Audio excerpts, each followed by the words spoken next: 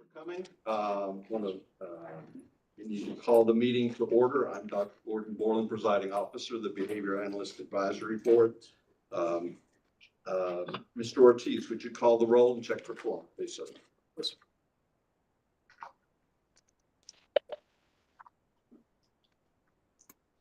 Brian Finley. Present. Lori Snyder.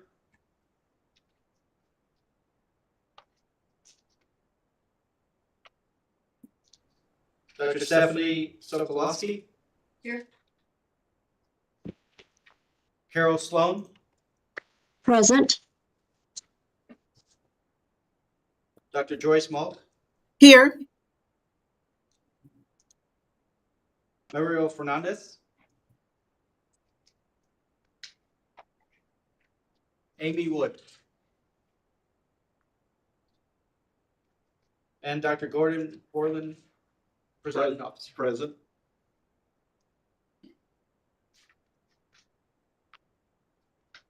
We do have a quorum. We have a quorum. Yes, sir. Thank you. All right. Just something to remember to anyone who's going to be speaking, that you are asked to state your name when you're speaking, so the names will be recorded. And if you're online, if you'll please keep your cameras on and your microphones muted until it's your turn. Again, wish to welcome everyone here this afternoon. Fine time of year to visit Austin. And here we are this afternoon, sharing time together. And after that, it's Austin again. So thank you for coming. I want to welcome some of the commissioners who are here with us today, board members here in person and online, and other people, participants who are here. Some of you have had to travel. We appreciate you making that effort. This is an important meeting, talking about something that's very important: how best to protect the public through the licensure process. And so we were looking forward, the board is looking forward to hearing input from all participants. And with that, I will turn it over to Mr. Bruno, the Deputy Executive Director. Thank you, Dr. Borland. Good afternoon, and thank you all for being here. My name is Steve Bruno, Deputy Executive Director for Licensing Services with the Texas Department of Licensing and Regulation. I would like to personally welcome you to this summit. It provides us all a great opportunity to have a discussion, an open discussion, on a very important topic. I'm going to introduce our commissioners who are present and invite them to offer any remarks. Dr. Wesson. Oh, thank you. Thank you, Steve. I'm thrilled that we're here today to be able to do a fact finding and gathering of information, so that as was shared by the chair, on what's best for the public here in Texas. And the number of special needs children just seems to be increasing every year, and I just want to make sure that we're doing everything we can to allow access to care for those kids. Thank you. And Commissioner Lori High, if you'd like to say anything. Good afternoon. No, I'm glad to be here as well, and appreciate the effort to protect Texans, and especially the children who are affected and treated by your profession. So thanks for letting me be here.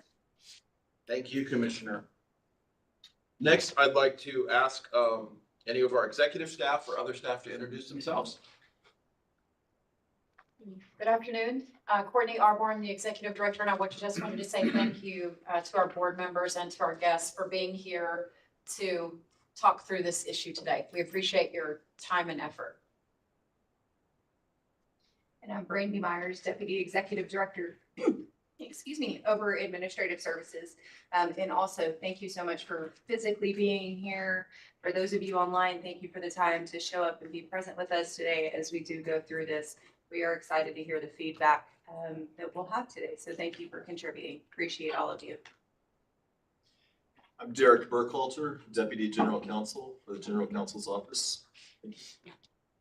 I'm Chris Funderburg. I'm the General Counsel assigned to the Behavioral Analyst Program. Thank you. Next, I'm just going to, excuse me. Our staff in the back, if you'd like to introduce yourselves, you're welcome to at this time. Thank you, Dr. Borland. I'm Katie Price. I was the program specialist for the Behavior Analyst Program and Compliance and am now the Deputy Director of Licensing. Thank you. My name is Heather Muir and I'm the Director of Licensing. Hi, I'm Yvonne Campos. I'm the Executive Assistant to Courtney Arbor. Thank you. Jeff Copus, Government Relations. Sheila Mange, Communications Manager. Thank you. Thank you for that. All right. Now I'm just going to do a quick introduction of all invited participants. We'll be calling on you to speak in a moment. I'm going to do that, hand it back to Dr. Borland for some quick business, and then we'll get into the discussion. We should have, this is going to be a combination of virtually and in person. I believe we have Dr. Shawnee Collins, who is with the Association of Professional Behavior Analysts. Is Dr. Collins with us? I'm Okay. here. Hello. Wonderful. Hello. Thank you. We have with the Behavior Analyst Certification Board, Dr. Molly Luke, who is Chief Certification and Learning Officer. Here. Is Dr. Luke with us? Yes. I'm Oh, here. great. Can Thank you. Hello. Okay, great. We have with the Texas Association for Behavior Analysis, we have Ellen Rhodes. Yes, I'm here. Thank you. And we have Ms. Lupe Castaneda as well. I am here. Hi. Thank you. Oh, excuse me. Thank you. All right. Then we have with the ANSI National Accreditation Board, we have Warren Merkel. Thank you. We have from the Council of Autism Service Providers, Mr. Mike Wassmer. Thank you. We have from the Qualified Applied Behavior Analysis Credentialing Board, we have Dr. Sheena Pihota. Thank you. We have Andrew Patterson and Larry Gonzalez. Thank you. All right. And then from the Texas Association for Behavior Analysis, we have Jeffrey Dillon. Great. And do we also have Bernice De La Cruz?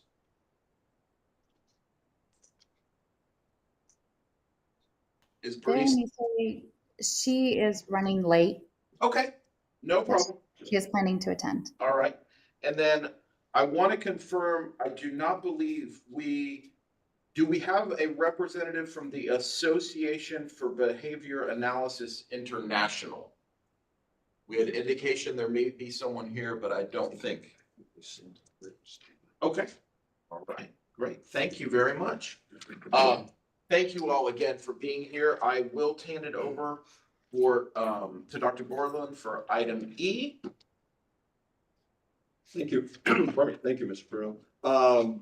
This point in the agenda is time for public comment. Do we have anyone who has indicated they wish to make public comment? And this is not for those invited to discuss on the topic. This is for other topics, just to be clear. I don't think we did have anyone say No one? Okay, thank you. Thank you. Well, moving right along to the agenda, back to you. All right, thank you, Steve. Thank you, Dr. Borland. Yes, sir. All right. Now we will move to agenda item F and begin our discussion on certifying entities. The law regarding licensed behavior analysts in Texas clearly states that certain criteria must be met before a license can be issued. There are 5 criteria listed. The first is certification by what the Texas law defines as a certifying entity. There are educational requirements. There's an examination requirement. And finally, compliance is required with all professional, ethical, and disciplinary standards, and an applicant cannot be the subject of disciplinary action. In reviewing these 5 criteria, the law gives us some specific guidance. For criteria 1, a certifying entity, the law defines that as either a specifically named group the Behavior Analyst Certification Board, or BACB for short, or another entity that is accredited to issue credentials in the professional practice of applied behavior analysis by either the National Commission for Certifying Agencies or the American National Standards Institute. And additionally, once meeting one of those requirements, those two accreditations, the other entity or any other entity must be approved by the department. For criteria 2 and 3, which are the education and examination requirements, both must be either the requirements of the Behavior Analyst Certification Board or, to quote the law, equivalent to those requirements. And today, we're here to get a better understanding of the equivalent question by hearing from the presentations from the groups gathered. I've introduced each group. I'll be calling on you in random order and asking each group to spend about 20 minutes with your presentation. We'll then have an opportunity for the advisory board members, for staff, and for the commissioners to ask questions and engage in discussion. After that, I'll call on the next group and we'll go through until every group has had the opportunity to speak. Following that, so this is going to be combining items F and G. And then following that, I'll turn it back over to Dr. Borland for item H. All right. So first, I would like to call on the Association of Professional Behavior Analysts, and that is going to be Dr. Shawnee Collins.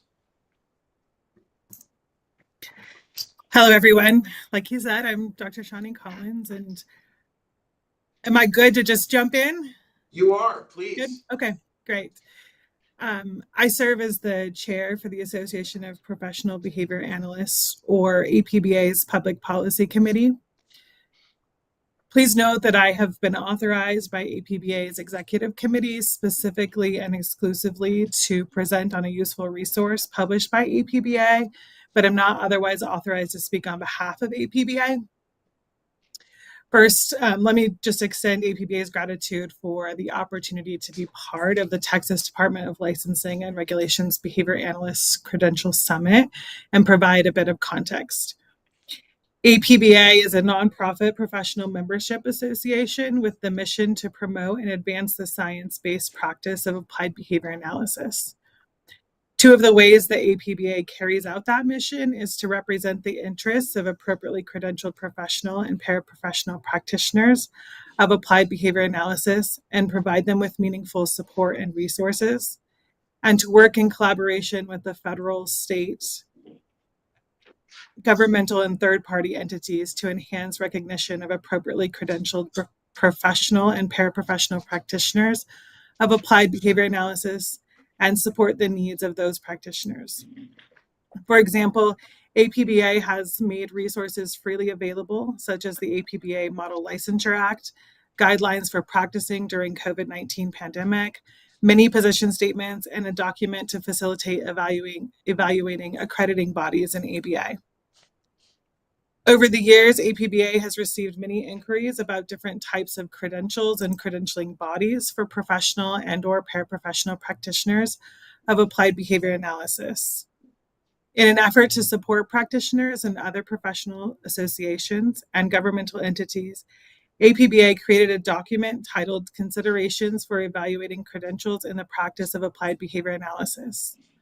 The document was first published in August 2018 and was updated in April of this year.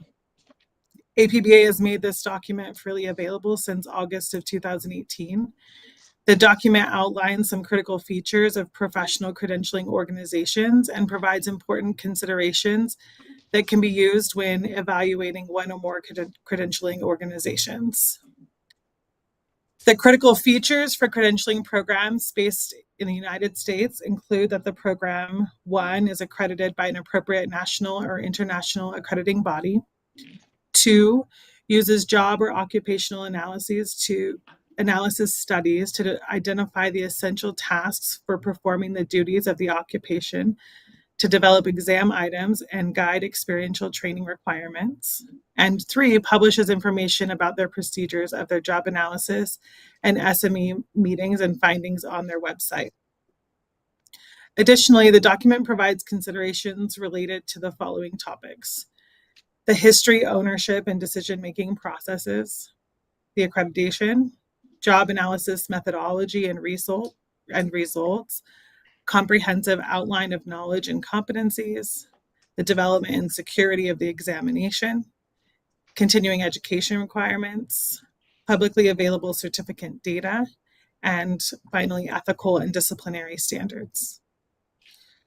I'm happy to take questions, provided that they're directly related to the published considerations for evaluating credentials in the practice of applied behavior analysis document. If a question goes beyond that scope of the published document, then I'll have to respectfully pass on that question. Thank you. Does anyone have any questions at this time? Do you have any questions? Dr. Gordon Borland, I have a question, and first, thank you for being here. So I don't know if you can answer this, but has APBA come to any conclusions regarding the relative value, not relative value, but the relative rigor of the certification requirements of the BACB and the QABA?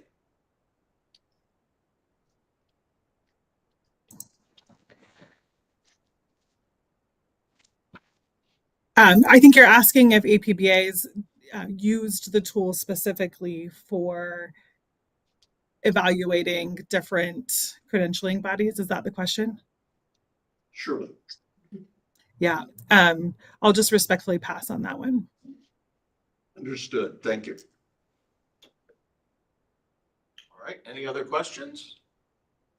And as always, I'll say this, if once you speak, if you'll please stay with us. Questions could come up later during the event, so please stay with us for the entirety of the event if you are. Okay. Okay. Great. Thank you. Next, I will call from the Behavior Analyst Certification Board, Dr. Molly Luke. Okay, great. I'm going to just try and share my screen real quick. Sorry, just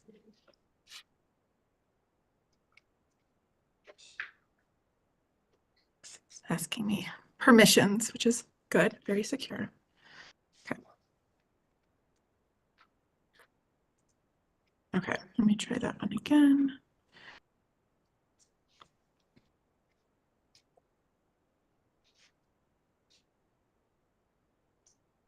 All right. Are you able to see my screen? Yes. Yes, we are. Thank you. Okay, great. All right. Thank you so much for the opportunity to come and speak at this. It's a really important initiative, and I appreciate the due diligence that you're taking. So as you mentioned, my name is Molly Luke. I'm the Chief Certification and Learning Officer at the BACB.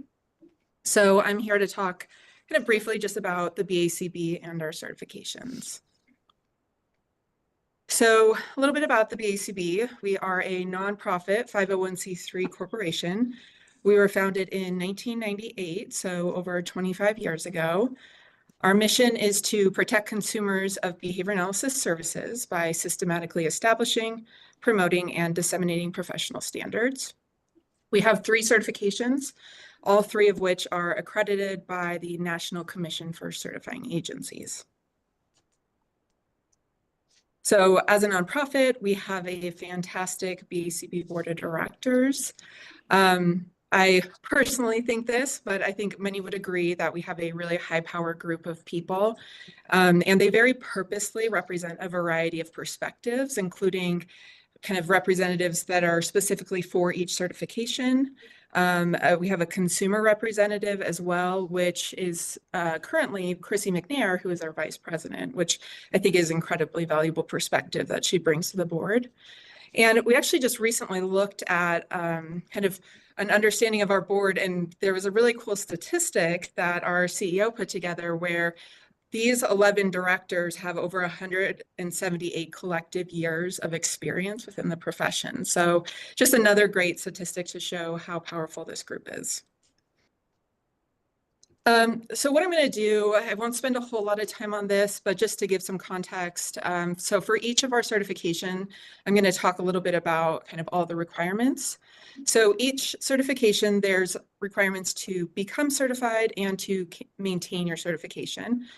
All of our requirements are developed through an extensive process that includes subject matter experts and is approved by our board of directors.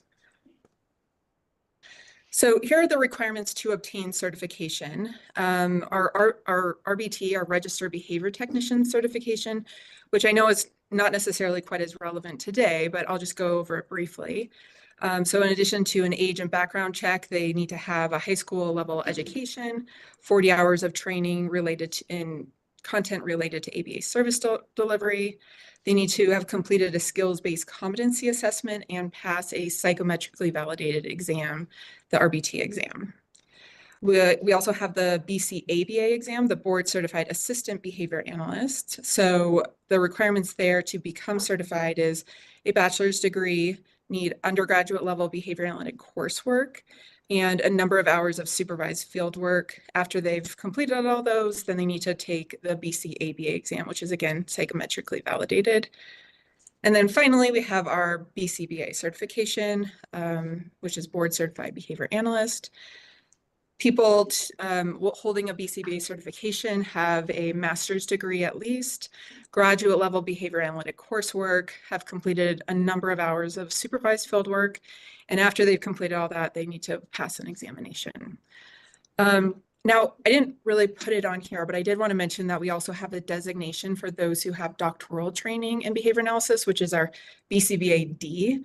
I'm not going to talk too much about it, but it's basically a designation built upon the BCBA certification. So here are the maintenance requirements for each certification level. As you'll see, each certification is required to abide by the relevant ethics code. RBTs also need to pass an annual skills-based competency assessment and have ongoing supervision. BCABAs, again, the ethics code, continuing education, and they do need ongoing supervision from a BCBA, a qualified supervisor. And then finally, our BCBAs need to abide by the ethics code, continuing education. They are not required to have ongoing supervision. So as I mentioned before, all BACB certificates are required to adhere to their relevant ethics code. As with all of our certification requirements, these ethics codes are developed and guided by subject matter experts in the profession. And to enforce all these ethics codes, we have a really robust ethics department which is overseen by a BCBAD, a phenomenal behavior analyst. We also publish a white paper every couple of years, which summarizes the complaints we've received about ethics violations and subsequent actions we've taken. So this resource is freely available on our website, and we'll update it every couple of years. All right, so I'll spend a few minutes just giving some data about our certification and the people who hold it. So here are the data for the number of people who hold the BCABA certification. This data is through the end of June of this year. So on the vertical axis is the number of certificants, on the horizontal axis are each year. So you can see as of June of this year, we had 5,497 BCABA certificants. And here are the data for BCBAs through June. So again, vertical axis is the number of certificants, horizontal axis are the years. And so as of June, we had close to 70,000 BCBAs, people that were certified as BCBAs. And as I mentioned earlier, we do have ability for people to have a designation to show that they have doctoral training. So of these BCBAs, 2,958 are also hold the doctoral designation. So here's just a overall snapshot of the number of certificants that we have across each of our certification levels. As you can see, RBT, there is a high volume of activity there. But in total, we have over 250,000 certificants that we are managing and supporting at the BACB. So here's the Texas data. So this is again showing each of our certifications and number of people that hold that certification in Texas. Similarly to the last one, you can see that there's a number of, quite a few people that hold the RBT certification, 193 BCABAs, 4,131 BCBAs, and 138 BCBADs in the state of Texas.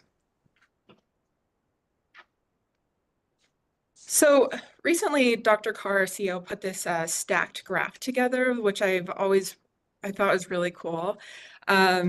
So this is just showing stacked of each of our certifications over time. And so as you can see from this, in 2014, the growth really dramatically increased. And that growth, is part due to the fact that that's around the time we introduced the RBT certification.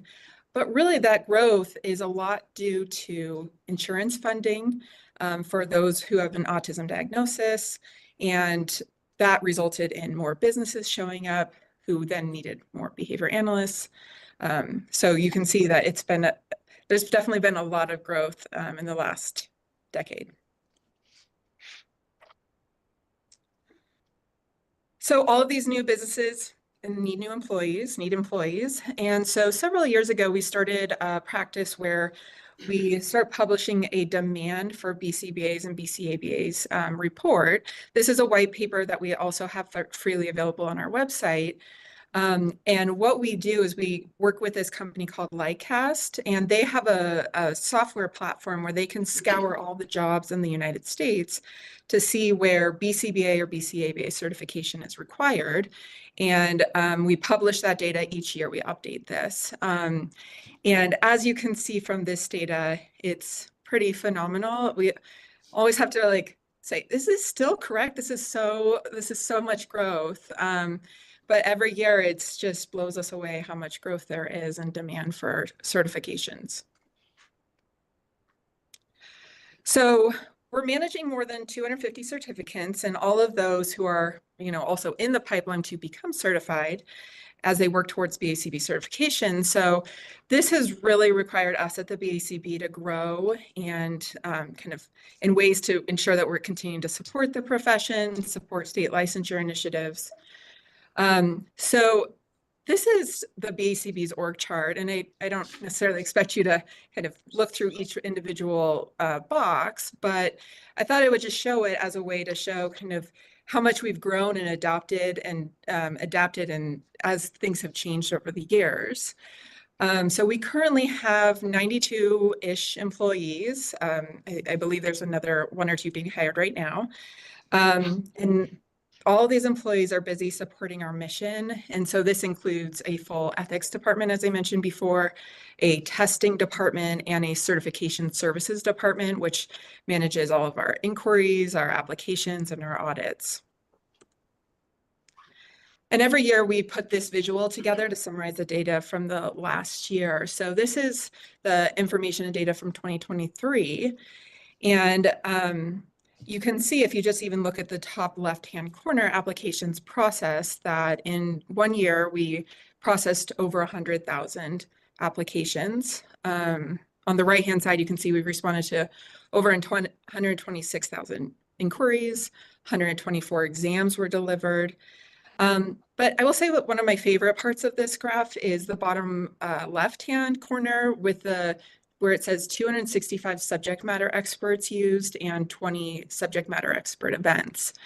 And I really like this one because we are so appreciative of our subject matter experts. They're people in the profession doing the work, and we rely on a lot of their expertise and knowledge to guide, pretty much everything that we do and make sure that we're adapting appropriately to really meet the needs of our clients and our certificants.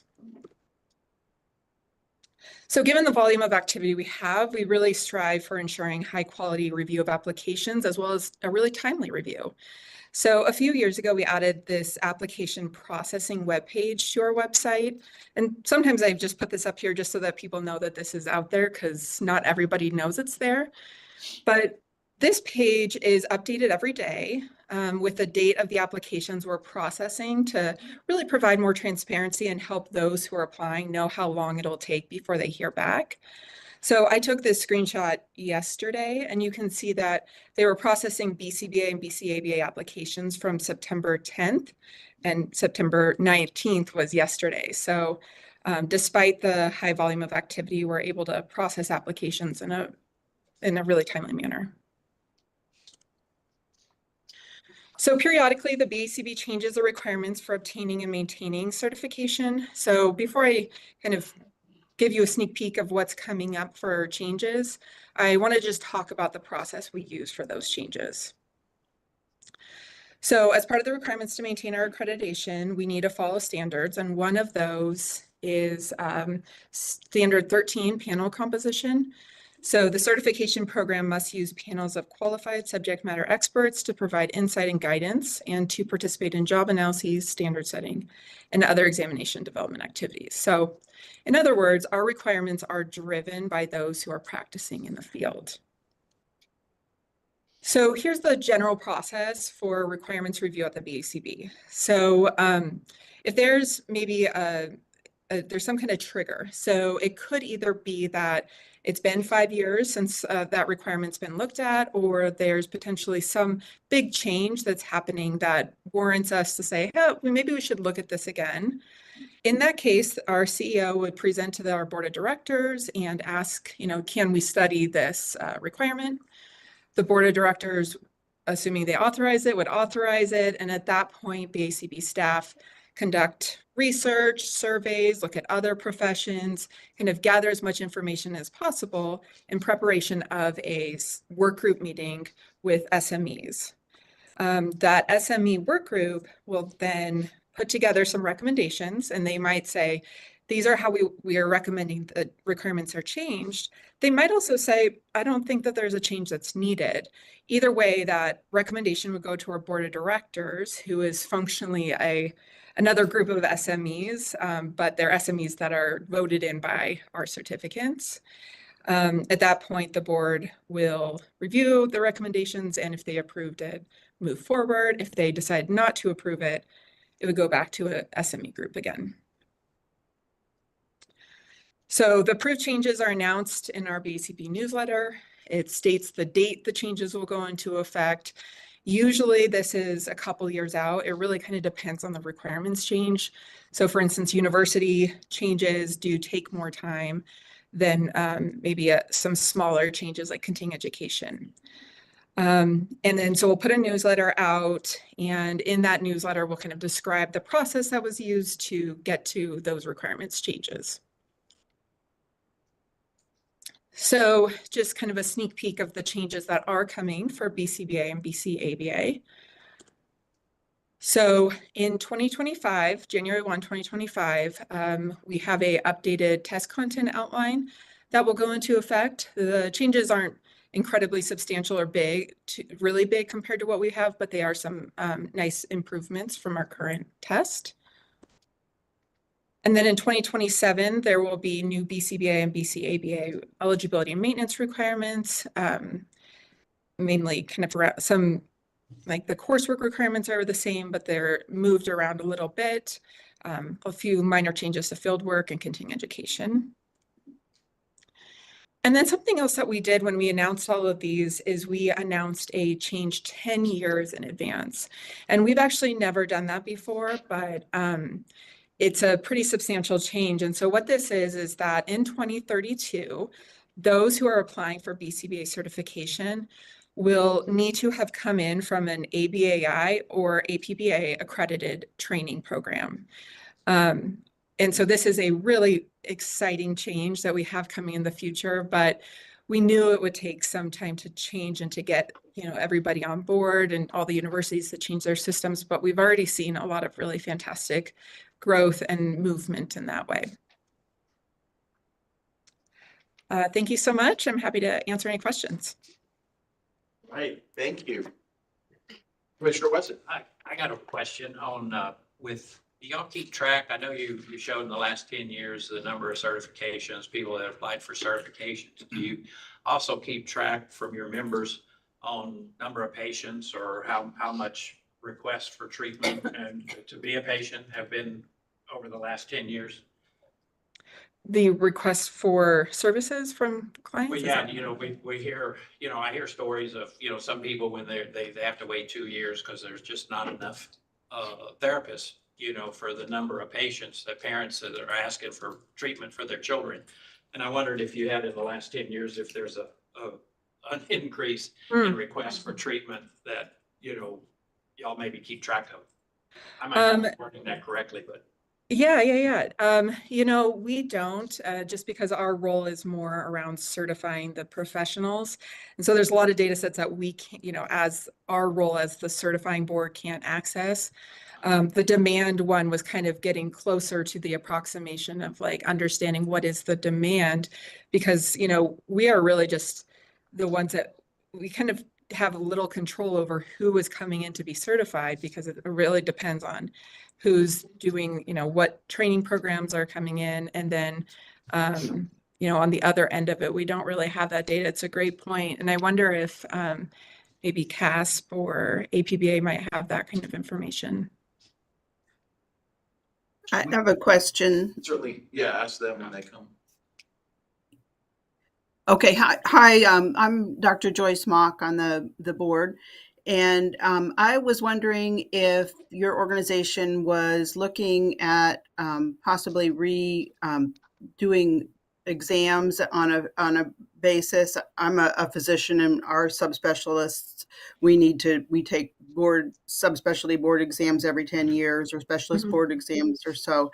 Is that something that you have looked at for your BCBAs or your BCBADs, in addition to their continuing education requirements? So taking the exam again is to maintain. Or a different exam, a recertifying exam.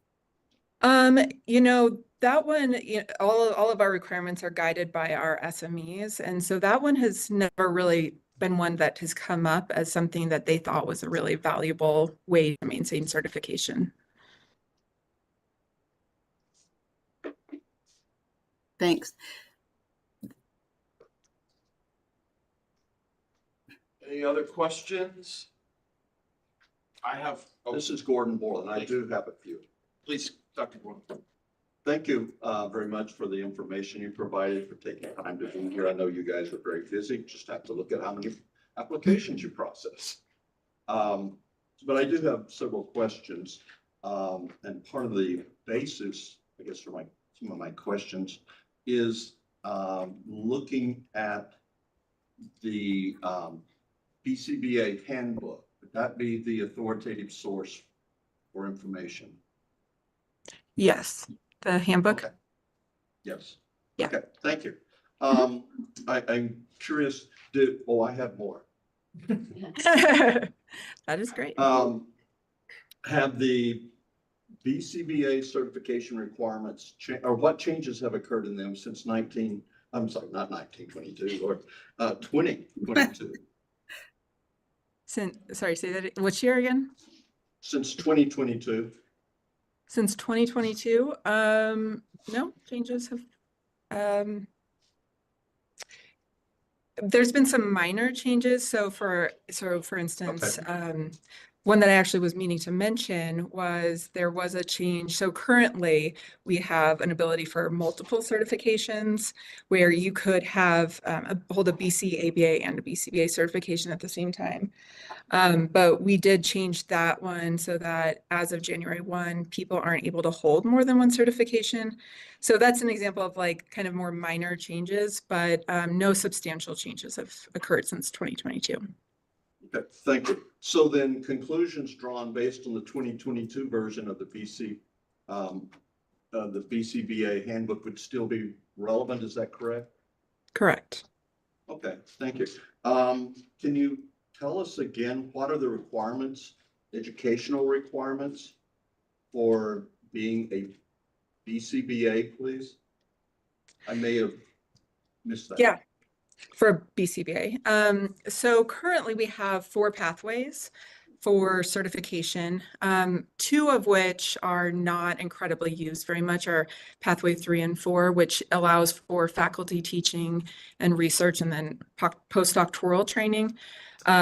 The most people come in through pathway 1 and 2. And so pathway 1 requires that you have a accredited degree from an ABAI accredited training program and that you have received functionally 2,000 hours of field work, and then you can apply for the exam. So that's pathway 1. Pathway 2 is that you need a graduate degree, a master's degree, coursework, I think 315 hours of courses in behavior analysis, and then again, 2,000 hours of field work. So the training that's required is provided by whom? What kind of who are the providers? For the university training? Okay, so I guess that goes partially answers my question. So the providers of the required coursework must be universities? Is that what is that? Right. Yeah, good question. So yeah, so they will need to complete university coursework, and then the field work is usually kind of at a site where they are providing services. Okay, so the course, I think it's pathway 1, please correct me if I'm wrong. So that requires now completion of a degree, a master's degree in behavior analysis from an accredited program, either APBAs or ABAIs, or Correct. from one of the recognized programs per the ABAI's tiered model, I believe. Right. Is that right? Right. Tier 1, 2A, or 2B, is that correct? Correct. So what's the point of that? Of having that requirement? The recognition of the tiered ones, or? Of requiring the training to be provided by university programs with those kind of credentialing from ABAI or from ABA organizations. Right. So ABAI and just recently APBA, they are the ones that are they set their own requirements about what are the accreditation requirements for programs. And so they are able to put more requirements in place and do more site visits, have more requirements around faculty, and put in place some quality metrics, outcome metrics. And so that's really where we are wanting to move to, which is having it be an accredited degree, because currently under pathway 2, where a lot of people are able to come in, they just need to complete their master's degree. It could be in any area, and then verified coursework. So that coursework, kind of our requirement is that it covers certain content areas. It doesn't necessarily say, is there a quality metric to it, because it's really just looking for content areas. So ABAI currently manages the verified course sequence system to look for that information. But really what what pathway 1 in our future is going to is much more similar to other professions where, they complete a accredited degree and that degree is accredited by like this, APA or something. And then that would be one of the qualifiers. So in this 2032 vision is really getting us much more similar to other professions. I understand. Thank you. Of course, we're talking about the current standards. Yeah. But I understand it sounds like there's aspirational components. So thank you. Can you tell me if there are if the BACB credential or BCBA is designed to work with people with any particular diagnosis or client group? Yeah, that's a great question. So no, our certification is not population specific. It is a certification in applied behavior analysis. So is it for autism treatment? That is one area in which, applied behavior analysis is commonly used. Yeah.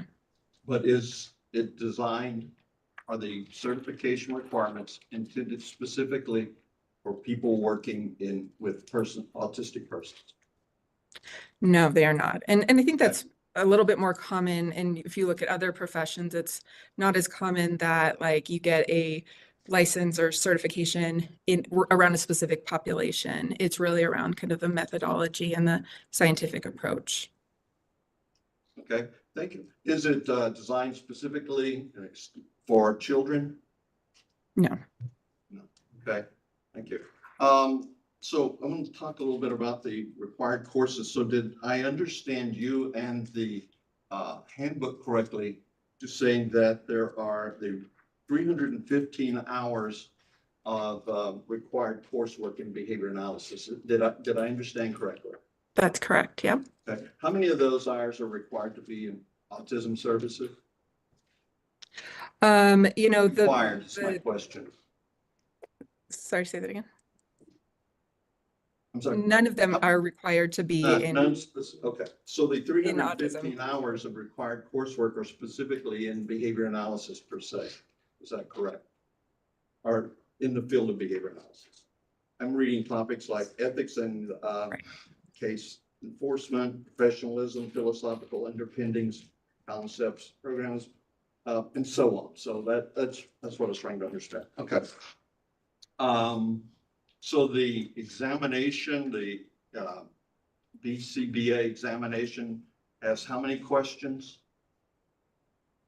That is a great question. That's 170. I don't remember that off the top. I'm looking at the handbook. It says 175. Okay, good. Okay. How many of those are required to be specifically for working with any particular population?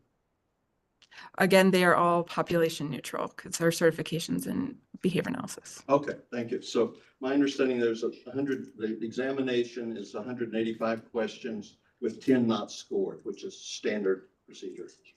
Is that correct? Correct. Okay. And the length of time for the examination is, I read, 4 hours. Is that correct? Yeah. Okay, thank you. The supervised field work. So let me make sure I'm understanding correct. There are two possible sets of criteria to be met regarding supervised field work. Sounds like there's the one that a lot of the coursework, the requirement that apparently a lot of people take, which is 2,000 hours of supervised field work. And then there's what's called the concentrated path, if you will, for 1,500 hours.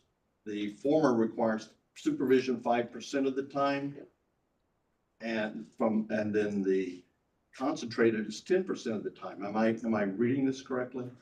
You were, yeah. Okay, thank you. What's the largest size group or group supervision under the BCBA requirements? Up to 10, I believe they can have. Up to 10. Okay. And how much direct client content is how much required client contact is there for the BCBA supervision requirements? It all depends on the types of activities that they're doing. So, as they're working towards BCBA certification, a lot of the tasks of a BCBA are, not just kind of providing services directly to a client. It is also conducting assessments and meeting with family and observing other people that are working with the clients. So we do have some requirements about kind of what we call restricted and unrestricted hours. That was my understanding. Thank you. So our BCBA, potential BCBAs who are doing supervised field work, are they required to have direct contact with clients? Yes. Okay. How often are they required to have contact with clients? What's the minimum? All of it is around the idea that this is client interactions. So, it kind of just depends on the types of activity that they're doing. And okay. Let me ask this, what's the supervisory period? 1 month. Okay. Are they required to have be observed in individual contact during each supervisory period? Yes, so the supervisor is required to observe them, providing services each month. Working with the client? Right. Okay, and I understand they have all these other requirements that are part of doing behavior analysis, of course.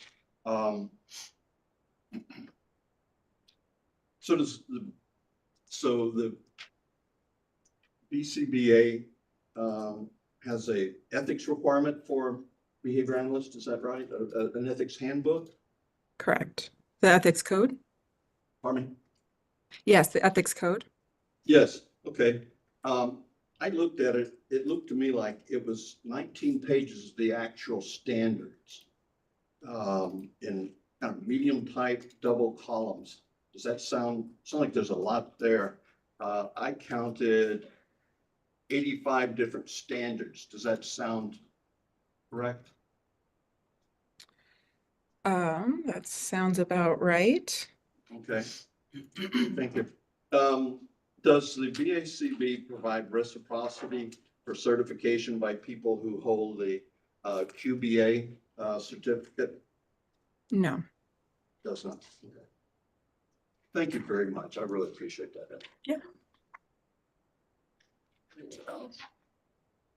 I have a couple of questions, and you'll have to forgive me.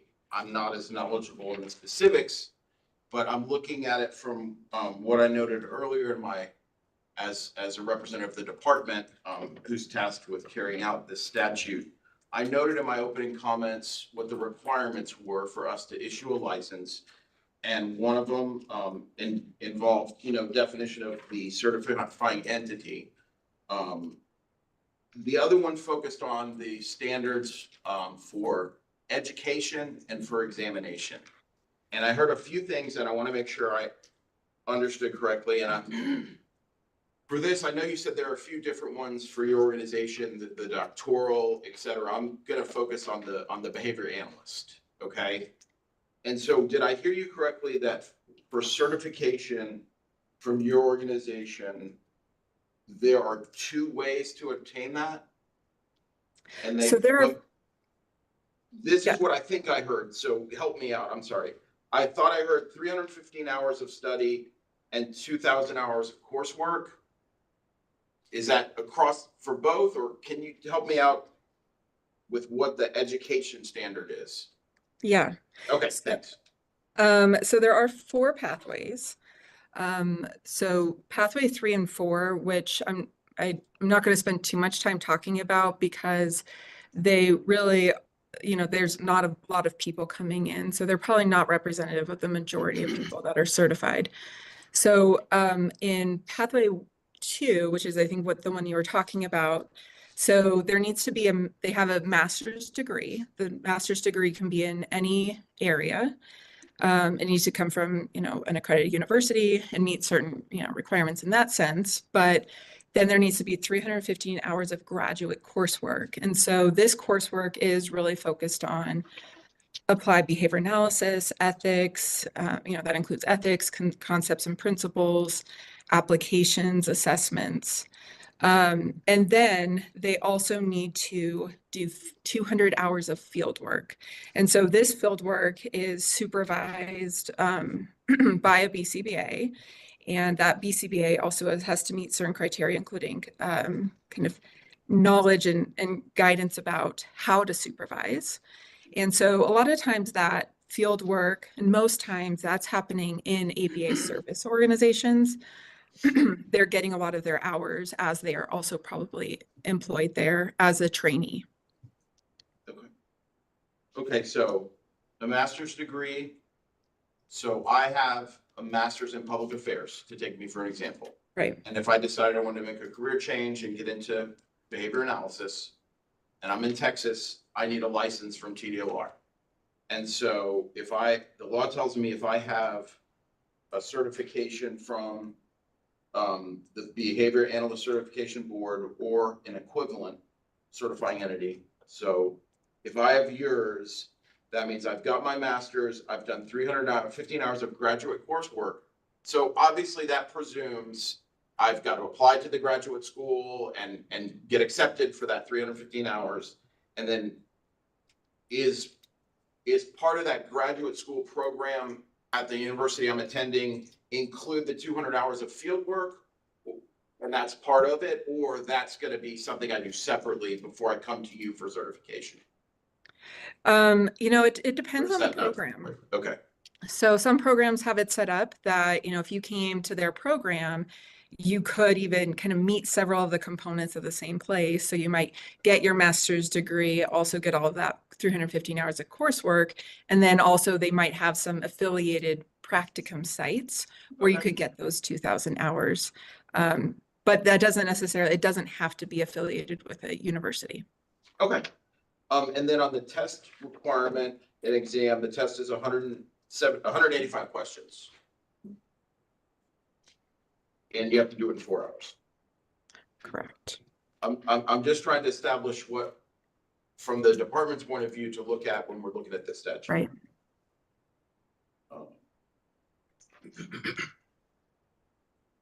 Can you explain to me, and I know many in the room, I hope will not feel this is too basic, but just as an outsider regulator understanding, can you talk about the difference between behavior analysis and, I guess just for me, for other comparisons, we don't license this, but I guess psychology and then autism services? What are those all kind of under one thing, or can you just touch, and then anyone else following, please, that wants to? That is a really good question. I will try to do justice to this. So applied behavior analysis is a scientific approach that, it can sometimes be within the world of psychology. So you can also see kind of psychologists that have a behavior analytic perspective. But what's happened is that, the behavior analysis itself as a profession is very young and new, and it's started, with B.F. Skinner. And so that is really kind of the scientific approach to just human behavior. And a lot of our practitioners are working in applying that science with those with an autism diagnosis, because that has been found to be an incredibly effective method for helping, those with an autism diagnosis. So, there's kind of the science behind it and the kind of conceptual approach.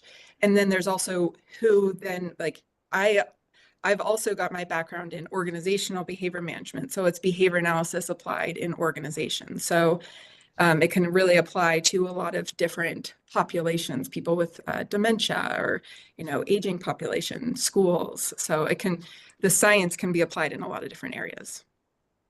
Thank you. That is very helpful. I appreciate it. Actually, I have some more questions. I couldn't read all my scratching. Apologize. Could you talk to us about the requirements to be a supervisor of that supervised field work, please?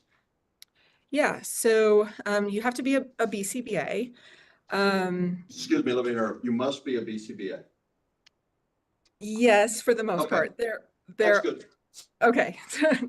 There are some, like universities, there is some abilities for you to, if you're at a verified course sequence, but you don't have a certification, you could utilize that. But primarily, you need to be a BCBA. There is also a caveat that those that just became certified as a BCBA, if they wanted to become certified and turn around and then supervise other people doing their field work, we require that they have a consulting supervisor overseeing their work, because, they just became a BCBA, and really, the SMEs wanted to ensure that, they had really good guidance as they were then guiding the next generation.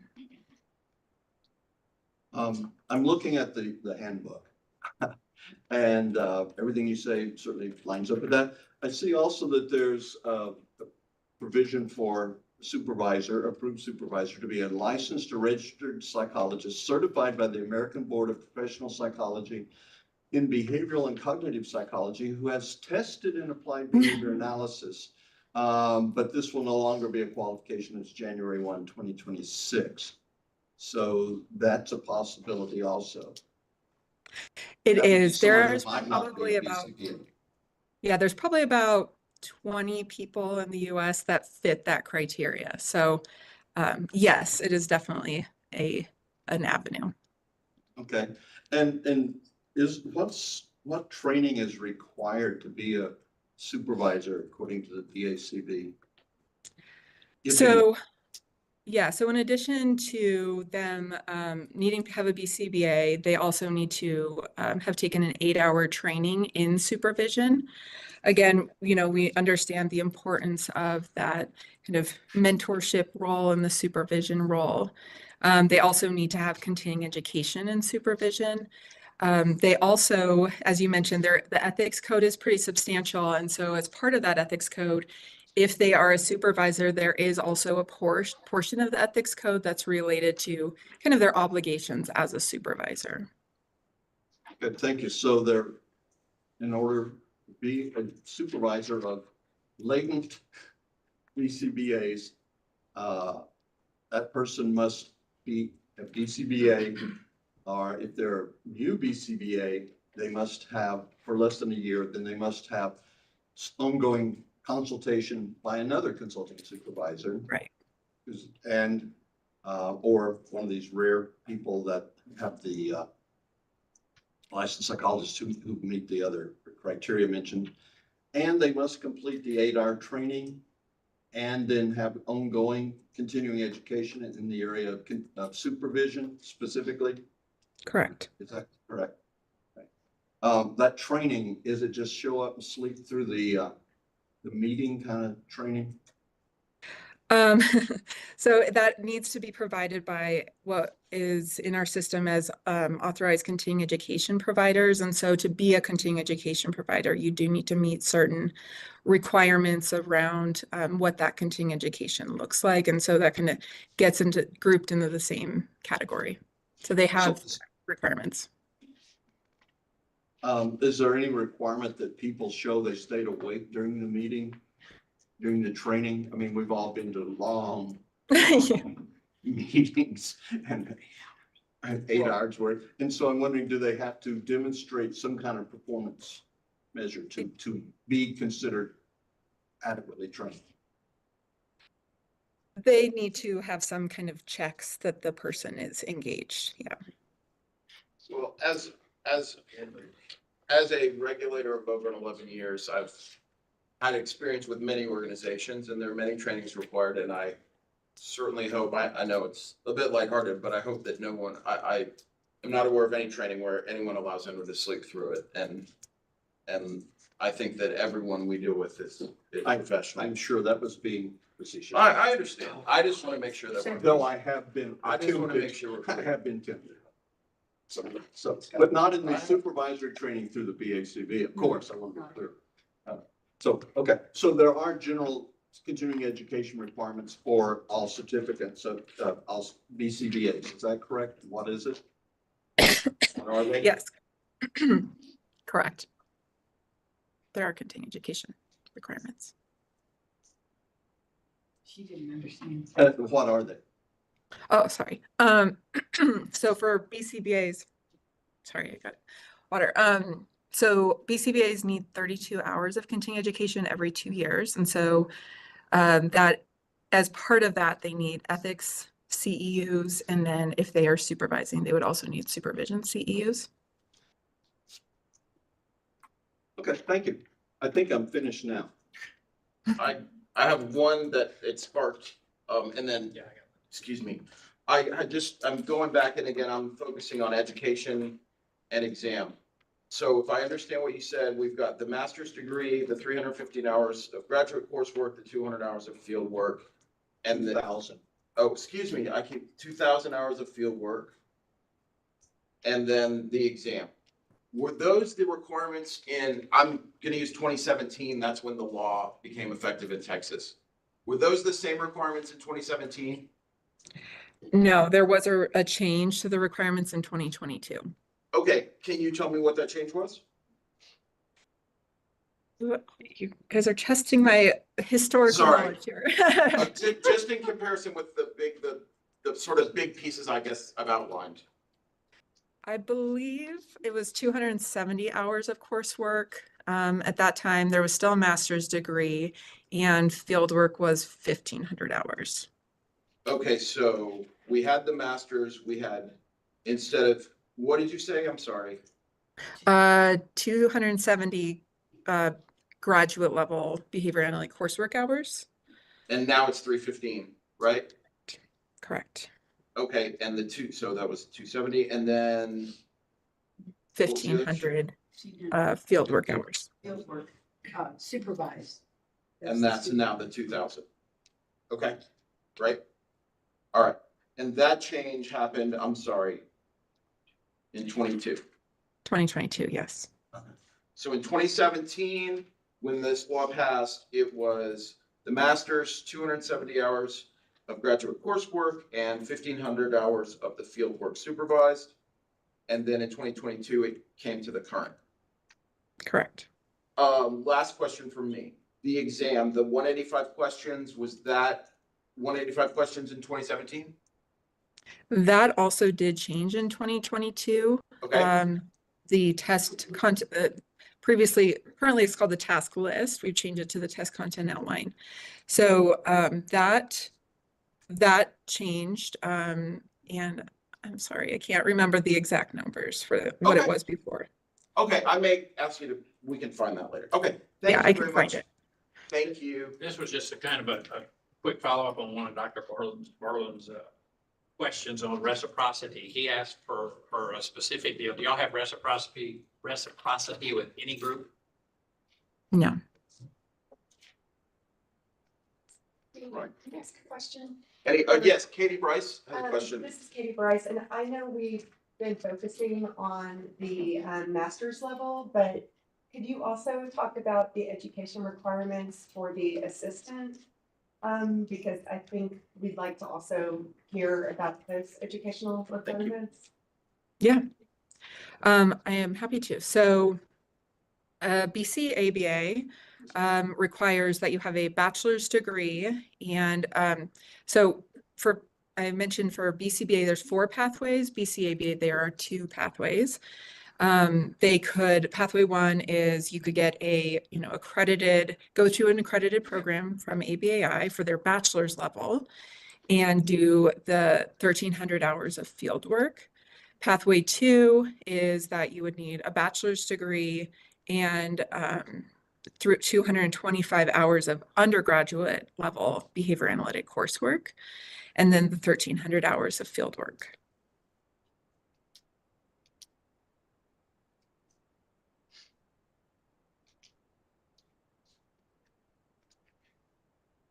Thank you. Anyone else?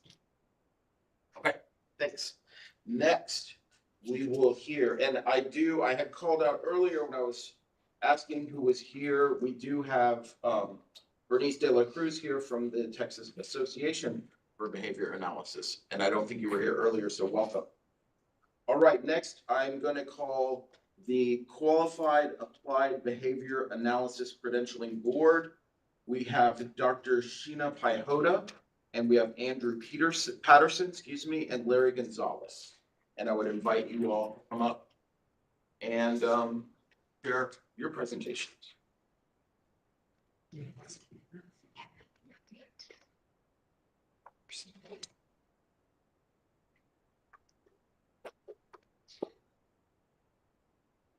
Warren's going to open up her PowerPoint for you.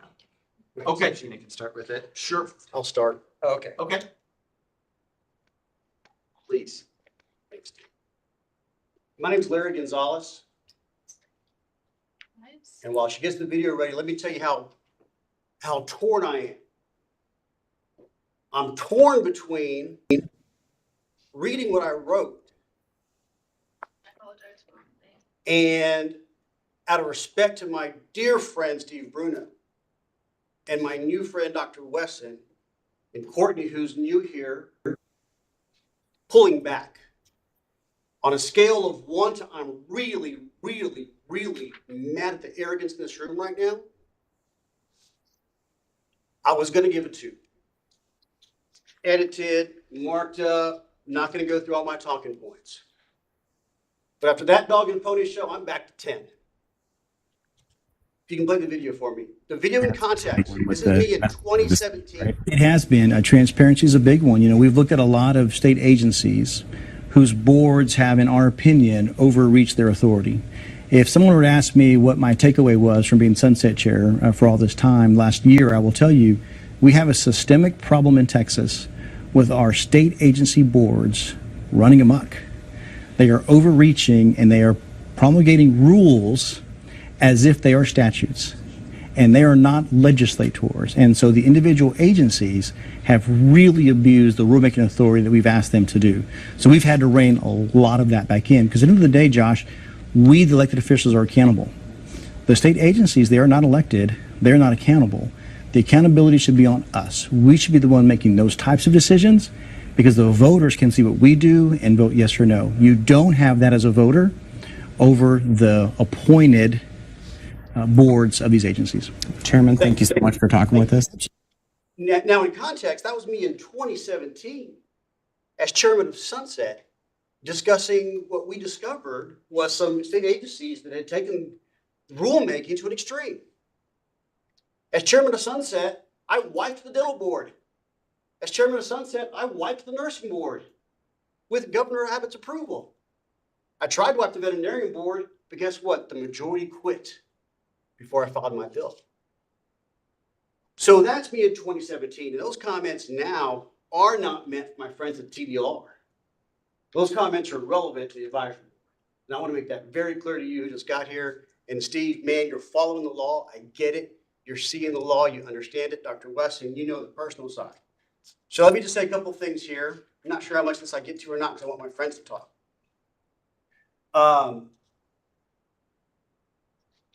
Again, my name is Larry Gonzalez. I served in the Texas House from 2011 to 2018. I wrote this legislation. This is my language. This is my bill. I'm here to tell you the context of it, the intent of it. So you knew what we meant the rulemaking to be. Because sometimes rulemaking process, that gets lost. As the author, I'm telling you what we meant. I'm here today to publicly address how the Behavior Analyst Advisory Board in 7 years has not correctly implemented Senate Bill 589 from 2017 as it was contemplated, debated, and passed by the Texas legislature and signed by Governor Abbott. To Dr. Boylan's question earlier about this bill being an autism bill, it was an autism bill. The intent is an autism bill. Read all the testimony. Watch all the conversations. Listen to us for months as we work through this. Why is it autism bill? For my kid, for Ron Simmons' kid, for Bennett Ratliff's kid. These are all my colleagues in the House floor. It was an autism bill. One of my main reasons as Chairman Gonzalez was to help the autism community in every way possible. Why? Because my son has autism, and I know the daily struggles he suffers through. It was my mission as a legislator to make his life and every life just like his easier. My goal is to help make these kids productive, contributing members of society. For years, every bill that dealt with autism had my name on it. Molly, I want to thank you because you did reference my other bill, which was insurance mandate, mine. In 2017, I authored House Bill 26. We later passed its companion to Bill 589. The bill licensed behavior analysts in Texas. It passed overwhelmingly the House and the Senate, and the governor signed it. Why is it necessary? Because Medicaid would not reimburse these services. If you were rich and you had money, congratulations, your kid got that service. Thanks to my bill, if you had insurance, your kid got that service. We're targeting the most vulnerable population in Texas of children on Medicaid. That's the intent. And I say that as the bill author, not as someone who's going back and rereading something. The most vulnerable population didn't have access. That's what we're trying to do. Over the last 7 years, the advisory board still hasn't implemented the bill to its fullest. As one lawmaker told me, in a time when we need more therapists, why is the advisory board making it more difficult to get licensed? I was assured that we would have this discussion during the interim. Representative Stephanie Click, Chairman Click, Public Health, had agreed to make this an interim study. And we were going to have this entire conversation, my home turf, in the Capitol. The problem is she lost her primary election. And so Public Health, they haven't met. So we weren't able to have this entire conversation over there. But one item in the House that we were going to talk about is how the board has created a vendor bill in Texas. As you know, the legislature does not create vendor bills. As chairman of the guy who appropriated 42 state agencies, including this one, if anybody brought me a rider or an amendment, they had to also bring a list of vendors who would qualify to fulfill that service. We don't do vendor bills. As of today, the board has created a vendor bill where one didn't exist, as passed by us and signed by Governor Abbott. But they've done it through rulemaking. Through rulemaking, what's happened is there's one. Not the intent of the legislature. Rulemaking involves a tremendous amount of trust between the legislature and the state agencies. You guys know this. It's a tremendous amount of trust that we put into the agencies. It should be a partnership. It should be collaborative. It should be cooperative in nature. That's how we're set up in Texas. We only meet 5 months every 2 years, so we need you guys to come in behind us and implement what we had envisioned it being. Let's discuss equivalence. Boy, did we hash out some numbers just now. For a long time. Let's discuss equivalence. I come from the world of higher education as an assistant vice chancellor for a major university system. We have something called SACS. SACS is the accrediting institution for all degree programs in the country. So think of it this way. When SACS looks at the electrical engineering programs at Texas Tech, Texas A&M, and the University of Texas, they do not compare the exact number of questions on every quiz across every university. They do not check the minimum word requirements for essay exams each program requires. They do not compare each lab assignment across the universities, and I added this one just now, they do not compare the time it takes to complete an exam. SAC simply establishes a standard for what it means to earn an electrical engineering degree in Texas. And if you meet that standard, you can give out the degree. But they are not into the hour by hour of how that's earned. This is what ANSI does. ANSI establishes that minimum requirement. ANSI says who's allowed to license and not. That's why they're in the bill. As the author, we added ANSI because we know that they set that standard. So we said, you know what? We understand there's going to be a lot of questions about numbers of hours and numbers of tests and all these different things. So you know what? To get around all that, let's go to an entity that establishes that standard. And we will have them do their job as they do all over this country. And by the way, several state agencies use ANSI certification to do it. So, Mr. Bruno, I love that you lean on the law as much as you do. And I love that you see the statute, and you and I have had this conversation, digging into every word of what we wrote. I appreciate that. I do. Thank you. Because that's your job. And you've done your job. You've done your job very, very well. So what happens next? I need to change the law. Because what we wanted is not being done. What we envisioned is not what's happening. So clearly, we need to come back and change the statute to better reflect the intent from 2017. I have some friends still.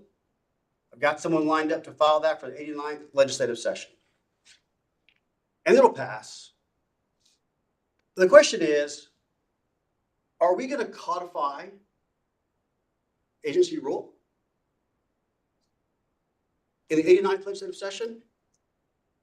Or are we doing this all over again? I apologize, I stepped out for a second. I have a lot of friends of mine very interested in what's happening. And one of them called me during that line of questioning, shocked at what they were hearing. So of course I stepped out to take that call. It's been 7 years. And I love, Ms. Arbor, that you're here. I love that it's fresh eyes, a fresh view, a new perspective, coming in without any preconceived ideas of the last 7 years and what's happened, that you can come in here and look at this afresh and say, what are we going to do? I want TDLR to be a part of that fix in the 89th legislative session. I'm going to leave that. I have a lot more, but I want my colleagues to testify. All right, and I hope that everyone will recognize this is an open forum where no one's been told what questions you can or cannot ask. I will continue to ask everyone to remain professional and let's have a discussion. And I'll go back to some of my opening comments about what the law laid out, and I thank you for your comments. And as a regulator, we're looking to follow the law, to do our job there.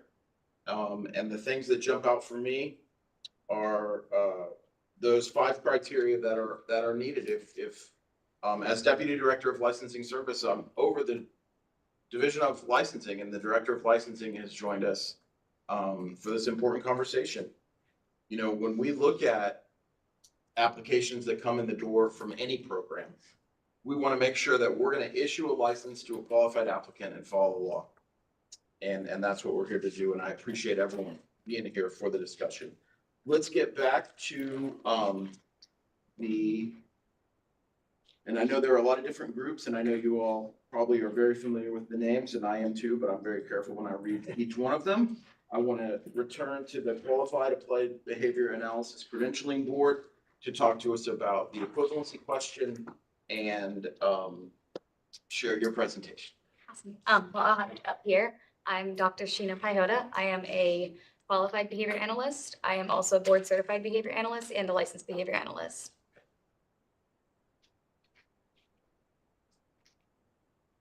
So the QABA board was established in 2012 to meet the growing need for more credentials and professionals in the field of applied behavior analysis. We are trained in all aspects of APBA qualification, in addition to autism-related disorders. As the other board, we offer a 3-tier credentialing model. So one of the main providers that we service, and I'm also, just for context, a military spouse, so TRICARE is near and dear to my heart. We've worked with TRICARE coverage, TRICARE being currently accepting our ABAT as well as, which are lower level, as well as our mid-tier. We started in 2001. We met with them when it was the ECHO program. We were put into what they call the TOM, which is their standard operating procedure.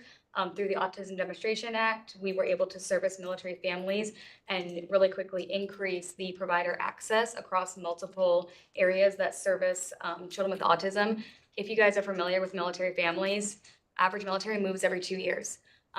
Here in Texas right now, at your base near Killeen, there are wait lists of over a year for children because there is a lack of providers.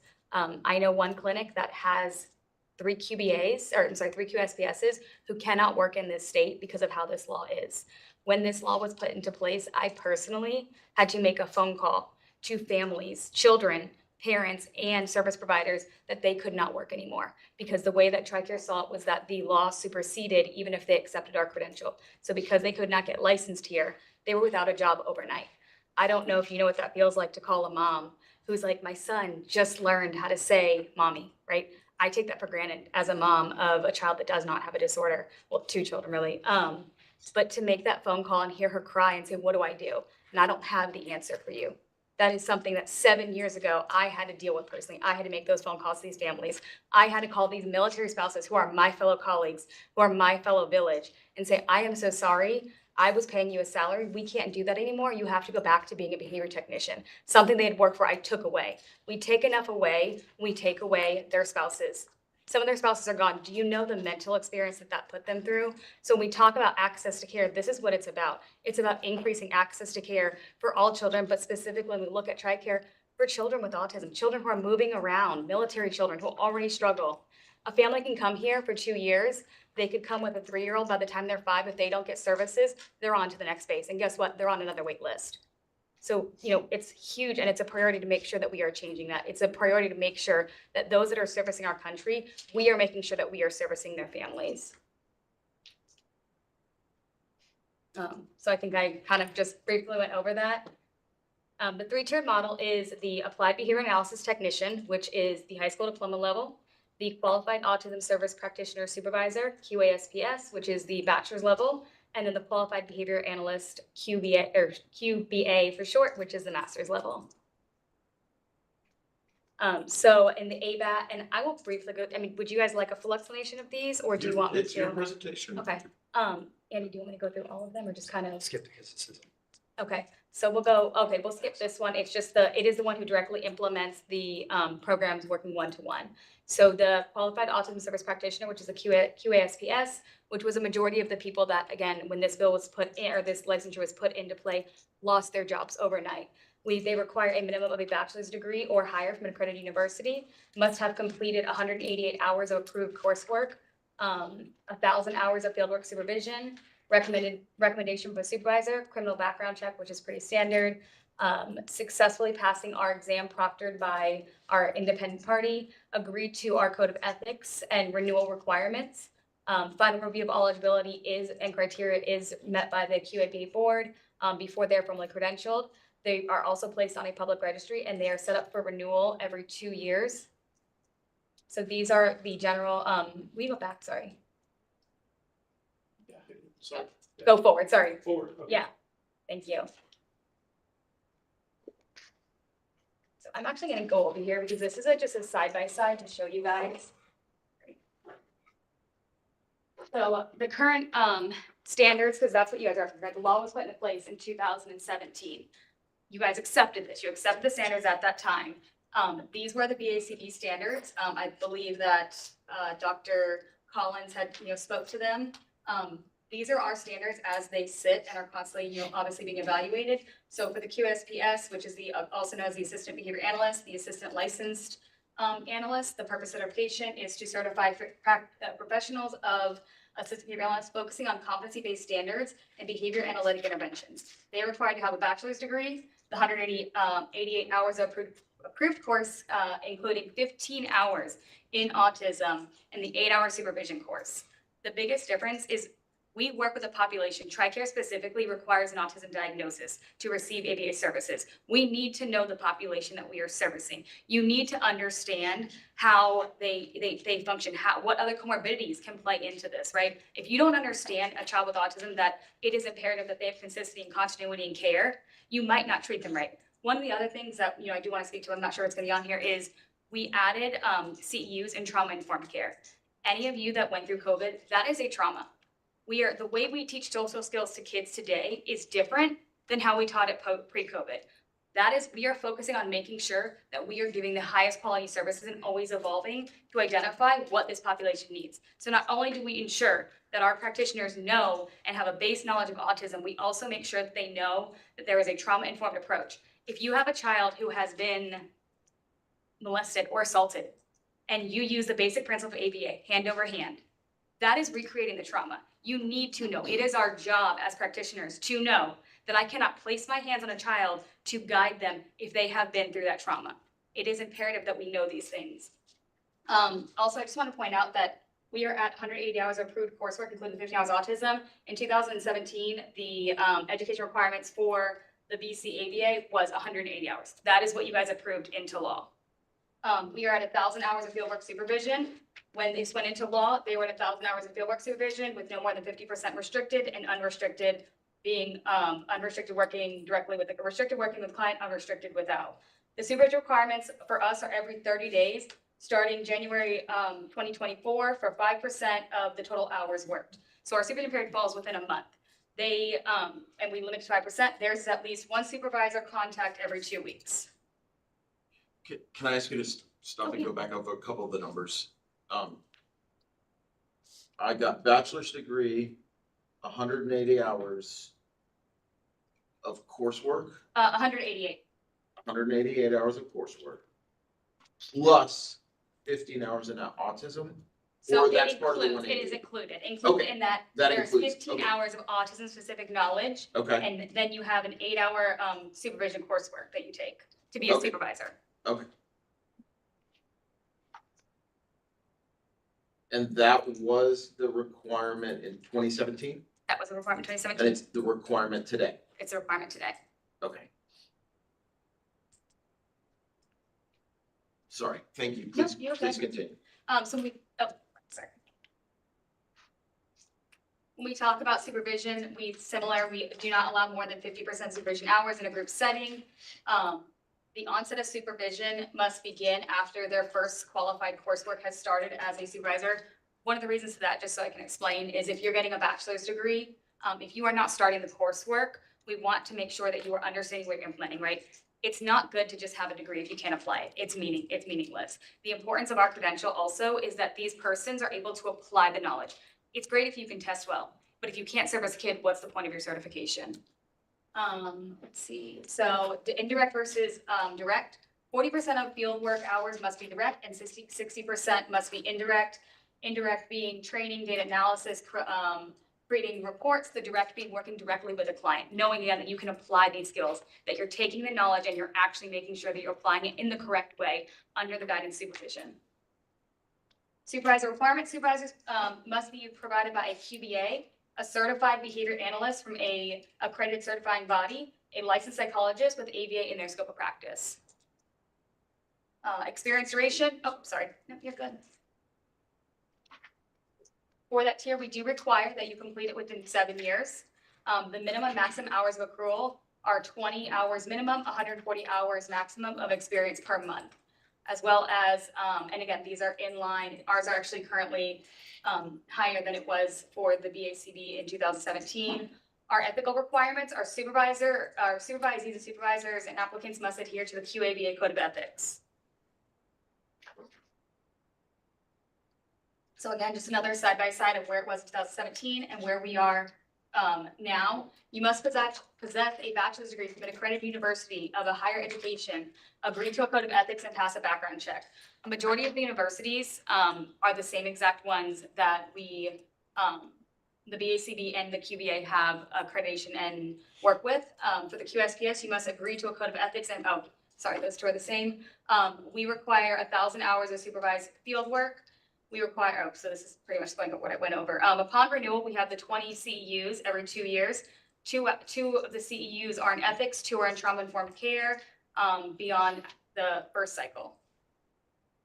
One thing that I do want to notate, I'm sorry, I apologize, is we sought ANSI accreditation because of the remote proctoring.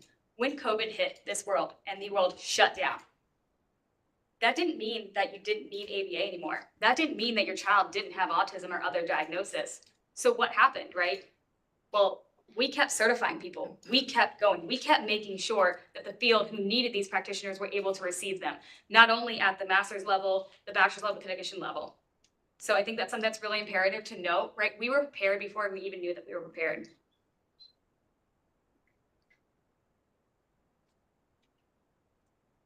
So the QABA, QSP competency standards, 1 is the autism core knowledge, 2, legal, ethical, and professional considerations, 3, core principles of ABA, 4, antecedent interventions, 5, skill acquisition programming, 6, behavior reduction interventions, 7, data collection analysis, 8, assessment, and 9, training and supervision. So this is a task analysis of the specifications, just the number of items and the percentage of questions. I know you had asked in regards to what percentage of most of the test questions for the other levels. It is 5% of our total test questions are autism specific. Oh, how many questions are there? Do you know? I have it on my notes. I don't know off the top of my head, so I can. Okay, sorry. Nope, you're good. We'll just roll with punches. So this is what a competency worksheet looks like. We evaluate the required hours, the provider, coursework name and number, hours completed, and then our approval. So we look over each individual one of these because we want to make sure that there's that quality there. So this is the master's level, the QBA, Qualified Behavioral Analysis Certification. You must possess a master's degree or higher degree from an accredited university of higher education. You must complete 270 hours of approved coursework or 18 semester credit units, including 20 hours of supervised training coursework, 1,500 hours of supervised field work with a minimum of 900 indirect hours in the role of a supervisor or program developer. Recommendation by one of your evaluators or supervisors, pass a criminal background check, successfully pass our exam proctored by your independent party, and agree to the QABA Code of Ethics, as well as renewal requirements. All eligible criteria will be reviewed by the QABA board before formal credentialing, and you are placed in a public registry and you are renewed every 2 years. The experience standard, again, side by side, when this was passed into law, where you currently sit, where we sit now, for the Qualified Applied Behavior Analysis, for the Qualified Applied Behavior Analysis Credential Board, the QBA, it is a master's degree in behavior analysis or related field, 270 hours of approved coursework, which was the same in 2017, 1,500 hours of supervised independent field work, same in 2017, supervised independent field work, same as 2017, 5% of total hours supervised, same as 2017. Who can be a supervisor? We allow for other QBAs, certified behavior analysts from accredited certifying bodies or licensed behavior analysts, must complete an 8-hour supervision and must be in good standing and licensed through the supervision period. The supervision format, we allow for 50% max of small group. Onset of experience and hours they start after their first day of one of their QABA coursework. Documentation supervision log must be completed every month using the monthly verification fieldwork. A final verification fieldwork is sent in. They are to maintain those for the duration and 7 years. No more than 40% of hours spent on restricted activities, and certificates renew every 2 years with 32 CEUs. Also at this level, and I apologize, this wasn't updated, we do require the trauma-informed care CEU as well as the comorbidities.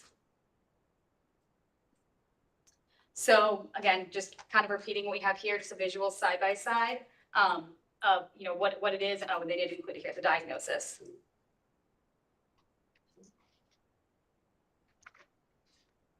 Again, just an overall task analysis, 5% being the component of autism spectrum disorder. And when I sit down, I will give you the numbers to that. Okay.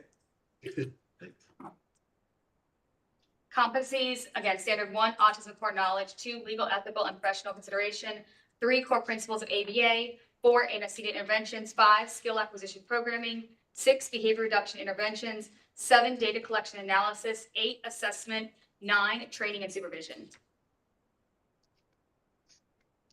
Again, just general competency worksheet that we work over, look, review, and sign off on. Pre-approved coursework. So we establish and predetermine the qualifications for existing core providers through colleges, universities, service providers, or online training companies. We do not use a third party for vetting companies such as ABAI, but review all applications directly. The fact that we keep in-house and directly, it's a quality control thing. We can make sure that we are reviewing for our standards and not allowing for it to be skewed. QABA is partnered with prestigious international organizations, the Association, as well as the Association for Behavior Analysis International. How we approve coursework providers. Providers apply for the QABA coursework approval. Then these applications are vetted by the QABA. QABA reviews and approves providers that meet educational professional criteria. Providers offer ABA coursework in various formats aligned with QABA guidelines. Providers must maintain the QABA standards and undergo regular review. Completed coursework prepares for students for the QABA certification and providing student feedback to continuously improve their offerings. QABA registry is available on the QABA website. It allows consumers to verify the credentials of certificates, ensuring that they are working with qualified professionals, behavior analysts, providing transparency in the field by public listing approved coursework providers and certificate, fostering a trust between the client and service providers, helping maintain a high standard by allowing clients to check in their service providers meet the criteria set by the QABA, ensuring quality and consistency in services, and supporting accountability and making it easier to report back on issues and or concerns with certificates promoting ethical practices in the profession. One thing I want to speak to that is there are a lot of, we call them technicians, right? They might be an ABAT or they might be an RBT. Some states unfortunately don't require certification, or some insurances don't. With our certification, if you have an ethical complaint against an ABAT, we do an investigation on that. And if they lose their certification, it is put on there. The other part is there's an actual investigation. They are tied to own their own credential. The RBT is tied to a supervisor who is responsible for that and may not fully be prosecuted. There is a method to actually reporting, and you can call us in and say, hey, this is what's going on. What do I need to do? I have personally in my company had multiple people who committed fraud. When reporting to certain agencies, there's not a response on it. It's the fault of the supervisor. I want to make sure that a person is not going into a child's home that lost their certification. I want to make sure that somebody didn't have to get certified here and they get certified here, but gets to go work in the state of Texas and is not going to compromise the vulnerable population that we service. It is not a joke. The kids the population we service, these kids and these families are vulnerable. People can easily take advantage of them. It is our job to protect them. It is our job to stand up and say, we are not going to allow this to happen. I can personally tell you the work that we are doing is changing lives. I shared a story. We had a client, and in one of the states that I service, we got one of the siblings. There was 3 of them. We didn't have enough providers because there is a barrier with licensure currently. And so we were servicing one. His younger brother, he opened the gate to the pool, and at 3 a.m. his brother got out and he drowned. And the first phone call that family made beyond 911 was to my practitioners, was to say, what do we do? Because his older brother is asking, where is brother? Where is brother? We attended the funeral. We work closely with these families. We are changing their lives. Had we had an increased access to care, that second brother could have had services and could have understood water danger. We know that children with autism, they are attracted to water. They are attracted to trains. They are vulnerable. These families are vulnerable. We have to help them. We have to do better. And I'm going to let ANSI speak a little more to this a little later. So we are accredited by ANSI, and our policy and procedure are fully vetted and measured against the highest standard quality. ANSI is the American National Standard Institute, and it was established in 1918 and oversees the development of voluntary census standards for service and personnel in the United States. ANSI also accredits organizations that carry out personal certificates in accordance with requirements defined by the international standards. Again, I'm going to skip this one because I'm going to let ANSI go into that a little bit more for you guys. So the impact, credentialing practitioners delivers a high quality evidence-based services leading to better outcomes. For example, ABA has typically improved communication and social skills in children with autism. More credentialed professionals means a wide range of special services, ensuring comprehensive care. Effective ABA interventions results in substantial improvements in behavior and overall quality of life. Expanding the pool of practitioners ensures that more children can access the care they need, especially in the underserved areas. If we had more practitioners, what happened to my client's brother wouldn't have happened. Practitioners and siblings experience less stress and are better equipped to cope with the challenges of behaviors that lead to more horrendous home environments. Effective interventions lead to fewer incidents and property damage, saving family blood from costly repairs. I've walked in families' homes that have holes in the wall that some of our clients have put in. These are bigger kids, right? If they had access to care earlier because we had an increase in practitioners, that wouldn't happen. The family wouldn't have to be dealing with this. I also want to stress the impact of what ABA does, and especially if you can get a child in early intervention. I had a client who I serviced. I recently moved from a place that I had serviced children 12 years ago. And I was in a movie theater and I turned around and I looked at this client, it wasn't my client anymore, and he ran up to me, big kid now, ran up to me, picked me up. And it was so profound because I hadn't seen his client in 12 years. And his mom looked at me and said, you changed his life. I was a technician then. It wasn't anything special. I just thought I was doing my job. My husband got to watch that. My husband's not often around because he's a special forces operator, so he's gone a lot. He's never seen what I do, but he told me, he's like, watching how excited that family was to see you. He's like, I've been proud of you and your accomplishments, but I've never been more proud in that moment. My kids got to watch that. Like, this child, when I met him, was not allowed to be with other children because of his physical aggression. He is in high school, about to graduate. And I don't think I did anything amazing. I'm just honoring part of his journey, but for his mom, we created a world that she could feel safe, that her kid is going to be successful, a world where that kid that we met 12 years ago wasn't going to be successful if we didn't have access to care. And that's a military family. Like, we changed her world. And 12 years later, that is that meaningful to her and to him. So again, when I say like the impact that ABA has, it's not just, I go see somebody, you know, they work on something for a little bit, I walk away. Like, we are part of people's journeys and their stories. It is imperative that we have access to be part of that, to be in that chapter of their life. That chapter is written in their book. And we want to make sure that we have enough practitioners to write that chapter and it doesn't get rewritten in a different way. Again, why this matters, I mean, I think I pretty much, you know, sum that up. The goal here too is we're putting quality practitioners out there. We're not asking you to put anything less than the best out there. I have the best. I work with them. Those are QBA trained people. Those are qualified behavior analysts. Those are QASPS. Those are ABACs. Those are also BCBAs. Those are also LBAs. I work across 15 states and I'm licensed in mostly all of them. I want to make sure that we can do this and we can do it the right way and we can extend access to care. So in summary, QABA, QASPS, and ABAC credentialing programs have addressed the needs recognized by those individuals who have special education and training in applied behavior analysis and autism spectrum disorder, and are providing behavioral health services under the supervision of a licensed certified professional, such as a QBA, qualified behavior analyst, licensed psychologist within the scope of practice of ABA, and a board certified behavior analyst. Thank you. Thank you very much. Does anyone have any questions? Patterson might have to go. Oh, I'm sorry. Sorry, thank you. I didn't even call on you yet. Did you want to ask her questions first? No, you're all part of, we're doing each group by group, and so we want the group to make the presentation, and then we'll ask you questions. How do I follow these two? All right, what I did want to just have a slight recap then I'll get to what I have to say. In that, when Gina had the side-by-side slides to show up there where things were at in 2017 when Governor Abbott signed for the criteria, every single one of ours meets and exceeds what you're looking at today. And so as far as equivalency, it's exceeding in nearly every one of those categories. And touching upon why autism, why 5%?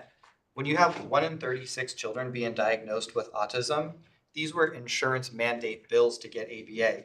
These were put forward by Autism Speaks, the Autism Society. These were driven by the parent groups for the reason that ABA is now available. So when it's looked at in a negative way to have a minimum of 5%, that's scope of practice. You know, if you're performing services to all of these children, you should be practicing within your scope, and having that tested upon is important. And that's why it's there. So I did want to add that particular component. So I'm going to kind of touch upon things in a little bit more of a macro way. And certainly do want to thank everybody here from the Texas Department of Licensing. Special thank you to Dr. Wesson for helping to organize this so we could have this opportunity to present. And consumer choice and accountability. That's kind of where I want to come at things. Is at the heart of a thriving economy is consumer choice. It's paramount for consumers to have the freedom to select the certifications that best align with their personal values and their professional goals. This is simply giving choice. If somebody wants to choose our certification, all we're doing is giving them the choice. While Texas is fortunate to have the reputable certifications, and we're happy that Texas has the Behavior Analyst Certification Board, the foundation of accountability lies in the availability of choice. The BACB, if the BACB were to experience extended hold times, unnecessary delays, without competition, there'd be no catalyst for improvement. So bringing us in makes us both better. Keeping us out doesn't bring value. It is going to make them better. Only through consumer choice can we ensure constant innovation and enhancement across all industries. So I was going to kind of give a little bit of an example. Sheena, touched upon it, where you look at choice, but innovation as a key piece of it. She touched upon remote proctoring. When the benefit first became available for military families, we looked at where are the military bases and what are the roadblocks. One of the biggest roadblocks is for that behavior technician role. It's an entry-level role. As you saw up there, it requires a high school diploma and 40 hours of training. Now for that entry-level role, when they're looking at a 4-hour drive or a 5-hour drive to a testing center, they weren't doing it. They were getting a job at a restaurant. They were getting a job at retail, and kids weren't getting the services. So to identify and solve that problem, that's why we brought forward remote proctoring. So they can get tested on that base, or somebody that's in a rural or remote area has that capacity, again, it gives the choice. They can choose to drive 4 hours if they want, or they can take it right there remotely on the base. That's something where I kind of go, we see solutions that come forward, but they're driven by competition. It hones the best product. It gives us the best service. It benefits all of society. In this particular case, military families benefited, and in my view, that benefits all of us. The role of competition fuels innovation. The absence of competition leads to stagnation, leading to detrimental effects on consumers, especially the most vulnerable among us. We support regulation. So when we look at, does there need to be a floor? Is there a role for government? Absolutely. When we look at regulatory standards, ANSI, the American National Standards Institute, we support licensing bodies. These are crucial to ensure consumer safety, but their role is to set the floor. Their role is to have a level playing field so that we as companies can then come in and compete. However, achieving these standards while maintaining a competitive marketplace is essential to protecting the consumer and fostering innovation. This balance is vital for the economic growth and success of Texas. The reason I say that, I tell you, when I started my career, I was working at AAA. I was a claims adjuster. I started in Costa Mesa, that's in Orange County, California. Auto Club of Southern California is what they called it. It had just merged with AAA of Texas. The CEO at the time, Thomas McKernan, was encountering significant regulatory issues with the state of California. He was having regular meetings with the governor of Texas. The governor of Texas was picking up his phone. He was talking about the regulatory challenges in California. And within 2 years, the entire claims division at Auto Club of Southern California moved to Irving, Texas. Now, I've spent a lot of time in Texas since then, handling, in that time of my career, and a lot of hail claims and driving all across Texas. Even had some folks pull it out of the freezer to show me a softball-sized one. But I was kind of touching upon that because, choice is critical. States compete. We need to be competing at all levels to have the best. I'll kind of skip over a little bit of that component, but I do want to talk about Texas is an economic powerhouse. It draws companies and individuals from all across the nation. With the influx, it's imperative that we do not impose unnecessary barriers on those seeking to transfer their licenses and certifications to Texas. Inefficient and overly restrictive licensing processes can hinder economic activity and negatively impact the state's reputation. Now, this is something that's being addressed in quite a few other states that they're seeing economic barriers with licensing. We're actually working with the state of Georgia where the chairman of appropriations is identifying this as an economic barrier. And I think that's key.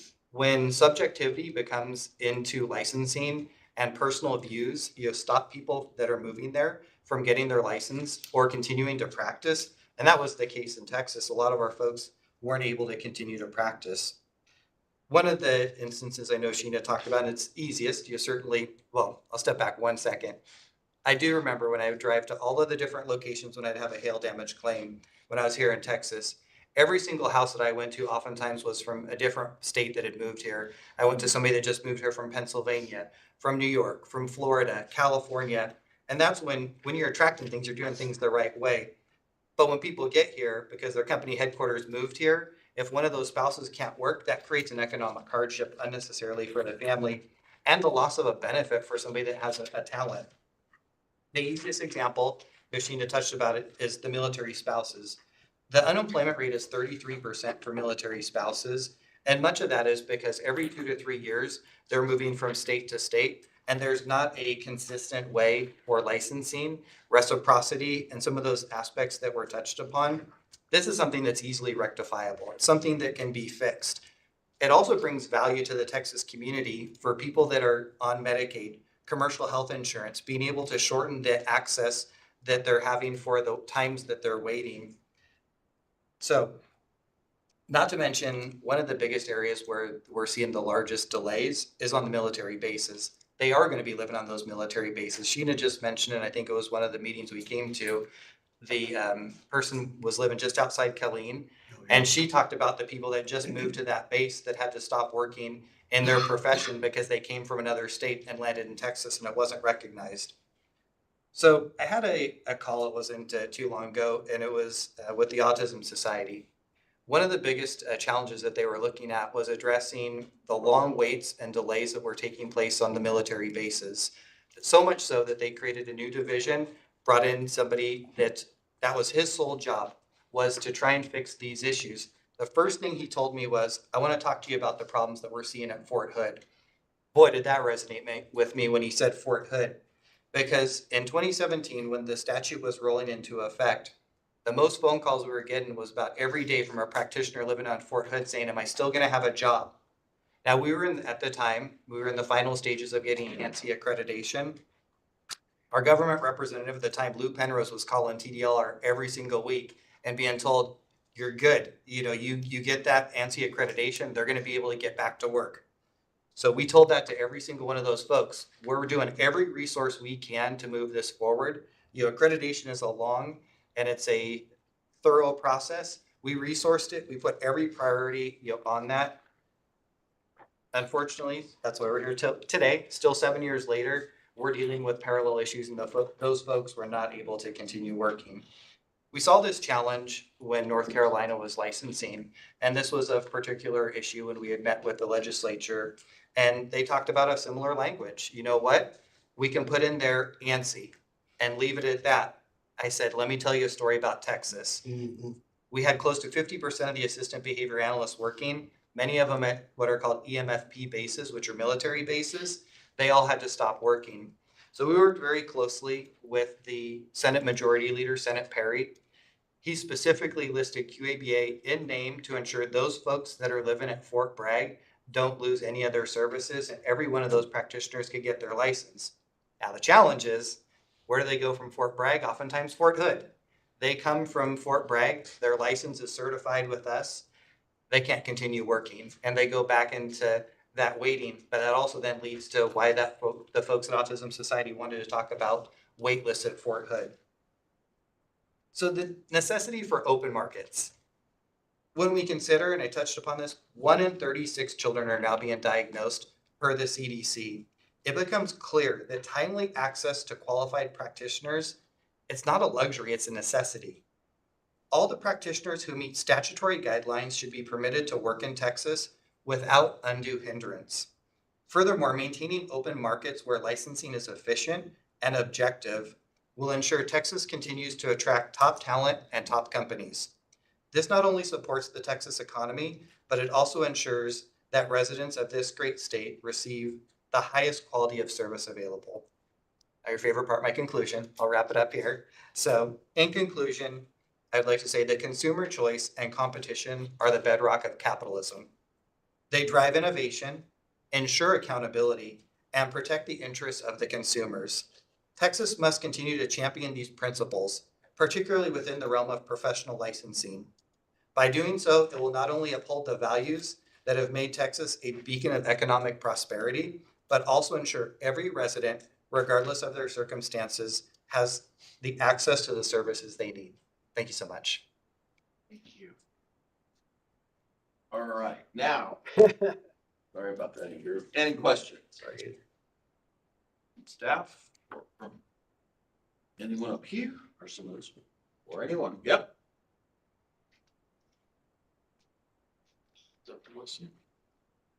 Oh, what my question was is I think let me back up. I kind of started educating myself this past year on why we're 7 years into a law that was passed and signed into law, and we still are fighting the word equivalent. And I think there's two ways to look at equivalency. You can look at hard numbers, like how many questions on your test, how many hours are you doing, or you can look at quality on equivalency. I mean, it's all measured by patient care and how good it is. So I hope we're not going to continue to get hung up on, well, you got 185 questions. Well, how many questions do you have? You know, I mean, 10 of them could be, what's your favorite color? What's your first car you had in high school? You know, like I asked on security questions on that. And I just want to make sure that we're looking at the big picture and not getting hung up on numbers and hours, because I think we use ANSI to decide other licensees within the agency, you know, and a qualified deal that their training was adequate. And I hope with this, I brought it up to the level of commissioners. You know, it's now at a point that it's going to be discussed, you know, among the commissioners on where we're at on this. And I hope that we don't sit there and say, hey, we're still looking at this at 8 years. Or I know we're not going to do that. We're going to figure out a way to make this work. You know? Dr. Wesson, I appreciate that. Can I add that when, as the author of the bill, as we're thinking this through, we realized that there was going to be an issue with the interruption of services, potentially, when we added a licensure, right? So we contemplated and talked about, oh, wait a minute, we may have this little gap here. And so in that thought process, we thought, okay, how do we fix that? ANSI certification, right?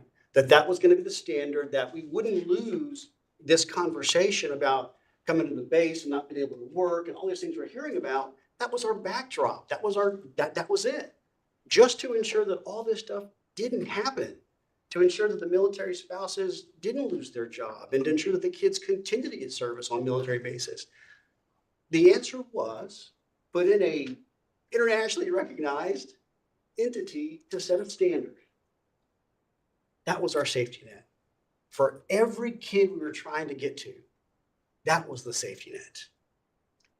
And then perhaps we need to readdress how the statute's written, because all of a sudden, 7 years later, that wasn't good enough.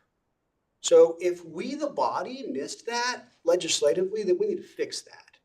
But just so everybody understands, that was always the intent of ANSI, was to ensure that this did not happen and these kids continue to get their service. So to be kind of like, you know, to have that interrupted, we thought we'd address that. We thought we had fixed that. Any other questions? I do. Okay. I think it's only fair that I should ask a question of our colleagues here, just as I did with those colleague from the BACB. And I thank you for being here. I know it's not so easy. I thank Mr. Gonzalez specifically for all you've done. Work has been very important. Your work as a legislator in terms of the funding issues, and for sponsoring, being an author of the legislation. I remember that. I believe TABA even gave you an award. TABA took me to Dallas to give me an award for that. So, yes. And I was part of that. So I think it's really, really important. Thankful. I'm still thankful. Appreciate it. For the work that you've done. And as did others. In fact, I was one of the people who gave testimony at a number of the committee hearings, along with other colleagues and with families who were wanting sort of licensure.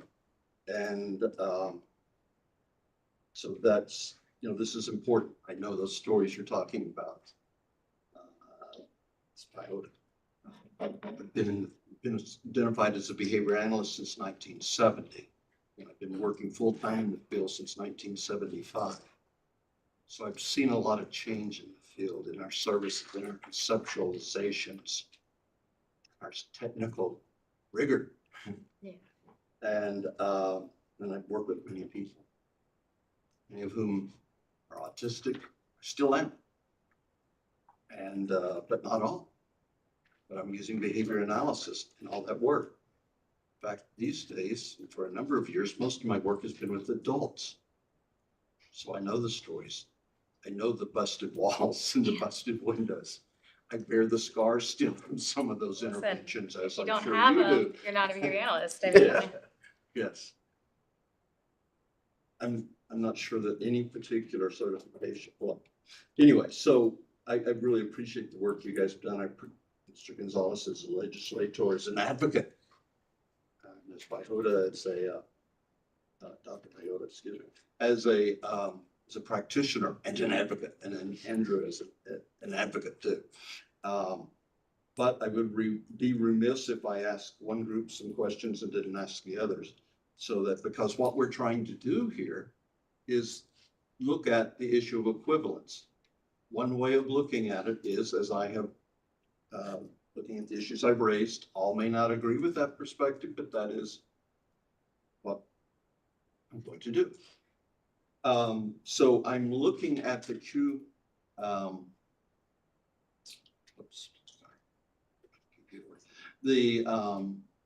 candidate handbook for QBAs, Qualified Behavior Analyst, updated October 23. I think that's the current. I mean, that's what I just downloaded. Yeah. Okay, so I want to make sure that I'm using the right information. I'm wandering around. Has there been any substantive, just like I asked the folks at the BCBA or BACB, what's changed in the requirements for the QBAs since 2022 when this board looked at it? So I think one of the, not many substantial, we added the trauma-informed care ongoing CEUs, as well as multiple diagnosis. I think to speak to what you said, practicing, one of the things we identified within the states was a need for a greater understanding of autism, as well as children have autism and or other diagnosis and or persons who have that. So we really want to make sure that practitioners were well-rounded. If I can just add real quick. So part of the component for trauma-informed care was the regulatory work that we do with Florida Medicaid. So in our meeting with the director of behavioral health, identifying we're not just getting kids with the autism diagnosis, we understand that, but we're seeing multi-diagnosis that needs to be treated. And we have concern that, that's not being heard. And so that was something that we wanted to identify, in particular through the CEU avenue. Okay.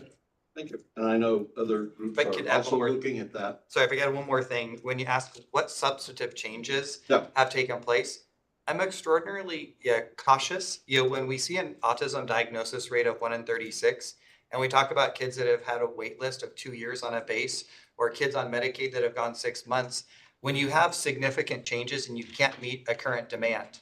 So if you start having significant changes of going, I just say, let's go from 5,000 to 10,000 or whatever, you start making substantive changes when you're nowhere close to being able to keep pace with the current diagnosis rate. So I do want to kind of address that because I think that is a key point when you identify, is it the time? Is it the time to have substantive changes? And our concern, as we're seeing when my wife started at UCLA working under Dr. Lovas, it was 1 in 10,000. So to be at 1 in 36 now, we're at astronomically high numbers to be able to have significant changes. Okay, thank you. I understand.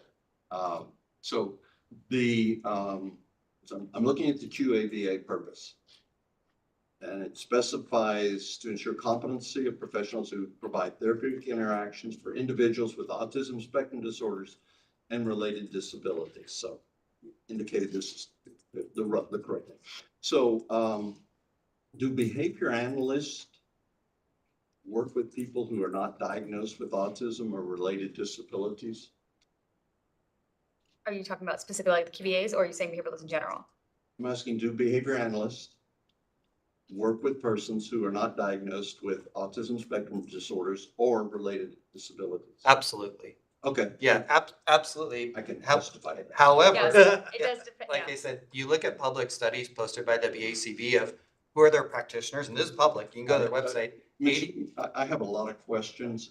I'm familiar with that information. If I may, unless I want to make sure that we're able to professionally and respectfully ask questions and allow the questions to be answered so that we can all understand. I know, I've already said it, I'm the least knowledgeable person in the room about the specifics.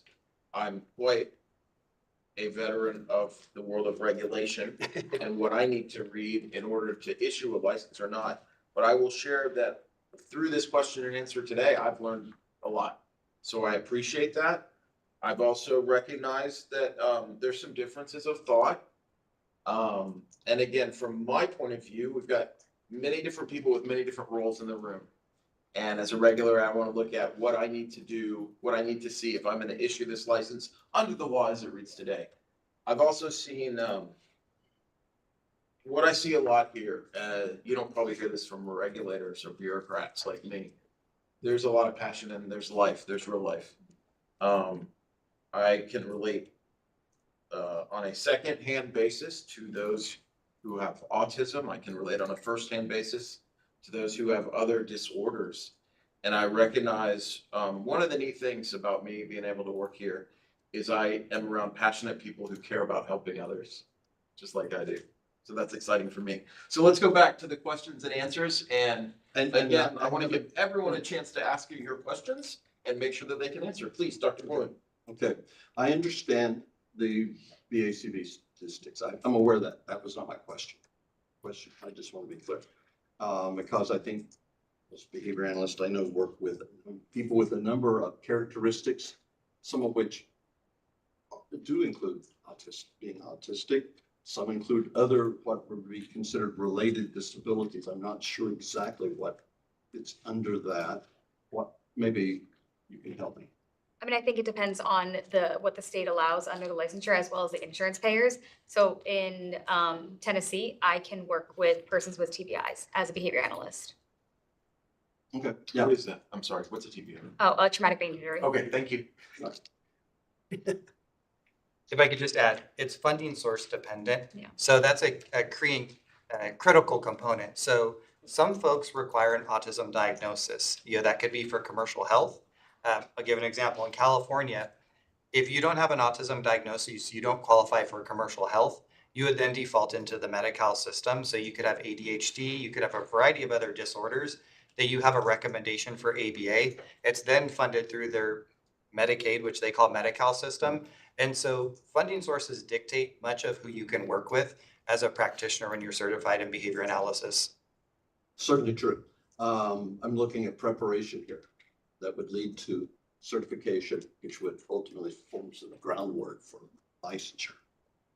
So I think I understand the answer to the questions. Thank you.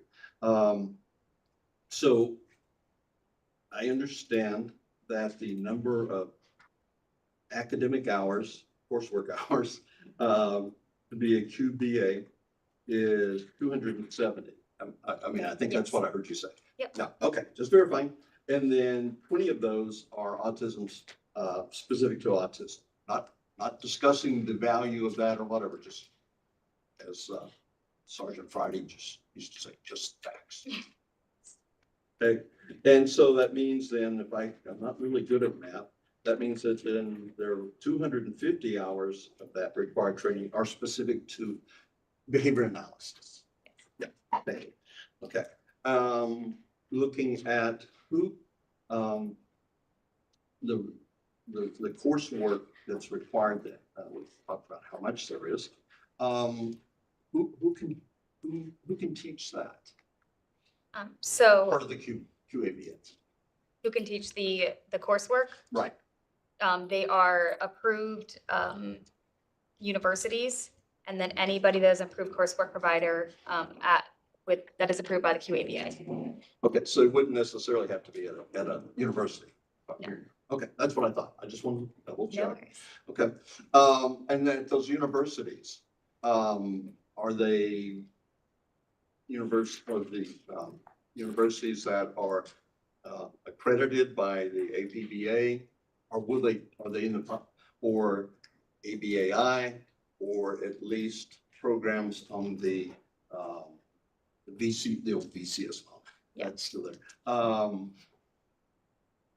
Tier 1, Tier 2A, or Tier 2B recognition. Yeah, certainly university coursework. Universities are accredited outside of the organizations that you just mentioned. They can submit their particular courses that they want to teach for review. However, our pathways essentially are nearly identical, but we're not the same companies. So can somebody take their coursework if it's a BCBA curriculum? Absolutely. Will there need to be some bridge coursework?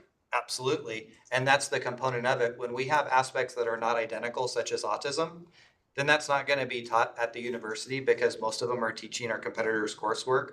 Or we have a component that we find tremendously important, which is person-centered, as identified by our subject matter experts. So if it's something that is not identical to their coursework, there will need to be bridge coursework. But as I think Sheena touched upon in her presentation, they may use ABAI, to vet somebody that is a non-accredited university to teach a course. We vet ours, by the organization to ensure the competency of the course curriculum they'll be teaching. I perplexed a little bit by something you said I possibly don't understand. It sounded like that there are people that are not under the BACB certification.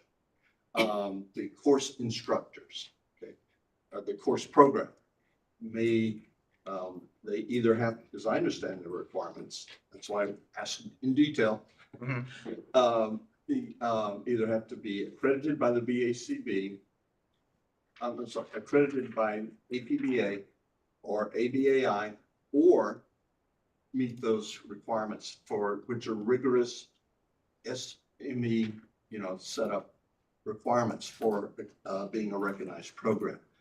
I think I'm understanding that that's many of the programs under the QABA approved provider are, but not necessarily don't have to be. And some are not, are not academic programs. I just want to make sure I understood that. Are you asking? I'm a little confused. I'm understanding correctly.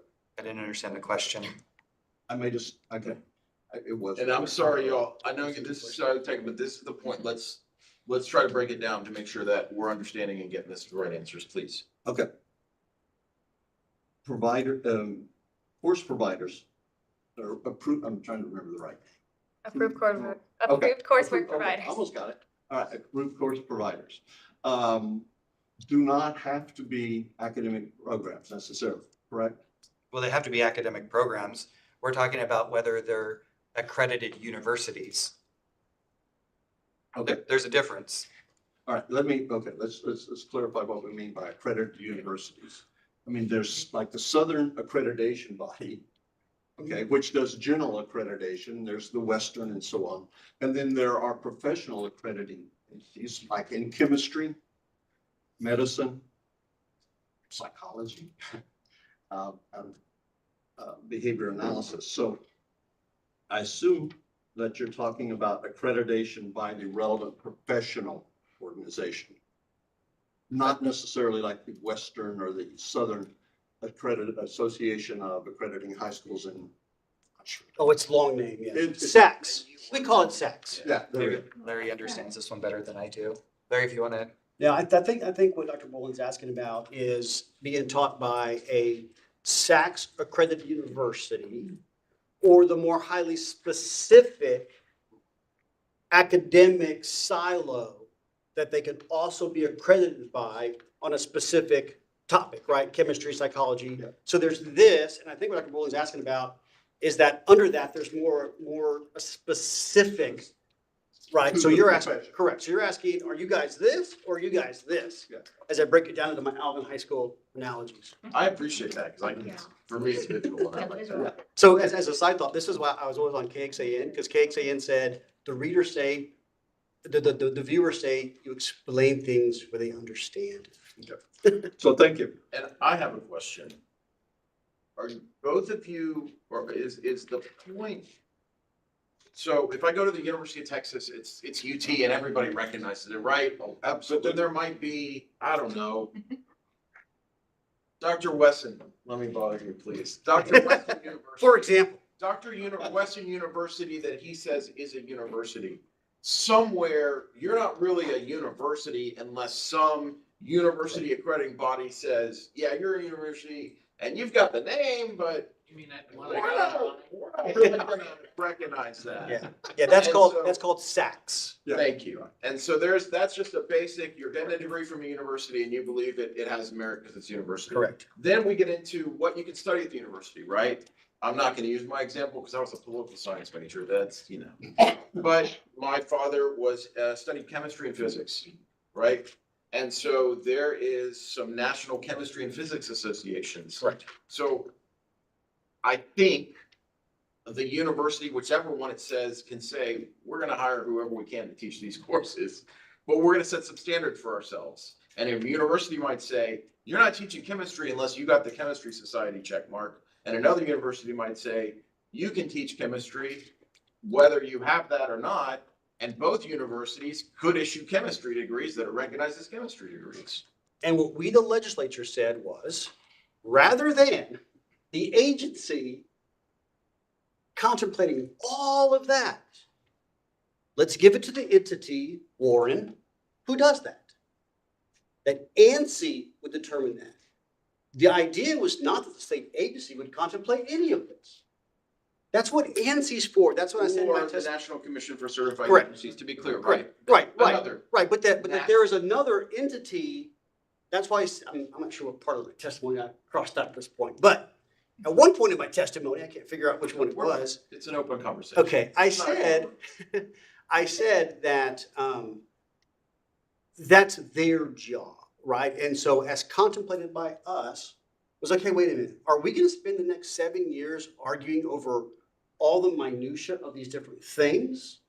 Or shall we go to an already established national and international entity that does this? That's the easier answer, because it was never the idea that this agency or advisory board would get into any of this. We didn't think it was your job. We thought it was their job to say, you're good, and then you guys look at ANSI and say, hey, we have this ANSI certificate. By the way, QABA has 2 of them. They are ANSI certified through 2027. ANSI's already looked at all this. ANSI's already examined all this, and we hold a certificate QABA 2027. So it's their job. Yes, and It's I their don't job. want my question to get us too far off. Dr. Borland is still Thank you. asking a few questions, and for everyone, the next group that will be called is ANSI. Yes. Thank you. And I definitely have some questions Thank you. for Please. Mr. Merkel. And he's next.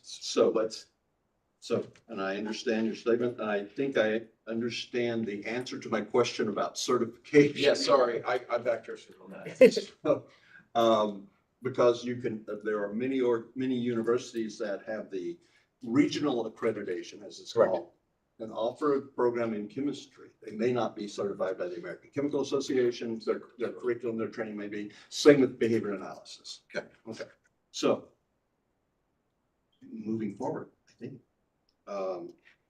supervision, field supervision. So am I correct in reading that for the QBA, it's still 1,500 hours? I think I picked up on it. Okay, thank you. All right, and so what are the qualifications of a supervisor? A supervisor I for picked that, yeah. part of that, but I'm Yeah, not sure. yeah, so about it either is essentially breaking it down, it's either QBA, we allow BACB to supervise, or licensed psychologists to have ABA within their scope of practice. Okay. So, All of those certificates must be outside of their 1 year of being certified. okay. So they have to be certified for at least 1 year to show competency, and during that 1 year, they're in that mentorship where they are also working with another supervisor to hone their skill. Okay, so the licensed psychologists who demonstrates they have ABA within their scope of practice, just if you can illuminate that for me a little bit. What is considered within their scope of doing ABA within their scope of practice? Because I happen to know, and Mr. Gonzalez, I'm sure will remember, there was big discussion with TSBEP. Yeah. Yeah, about that whole issue. Is that the psychologists? Yes, so Texas Psychology Board of, Board. yeah, Psychology board. yeah, okay. Texas State Board Board. of- of I may have gotten 1 or 2 thousand phone calls in my office. Yes, I remember those days. 1,000 calls. Yes. And so, and I remember attending that board meeting and presenting there and talking with them about the importance of behavior analysts licensure, separate, it's like we were being told, Right. well, behavior analysis is within the scope of practice of psychology. So, Yeah, is so- that good enough? No, so typically we look at, do they have can they show coursework that they have ABA within their scope of practice? Do they have any additional CEUs that they've, learned in? And it's interesting you talk about this because that was the big debate in North Carolina is, the psychology board owned the idea of that. It's a real problem. Yeah. Yeah, so I sat there, dealt with that for many years. So that's really what we evaluate. What can they show and prove that they do have ABA within the scope of not only their practice of psychology, but specializing in the field of ABA. Okay, so that's the expectation. It's not stated in the handbook, but that's the working Yeah. procedure. Okay, that helps. Thank you. And I understand, actually, I think one of the changes that's happened since we looked at this in 2022 is the supervision period has gone from 3-month period to 1-month period. Yes. This- Yeah. I picked up on that. And so, does the QABA certification, field supervision, supervised work requirement, does it require, not prefer, but require the candidate to be actually directly observed, providing services to a Yes. client? It's 5% of what they're doing is supervised. And then they are doing, of their 150, or of their 1,500 hours. Let me see. Yeah, if you could check that, maybe point me to that in the. So, So the may be behavior a change. analyst has the 900 hours of indirect and the 600 hours of direct. Correct. So when they're supervising the 5% of that, they're supervising 5% of what they did within that month's period of that. So they're actually looking at least 5%. That must be the candidates' actual engagement in ABA services. Yeah. To a real breathing human Yeah, being. so within, and I can reference back to the PowerPoint, it does state that, you know, when they're supervising, what the restricted versus unrestricted is. Yeah. And the unrestricted being the actual implementation of what a supervisor would do, writing programs, you know, programming for a client, directly supervising client. And then there's that second part where they are being observed when they are directly implementing these strategies and tools of ABA, as well as what their future role will be as a supervisor, writing the treatment plans and implementing them with the oversight, and then the implementation of a technician. Yeah, those are all critical skills. Of Yeah. course. But I guess I'm looking at, is it specifically mandated in the requirements, supervision requirements, that a supervisor must, within each supervisory period, 1-month period? So they do have to report on it. Yeah, is there are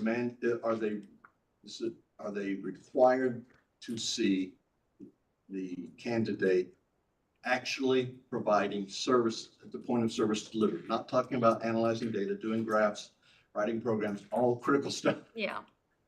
I didn't see it. That's why I'm asking, can you point me to where that is in the handbook? I'm not. No. If you give me a minute, I can double check and pull that up. I can go to your next. Okay. We can go that. Yeah, later. we can come back to that. Yeah, no, I appreciate the question. Yeah, thank you. So then talk about the examination. Am I correct in reading that it's 275 questions? No, 125. 125, yep. Pardon me. And 25 are for development purposes, correct? That's what I understood. So that leaves 100 questions on content. Right? And how many of those, so I'm working my way up to a question. So how many of those questions are ABA not tied to any specific diagnosis or client characteristics? So 5% of them would be, are autism specific. Okay. 5% of 120, 5% of 100, 75 questions. Got that. Thank you. All right. So that means then of the 100 questions that are scored, then 95 of those are specific to ABA. Okay. That's what I thought. Dr. Borland, this is Dr. Mott. Could I ask a question? When you get them? Okay. I had a question as to if the training in autism and related disorders was leading to having diagnosis be in the scope of practice for the diagnosis of developmental disabilities being in the scope of practice? No, ma'am. Did you hear the answer? Yes, thank you. Okay. Thank you. So the QABA course requirements are not necessarily required. At this point, there's no indication that it may require them to be provided by a program that is either provides is accredited by APBA or BACB. I'm sorry, or APBAI, or one of those tiered levels that recognizes. Okay, that's what I understood. So we do require that universities be accredited by a higher institute. Okay, I gotta ask you now that we're back. To Sorry, the can I, question. I'm unaware that APBA is an accrediting body. They are. Who's that? Is the I can APBA, give, yeah, okay. no, that's the BACB, but I'm But unaware. it says APBA is an accrediting body. Yeah, that's been that way for about a year. Okay, so the last year they became it. Okay, who's that? Sorry, I just want to understand. I know y'all understand each other. I'd like to understand what the APBA is. They presented, they're the Association for Professional Behavior Analysts. They're a organization, a nonprofit organization that provides support. Yes, they were Research. our, Yeah. our first Yeah. speakers. Yes, Yes. I'm sorry. Okay, so they have an accreditation program, as does ABAI. So in 2017, they weren't. No, but that wasn't the issue. I was asking now. So I've got a question. The coursework that you require, it's at a university, correct? That is one pathway. One pathway. Okay. They have to have a bachelor's from an accredited university or a master's degree from an accredited university. And I think if I understand correctly, what Dr. Borland is asking about is the additional content-specific coursework. Is that Can correct? be from where? That can be from a university if the university teaches it. We can't force universities to take our curriculum and teach all of it. Or CEUs. Is that what you're saying? CEUs have different pathways as well. Not for initial Not certification. CEUs are That's just maintenance. Mhm. Okay, so if they don't get the coursework at a university, because you said they might not offer it, where do they get it? That's what we were talking about from approved providers. And that provider is sitting in a room, is sitting at a university? Are the approved providers one of the ABAI presenters? I mean, Yeah, they can be. okay, all right. That's why I'm confused because it's muddy Yeah. for me. Okay, In terms of accreditation, We're here to seek clarity. okay. So, right? do y'all understand each other? Well, the coursework can be at a university, but it also can not be at a university. Okay. Correct. And if it's not at the university, it's an approved provider. Correct. And they're approved by an entity. Let's not get back into that. Okay. Okay, Approved by I think I'm. QABA. Cuba, ABA, or BACB or ABAI? Well, that's no, just approved. They're Yes. approved. Okay, all right, because I thought, now I'm confused, but I was not confused. Okay. Hate it when that happens. Okay. So we talked about the supervisor's requirements, the CE requirements, I understand for, and CE is maintenance of certification, continuing education. And that's 20 hours of continuing education every 2 years. And there is some required trauma-informed care requirement, CE requirement, remember? Yep, CEUs for trauma informed care. You got that one. Okay, all right, good. Very good. This is helpful. Really needed reassurance and or clarification. QABA has a code of ethics, as I recall in the handbook, right? It's 16 pages of large type, single column. So, and it has 59 standards in it. So I'm just the facts. I'm passing judgment. Just to make sure, because, ultimately those may be relevant to equivalence decisions, however one wishes to look at it. And so reciprocity is a really important issue. I completely agree. And that's a problem nationally for many professions. And psychology, I know they have the interstate compacts and arrangements like that. You still have to satisfy the minimum requirements, and because I was licensed as a psychologist in one state and moved to Texas. So, No, mistake. yeah, so I'm a BCB, behavior analyst now. Anyway, so reciprocity is a really big issue in professions, including in behavior analysis. I agree. So I asked this question, a comparable question to the representative from the BACB. What certificates or certifications does the QABA offer reciprocity?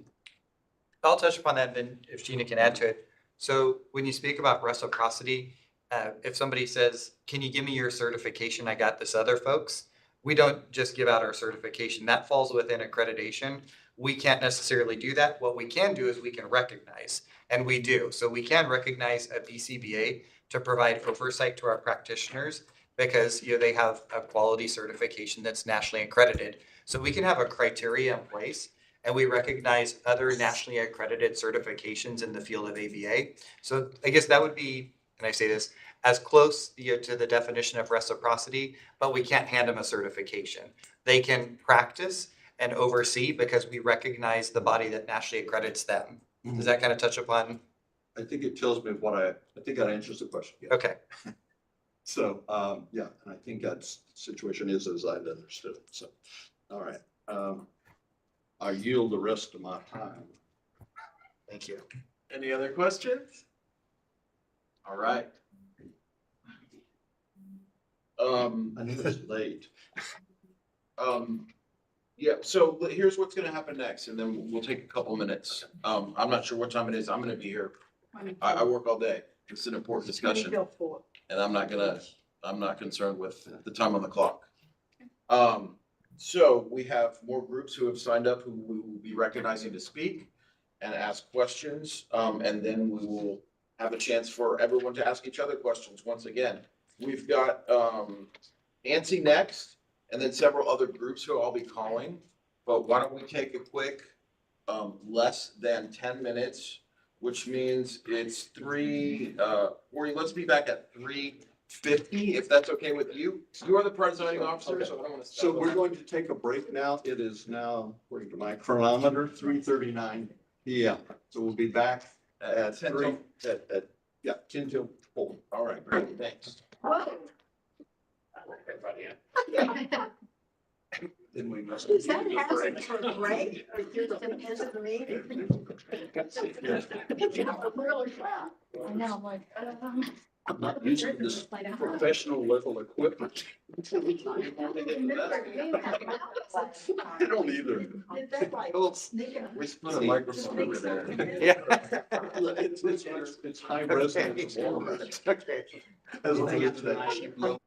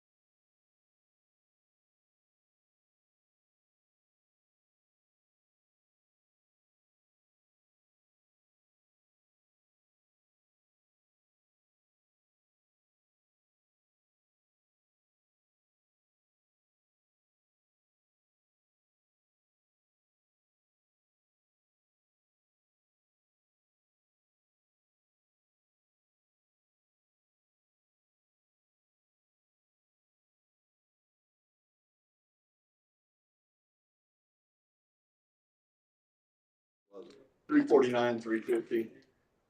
So. All right, thank you.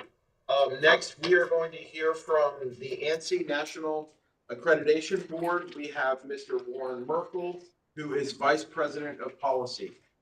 Thank you. Please share your presentation. Thank you very much for the opportunity. And I think in the interest of time, I'll probably go through this a little quicker on some things and hit on the topics that seem to be of interest based on earlier discussions. Sure. So just to be clear, ANSI, the American National Standards Institute, is what's referred to in the statute. Since that statute was passed, ANSI established the ANSI National Accreditation Board to actually administer the accreditation programs. And I'll give you a little background on why that happens. Terms in the world of standards internationally, the word standard has come up here in at least 15 different contexts today. And so when you look at standards generally, it's a description of something, characteristics of something. And so the S in ANSI is talking about standards holistically. The other thing that ANSI has responsibility for is conformity assessment, determining when standards are met and how that's done and who does it. And so in that context, because ANSI has responsibility for doing both of those, the accreditation program in particular is doing conformity assessment on certification bodies that certify people or certify things. And so to ensure that impartiality that I'll talk about that we expect of our accredited certification bodies, they established the ANSI National Accreditation Board. We are part of the organization. We are financially, organizationally, legally tied to ANSI. And I think didn't really plan on it looking this way, but this is kind of how we look at standards. There's lots of ways to meet objectives and meet defined criteria.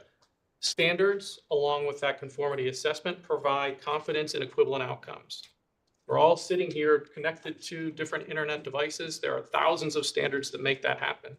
But my Lenovo computer works different than your Dell, works different than your Apple. They're all following standards. They all work. Some of them may be different in the way they accomplish it. But at the end of the process, if you establish the criteria that have to be met, you can have confidence in the outcomes that are coming from conformance with those standards. And if you want added confidence, then you use accreditation as a third-party attestation of the competence associated with that conformity assessment. So that's what ANSI does. We're located in our headquarters are in Washington, D.C.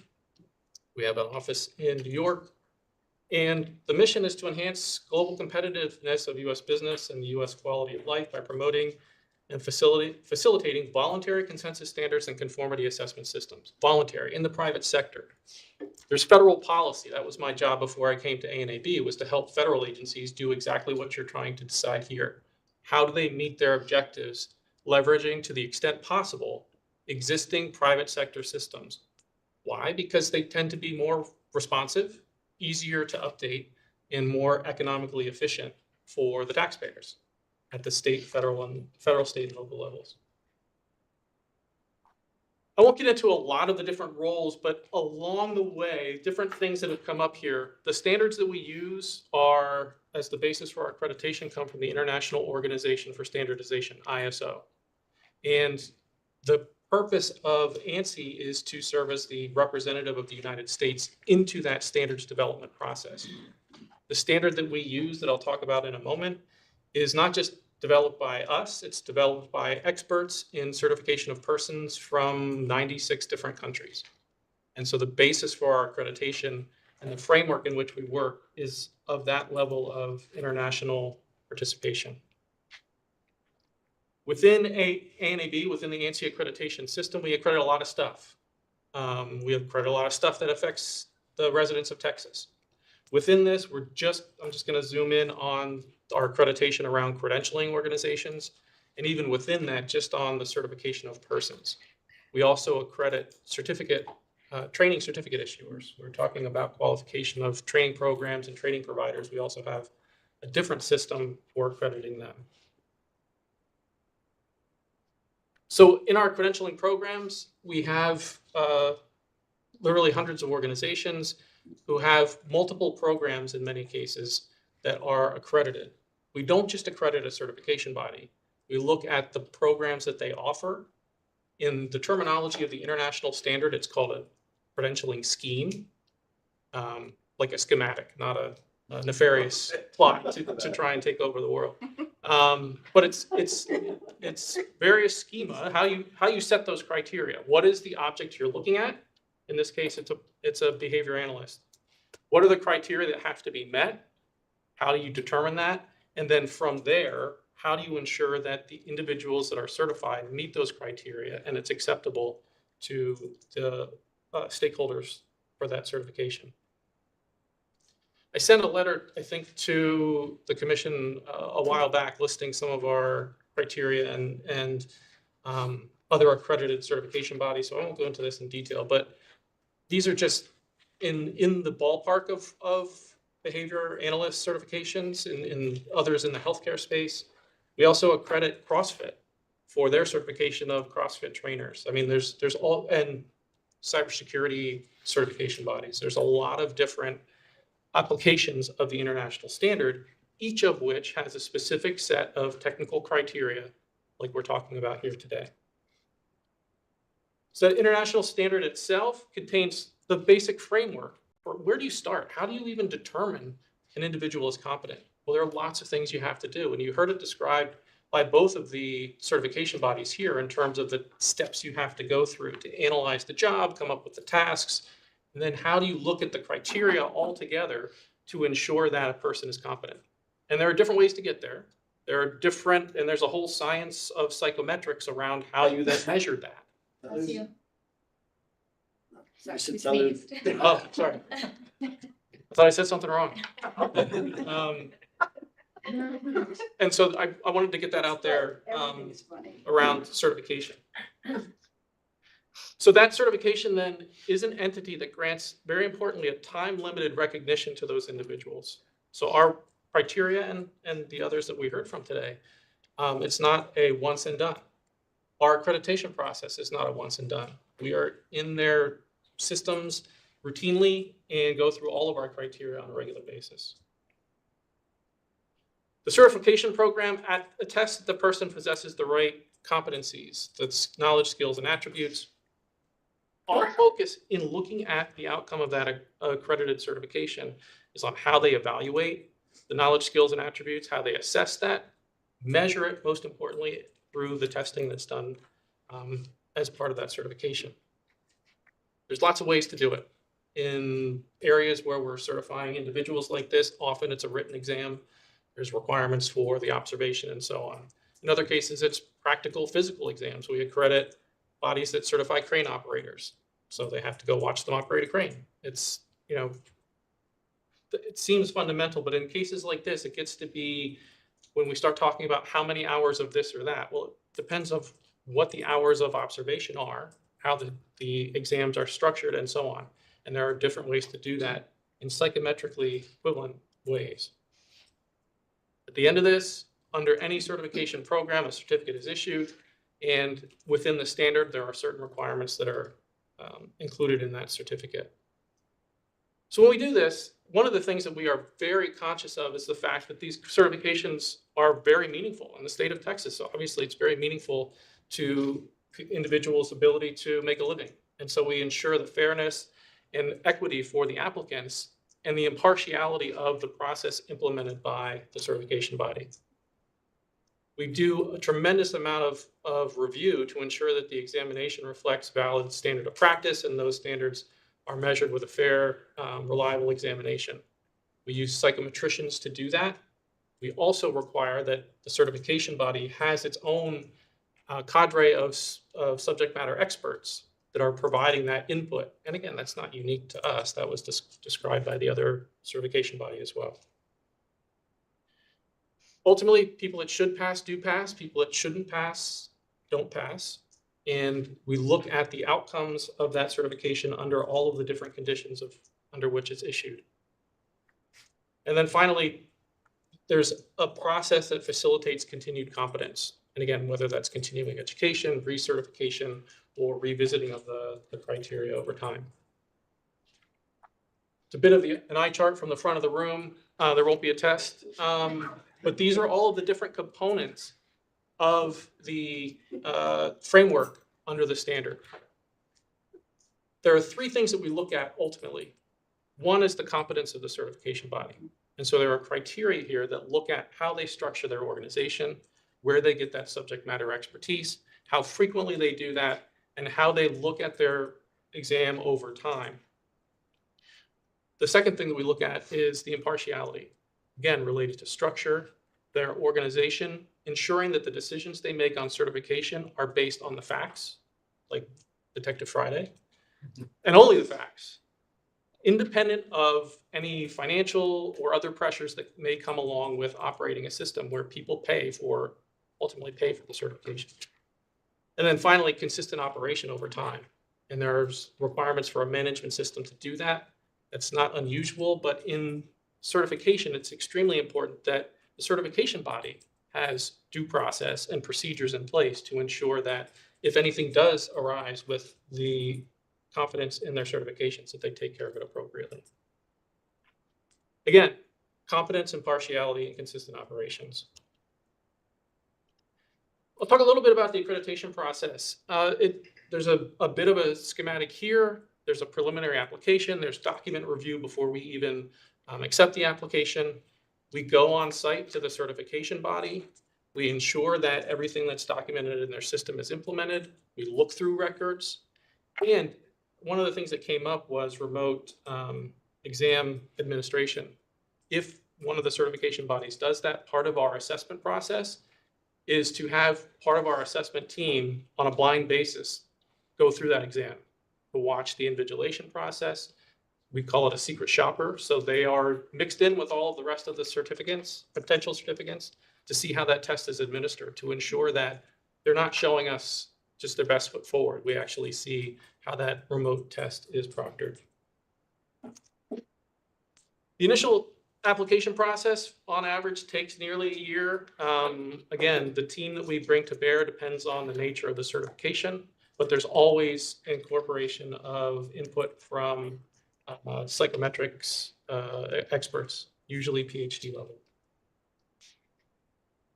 After initial accreditation is achieved, we go back every year. We surveil them every year, I should say. That doesn't always include a site visit, but we do ask them to provide information about their ongoing programs. If they make any changes in between those surveillances that would be deemed significant, they have to report that as well. And if it requires us to reevaluate their certification scheme, then that happens. Over the course of 5 years, we go through every one of those criteria on that eye chart again, at least every 5 years. If there's reason to do that more frequently, then that also happens. And one of the hallmarks of this type of accreditation is continual quality improvement. We've heard a lot about changes that are made to programs and how the various organizations make those updates. And as part of that, you have to take it in the context of the psychometrics and the overall job task analysis that was done in the first place. And so what are those knowledge, skills, and attributes that need to be evaluated, and how do those criteria change over time? Ideally, you're getting better and the way that you operate the program. But typically, when looking at benchmarking for equivalence, just an observation here, this is a little bit outside of the scope of the presentation, it's really difficult when you tie that to a single organization. We don't do that. We accredit different certification bodies for the same thing. We don't expect them all to do it the same way. They have to meet all of the criteria. They have to meet all of the standards, and it has to be valid. But to tie it to how one organization does it is typically just not the way that we see that done. Can I ask you a question about that? Sure. So again, looking at it as the agency and a regulator, your ANSI is named in statute. There's a definition of a certifying entity, and it's a named group or someone who's certified by ANSI with, and then for furtherance of, if my licensing folks are going to issue a license to somebody, we got to make sure that the education exam is equivalent as well. So you just said, if you're evaluating some new subject or whatever it is, you're going to go through these steps and learn about it and evaluate it. If that subject also has 3 other bodies that are accredited by it, you don't look at them as well? Or? We look at all of them. You look at them. If we are accrediting them. Right.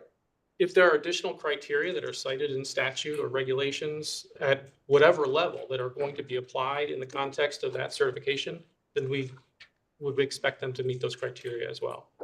What I'm saying is we don't typically, in this, when I worked at the federal level, generally speaking, federal agencies will name an accreditation system perhaps, like the statute does. But they typically don't say, we're going to buy computers and we're going to buy them from Dell or Right. anybody else. Right. And so, because what the effect of that potentially is that if people aren't, meeting the criteria of Dell, then they potentially wouldn't be able to have access to that procurement in that case. Thanks. Sure. The rest of this, government relies on us in pretty much, in all of our accreditation programs in one way or another. I just named a few that are specific to our certification of persons programs, where we work with the Department of Defense, Energy, OSHA, to ensure that our certification accreditation programs meet their needs. And that's one of the things I wanted to highlight with you all. If there is an issue, if you have a question about how this program works, if you have questions about the outcome of the certification of our accredited entities, we're here for that. That's my job. And that's why I'm here, to ensure that you understand that we take the integrity and implementation of our accreditation program quite seriously. And that we would expect, if you have issues or challenges, you would come to us. And we are more than happy to provide any information we can. And if we need to do something differently in our accreditation process, we certainly do that. And we have specific programs for accreditation to meet the needs of DoD, DOE, and so on. We get evaluated. And I think this is something that's lost in some of the discussion here. We are evaluated at multiple levels. We just went through our peer evaluation for our accreditation programs in August. We had a team of 13 individuals representing 12 different countries. They came to Washington, D.C. for a week and a half. They went out and watched us do assessments of certification bodies and testing laboratory. And at the end of that, we get a report and we have to respond to findings. And if you have a problem with the way that we respond to you, you can go to these international agencies and we can lose our recognition. So there's multiple layers of due diligence that's brought to bear by using these international standards. And the reason we do that is because not just for certification of persons, but accreditation generally, it affects acceptance, especially now, across borders. And we want to ensure that the way that we do accreditation here in the US is as rigorous and comparable to what's happening around the world. I just mentioned the peer evaluation process, and so I'll wrap up so we can get to the important part, which is the questions. Competence, impartiality, and consistent operation are the hallmarks of what we do. Competence first. They have to be competent at issuing these certifications. They have to use subject matter experts that demonstrate that the credential means something and that it's valuable to the stakeholders for that credential. The ongoing evaluation of the individuals, of the certification body, of us as the accreditation body in the international system ensures that we have enhanced trust in the equivalent outcomes. That's what the international standards are for. That's why they have come to be so prevalent in the international commercial systems and in international credentialing. With that, I should have done this up front. I'll give my apologies that our Vice President for Credentialing Programs, Dr. Krishna, was not able to be here today. He wanted to be, but we have our own credentialing conference actually going on, so he's got to be there for our stakeholders directly. Thank you very much for the time. Thank you very much. Thank you. Any questions? So let me ask you that. I got a couple of questions. So what y'all actually do, and you've shared, like, you're trying to learn this too. I'm sitting there going, it's not in my area of healthcare. But what I can feel confident in knowing from ANSI is the fact that I don't have to know everything about this. Y'all have worked this through across all different aspects of commercial, healthcare, health systems, whatever. And what we need to do is just take the consideration that if it's ANSI approved, it falls within the standards of, using the word that we use today, equivalency, even if it's not you know, the same number of this, that, or the other. Is that a good takeaway? I don't want to, yeah, yes, but I do want to mention though that, you know, these programs have technical content. And so to the extent that there would be anything that's important to the commission or to individuals in the state of Texas, we want to make sure that the program is responsive to that. But that's how we operate. And that's why in the process, there are multiple sets of subject matter experts from the certification body, our decision bodies. I didn't mention this in the process. We have a committee that looks at each application for accreditation as a certification body. That's made up of subject matter experts in certification and so on. So there are multiple sets of eyes on this. And to the extent that that provides the level of assurance that you're looking for, I would hope so. And if not, it's in the statute. We need to be responsive to any of those concerns. Yeah. Okay.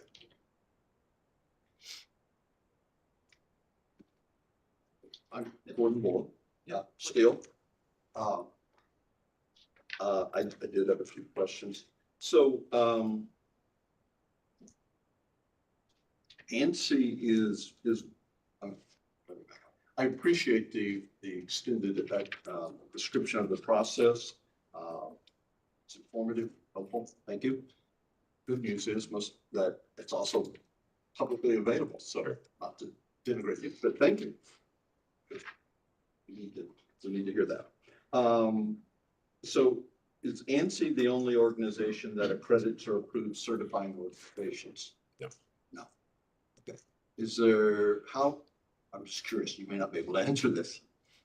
Does ANSI specify how one could distinguish between them, which might be better for a given field or not? Not specifically.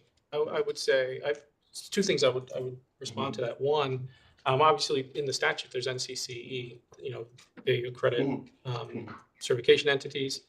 They don't follow the same international standards, so I can't speak to how they go about their process. But from what we heard earlier, it's kind of similar. I think ultimately, in the absence of any other criteria, then the approach that's taken in the United States generally is to allow the market and in this case, regulatory authorities to make the determination of what types of accreditation we've brought to bear. There are ways even that we see at the federal and state level to get one more level of abstraction away from naming accreditation bodies. Those international organizations with the logos there that evaluate us often are named. So it would be an accreditation body that accredits to 17,024 in this case, which is the International Standard for Person Certification that's recognized by the International Accreditation Forum. We follow our own international standard 17,011 for how to do accreditation. And so there are standards on top of standards on top of standards. Thank you. I think I understand the answer to my question. That you clearly have may have a preference, but have a thoughts on the matter, but actually can't say that one is better than the other. That's a different issue. It sounds like a technical, professional issue. Definitely could be. So you would agree with that. Okay. Can you tell me how many behavior analysts at ANSI were involved with the review? Behavior analysts. Yeah. We use contract assessors for most of this work. And so I could go back and look at the records. There's a level of confidentiality that we have to maintain around the specifics, but typically in a case like this, on the assessment team, we're more focused on the overall competence of the certification body to bring the right expertise to bear. So I'm speaking in general terms, the subject matter experts that they have that are determining the job task analysis, the test items, all of those criteria, we would expect that they would have the appropriate credentials to do so. Okay, that's what I thought, but I should ask. And so ANSI specifically doesn't. So ANSI staff who review the process, it sounds like, are not necessarily familiar with the content, and you're relying on the company, the organization that's coming to ANSI to have that. I do want to add to that, though, in our decision-making process, we also have volunteers that have the technical expertise to review that application and review the accreditation. They contract out to review it. No, I understand. I was just wondering if that was the case of some way. If you're going to regulate chemistry, you probably need ultimately a chemist. Another one, not just that they follow the right process, but that they are, they're going to blow up too many buildings. Whatever. Sure. But again, we're accrediting their competence as a certification body to issue certain certifications. That's what I thought. Thank you. Thank you. I yield my time. Any other questions? Going on screen? Okay. Thank you. Thank you. We have the Texas Association for Behavior Analysis, and we have Ellen Rhodes and Lupe Castaneda. Oh, this is the TABA Public Policy, which is a different book. Oh, I'm sorry. I was just reading from my notes. So I have the Texas Association for Behavior Analysis Public Policy Group.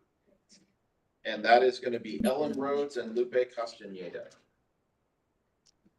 Hi, good afternoon. Yes, I'm Ellen. I'm here. I would like to share. Let's see here. Trying to figure out.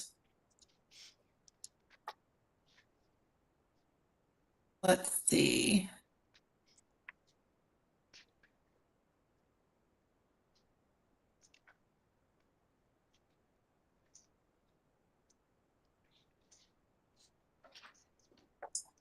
Okay, so. Oh, that's not what I wanted to share.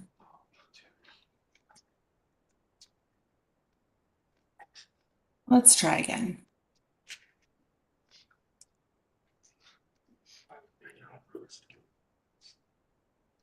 We are able to see your presentation. Great. Thank you so much.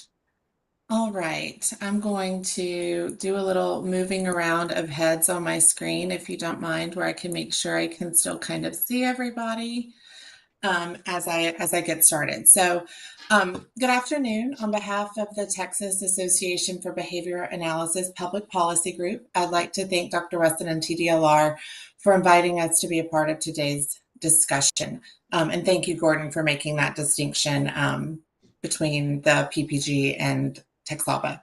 So TABA PPG, or Public Policy Group, is a 501c6 organization. My name is Ellen Rhodes. I'm a licensed behavior analyst in Texas. I'm also a former Behavior Analyst Advisory Board member. I currently serve as the Texas Association for Behavior Analysis Public Policy Group President-elect, as well as the chair of our insurance task force. I work for Texana Center in Fort Bend County. All right, so we've been talking a lot today about, so I have to preface this, a lot of my presentation has been discussed already. So I don't want to be a dead horse, but I do still want to make my points. So I guess kind of bear with me. I am going to be touching on those words that we've been throwing around, equivalent certification and equivalent education and examination standards. So as a reminder, in June of 2017, Texas passed Senate Bill 589 to establish behavior analyst licensure through Texas Department of Licensing and Regulation. And so in this code, we do have the occupations code that has been referenced multiple times throughout the presentation. So at this time, the Texas Association for Behavior Analysis Public Policy Group believes that the Behavior Analyst Certification Board is the only certifying entity that currently meets the certifying entity criteria as outlined in the Occupations Code. There's several reasons for this position, and I'll review those on the following slides by comparing all three entities. So originally, when we were talking about this summit, we were expecting that BIC might be here. So they're on my slides, but for the sake of time, I'm going to remove my comments related to that.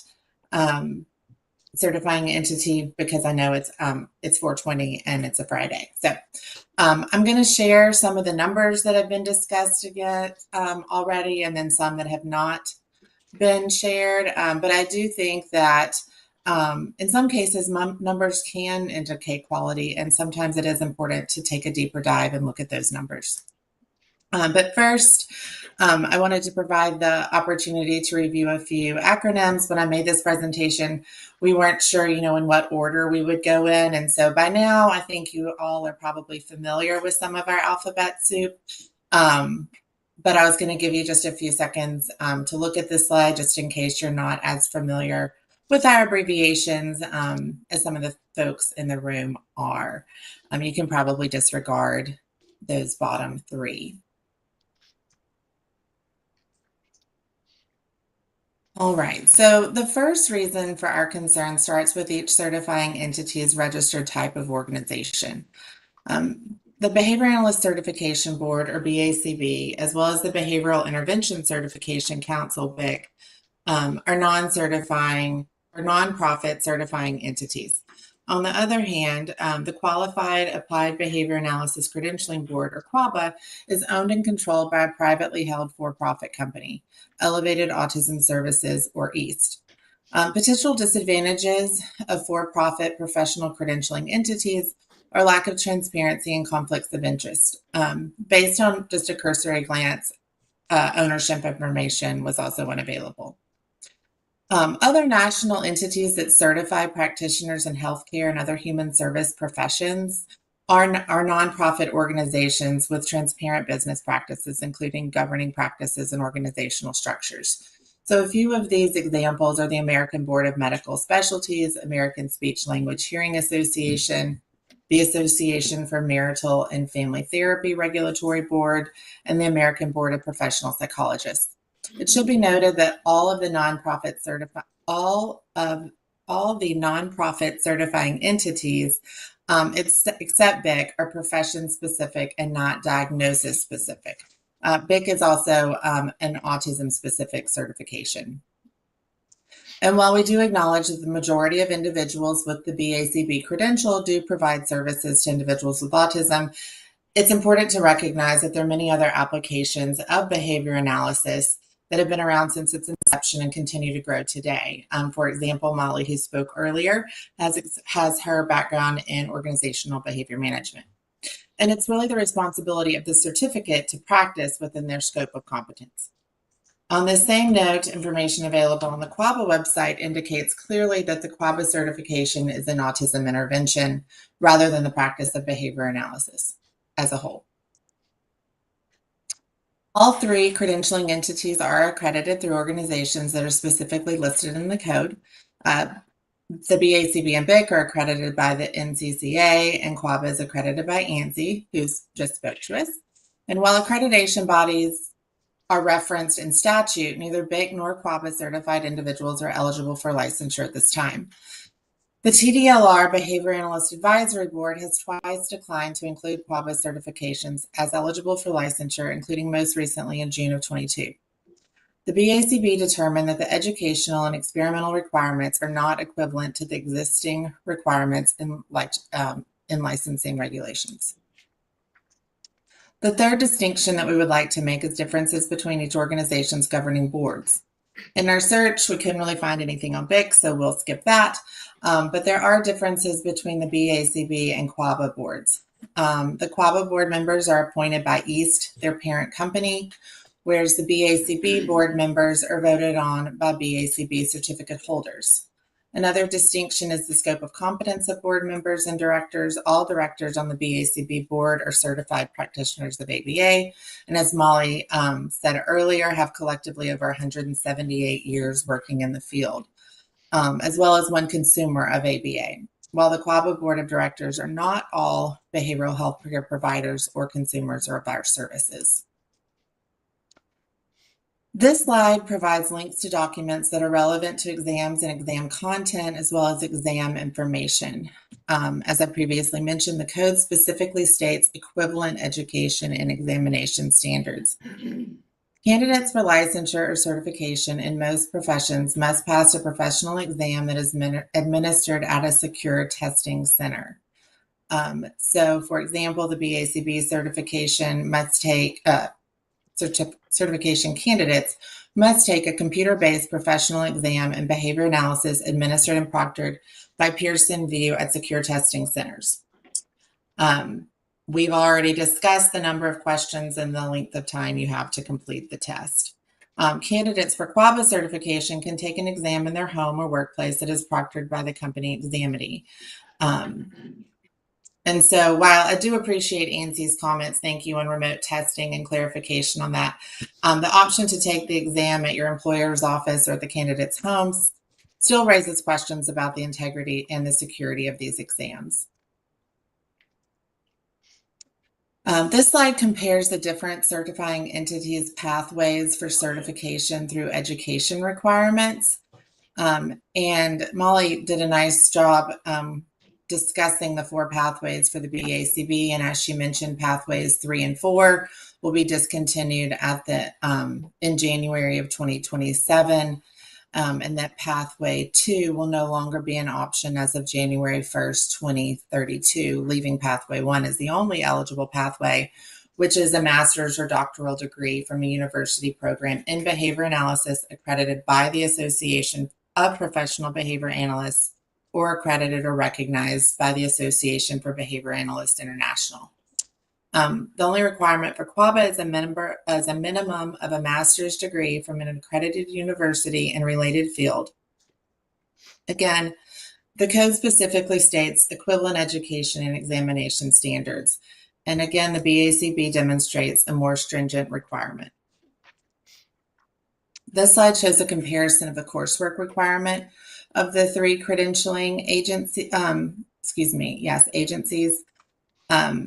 Again, the BACB does have the most hours, but I don't think there's any reason in discussing those small differences in numbers. But QABA coursework may be obtained from third-party vendors that have not been properly vetted. So there's no requirement that coursework be obtained through accredited university programs or verified course sequences, further potentially lessening the quality of education received by those credentialed individuals.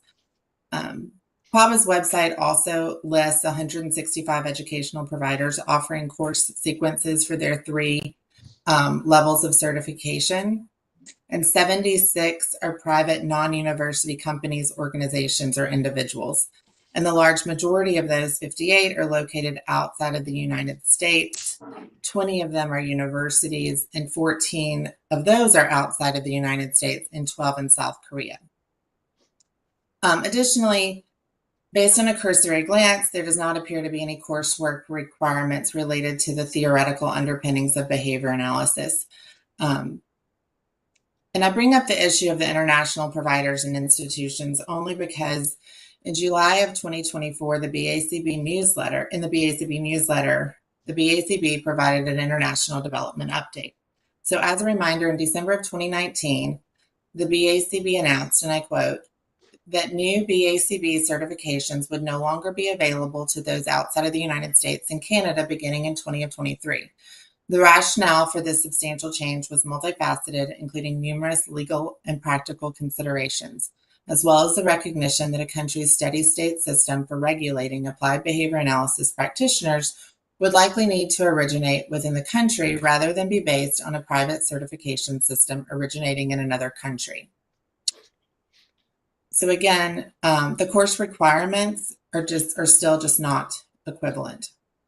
The number of supervised training hours also varies across certifying entities, with the BACB requiring 2,000 with 5% supervision or 1,500 with 10% supervision. BIC requires 1,000 and QABA does require 1,500. This slide outlines the supervisor requirements, which has also been discussed today. But I do think it's important to point out that the BACB is the only certifying entity that requires training and supervision, as well as at least 1 year post-certification prior to being eligible to supervise others. QABA and the BACB both have 2-year recertification cycles and require 32 CEUs, including an ethics requirement. The BACB is the only entity that currently requires CEs in supervision and is scheduled to add a requirement for CEs in diversity, equity, and inclusion starting in 2027. I do want to point out that when I created these slides, I did not know about QABA's additions of trauma-informed care and dual diagnosis requirements. And I think those are great. I think everybody needs training in trauma-informed care. So thank you for making that point. All 3 entities have an ethics code or code of conduct, and the links are provided on the slide.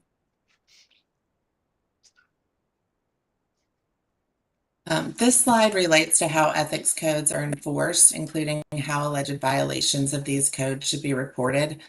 The BACB has enforcement procedures as well as instructions for reporting possible violations available on their website. And there's the complaints and grievances section of QABA website includes enforcement procedures as well as a complaint form. And I believe that that's an update, but I would let QABA make that clarification. But enforcement of ethical standards is essential for protecting consumers. No information about disciplinary actions taken by BIC or QABA is available on their websites. However, in the QABA presentation earlier, they did mention a public registry. I just have not found that. So if I missed it, I misspoke and I apologize. I'm not sure, The BACB website includes a page where you can view all reportable sanctions that the BACB has taken against an individual's certification or applications eligibility, demonstrating complete transparency. The absence of that information does raise concerns about the protections of consumers. In summary, we believe that as they are defined now, the BACB, QABA, and BIC credentials are not equivalent, and that to approve either BIC or QABA for eligibility for licensure in the state of Texas would weaken the qualifications for providers of behavioral health services and potentially put individuals with autism at risk and undermine the integrity of behavior analysis services provided in Texas. That said, when either credential requires educational and experimental learning that is equivalent to or more stringent than the generally accepted standards, with appropriate safeguards in place to ensure quality, transparency, and oversight, the TABA PPG will consider supporting the inclusion of that credential. Lastly, we would also like to recommend that determining the qualifications of behavior analysts, including certifying entities, and their educational and experimental requirements should be addressed through the Behavior Analyst Advisory Board and TDLR with input from other related organizations as solicited. We do appreciate your time today, and I've provided our email address for any follow-up questions or comments. Thank you. Any questions? I do have a question for Ms. Rhodes. Oh, yes, Commissioner Hyde, please. Yeah, Lori, hi, Commissioner.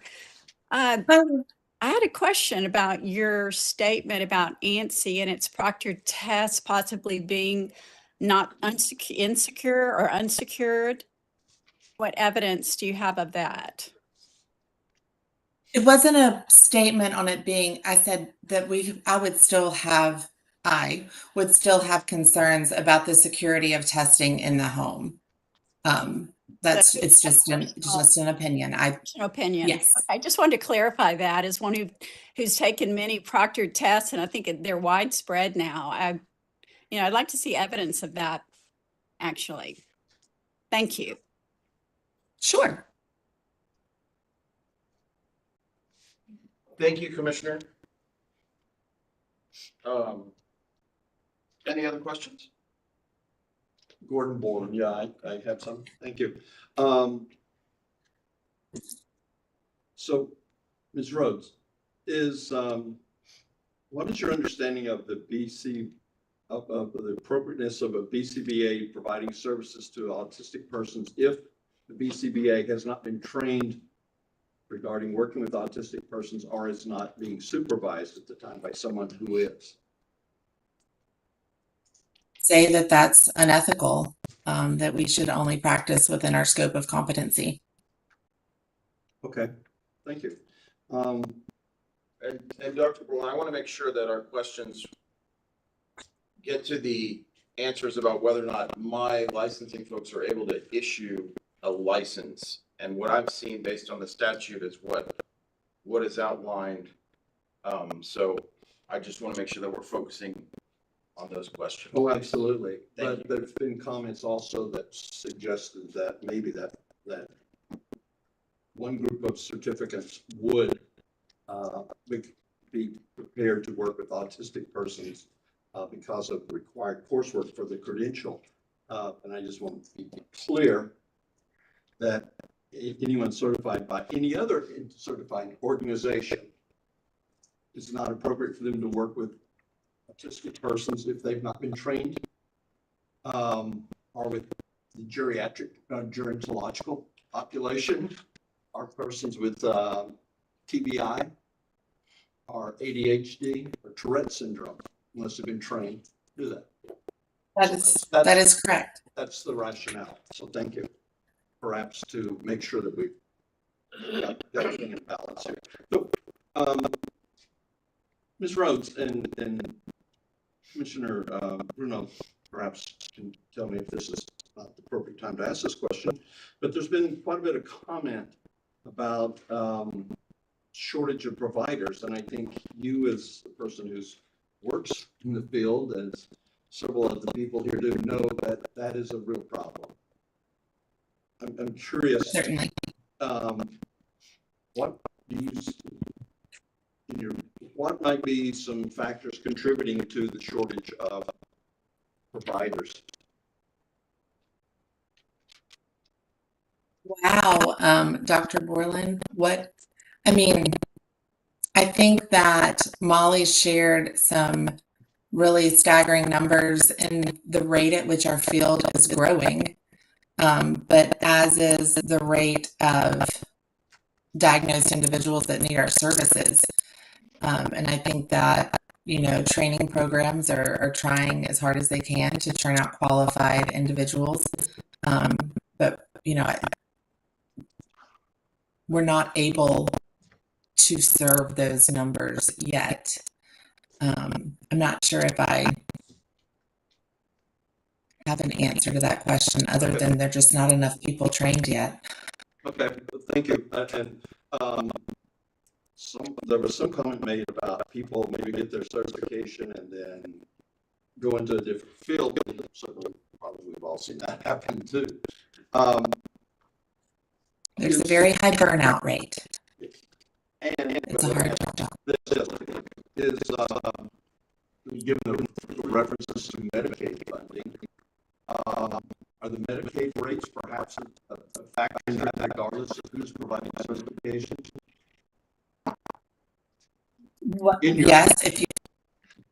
Yes, I'm like, I cannot speak on behalf of the public policy group, but I do think that there is definitely room for improvement in our reimbursement rates with Medicaid. And I do think that increased rates would, in our data from surveys, suggest that improved rates would improve access to care as there would be more providers that would potentially serve that population. So am I hearing you correctly that there's probably multiple factors that have something to do with why we have a shortage of practitioners here in Texas? It's not just because who is considered a certifying entity, but there's some very, very real world economic issues that they also. Yes, absolutely. And again, speaking for myself and not the TABA PPG, TRICARE, for example, I was a provider at TRICARE for 7 years, and it absolutely broke my heart to terminate that contract. But unfortunately, just the requirements of that funding source became more than we could manage. So it has nothing to do with not wanting to provide that service or in that situation even rate, but just the try quality itself. So that's a different barrier that has nothing to do with credentials or accreditation. So I mean, that's another contributor to why a lot of those clients don't be on the list, is those providers have a difficult time working with criteria. Thank you. Okay. Thank you. Anyone else? And thanks, I know you're at questions. I want to get more provider concerns. That's not yours. But I appreciate your. Yes, thank you. All right. We have Mr. Michael Wasserman with the Council of Autism Service Providers. Good afternoon. Thanks for the opportunity to speak with you all today. Thank you for being here. My name is Mike Wasserman, and I'm the Chief Operating Officer of Council of Autism Service Providers. I'm a father of a young adult with autism. CAS is an international nonprofit trade association of organizations committed to providing services to individuals with autism. CAS represents the autism provider community and education at large, including the government, payers, and general public. Our mission is to provide information and standards that ensure quality and effective care. CAS itself does not use credentials to individual providers of applied behavior analysis. The autism mission quality is the nonprofit subsidiary of CAS that accredits organizations that provide behavior service for autism and have met and established that organization standards. CAS currently has 30 organizations operating in Texas that collectively deliver ABA services to over 7,500 autistic Texas citizens. It's of utmost importance to consumer safety that the individual providers delivering those services have earned their professional certification from an entity. The operations are transparent, autonomous, and free of conflicts of interest. I won't repeat the definition of the certifying entity in statute, other than to stress that in addition to being accredited by an CCAA, that it be approved by the department. The Association of Professional Behavior Analysis, or APBA, was earlier, is a nonprofit organization whose mission is to promote and advance the science-based practice of ABA and represents appropriately credentialed providers. As also mentioned, as a service to stakeholders such as consumers, practitioners, and regulators, APBA published a document called Considerations for Evaluating Credentials and Practice of ABA that is publicly available on that website. This document provides guidance for stakeholders to independently assess certifying entities and the ABA credentialing programs they offer.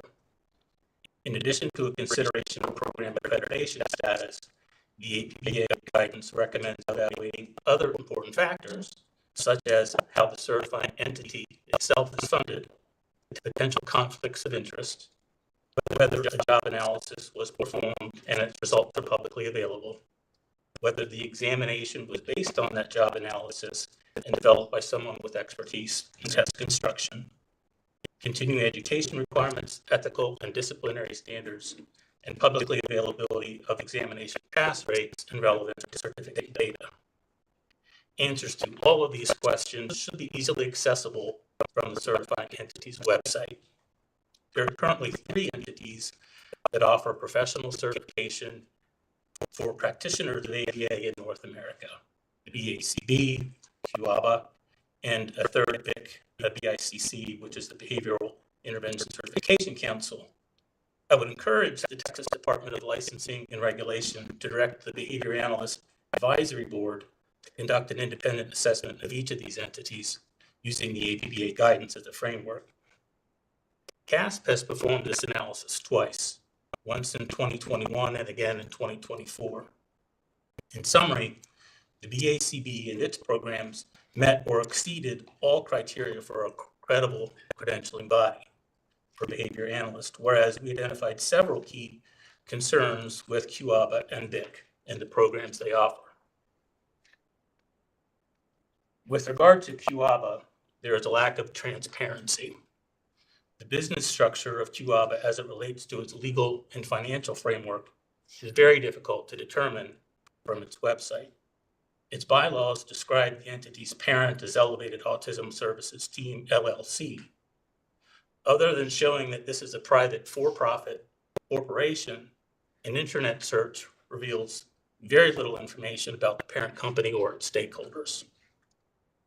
For-profit status creates potential conflicts of interests. The vast majority of entities that issue professional certifications for medical and behavioral health care providers, including the BACB, are not for profit. For-profit status of a certifying entity does raise concerns about possible undue influence on its operations and its decision-making that could jeopardize consumer safety. Eligibility requirements for the QABA certification allow for coursework to be delivered by non-university private providers. And this is one of the questions, ma'am, that you had asked earlier. According to the QABA's website, approved coursework providers include 76 private non-university companies, organizations, or individuals. 58 of those private providers are outside the jurisdiction of the United States.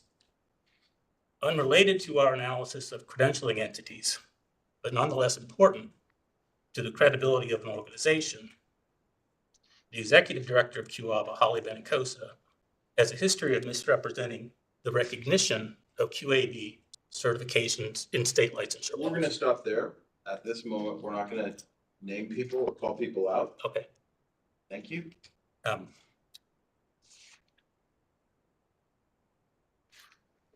Well, I will just say that, did I say QABA has done that? Sure. I personally experienced this concern in my capacity as the consumer representative on the Behavior Analyst Advisory Committee to the Kansas Behavior Sciences Regulatory Board.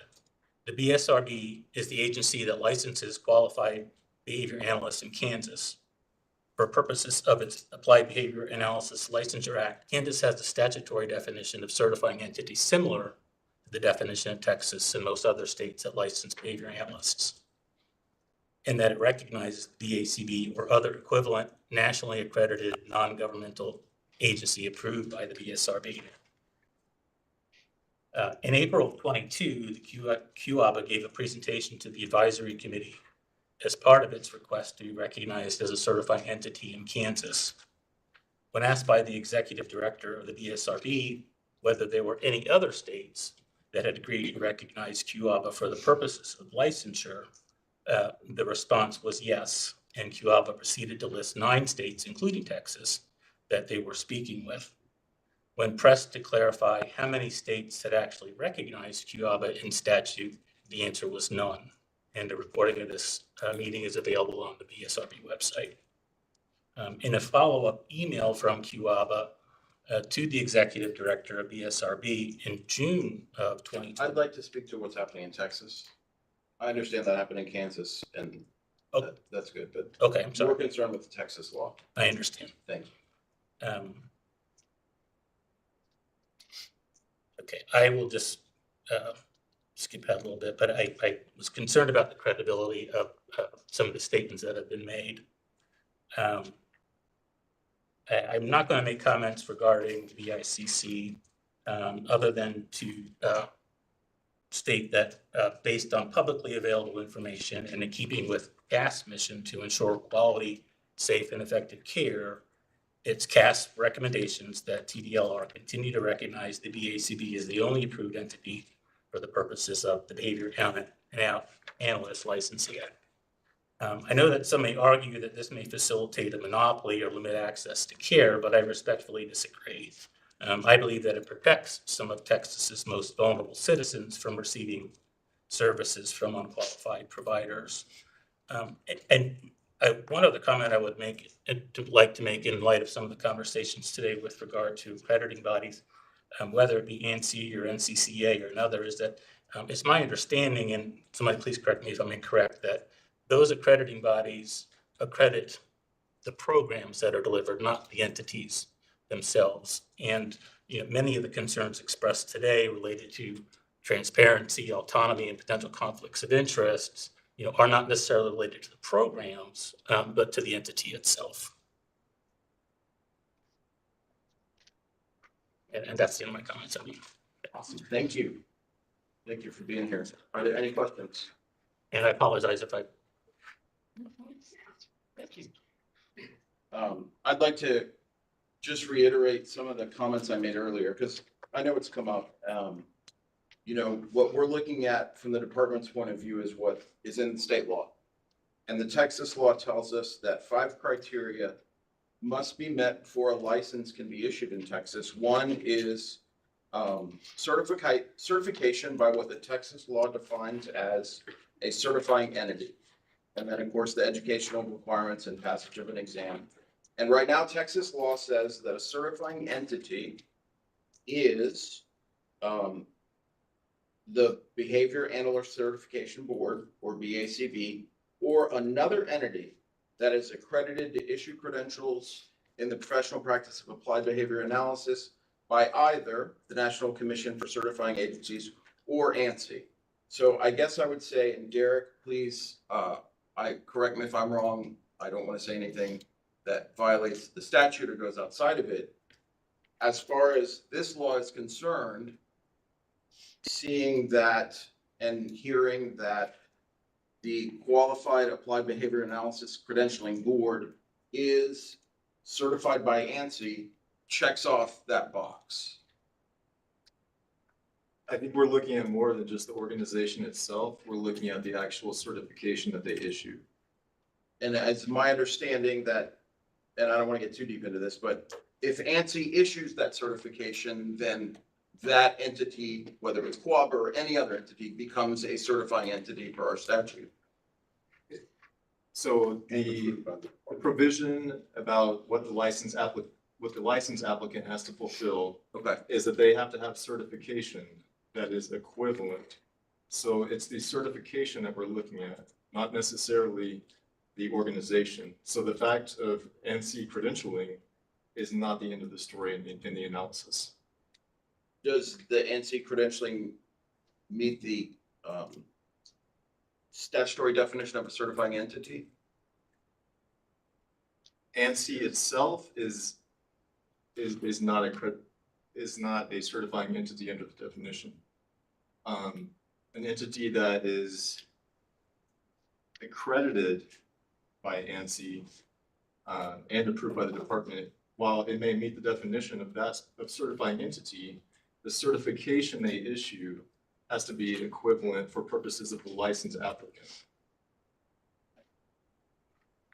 Thank you. I have one question, please. So thank you. It's late. Again, I think you're in a really good position to have information regarding shortage of providers. What are some of the, real quickly, some of the factors that influence shortage of providers? I think primarily the continued increase in incidence of autism itself. There simply aren't enough providers, regardless of, there just simply aren't enough providers. I think some other folks might be tested. I'll just leave it at that. There just simply aren't enough providers. Well, I guess in Texas, we have Medicaid rates, right? And and someone else can talk about this, but I have heard that the percentage of BCBAs in Texas who are willing to sign up and be paid that rate is below 50%. Or it's a low percentage. So in other words, there's a lot of potential providers out there who are not willing to take the Medicaid rate. Yeah, that's absolutely true. And it really comes down to sustainability of the practice. I mean, you have an excellent practitioner, who absolutely wants to serve these kids, but if they can't be reimbursed enough to sustain their practice and keep their staff paid, then they can't function. I understand. I've heard of that happen, sadly. Thank you. That's it. Anybody else? I did for the last. Commissioner High? Yes, Commissioner High. The last speaker, I'm sorry, I don't have him on the screen right now, so I can't see him, but he indicated that for-profit entities might be more likely to be be sensitive to undue influence. I wanted him to elaborate on that. Yeah, I appreciate you asking that question.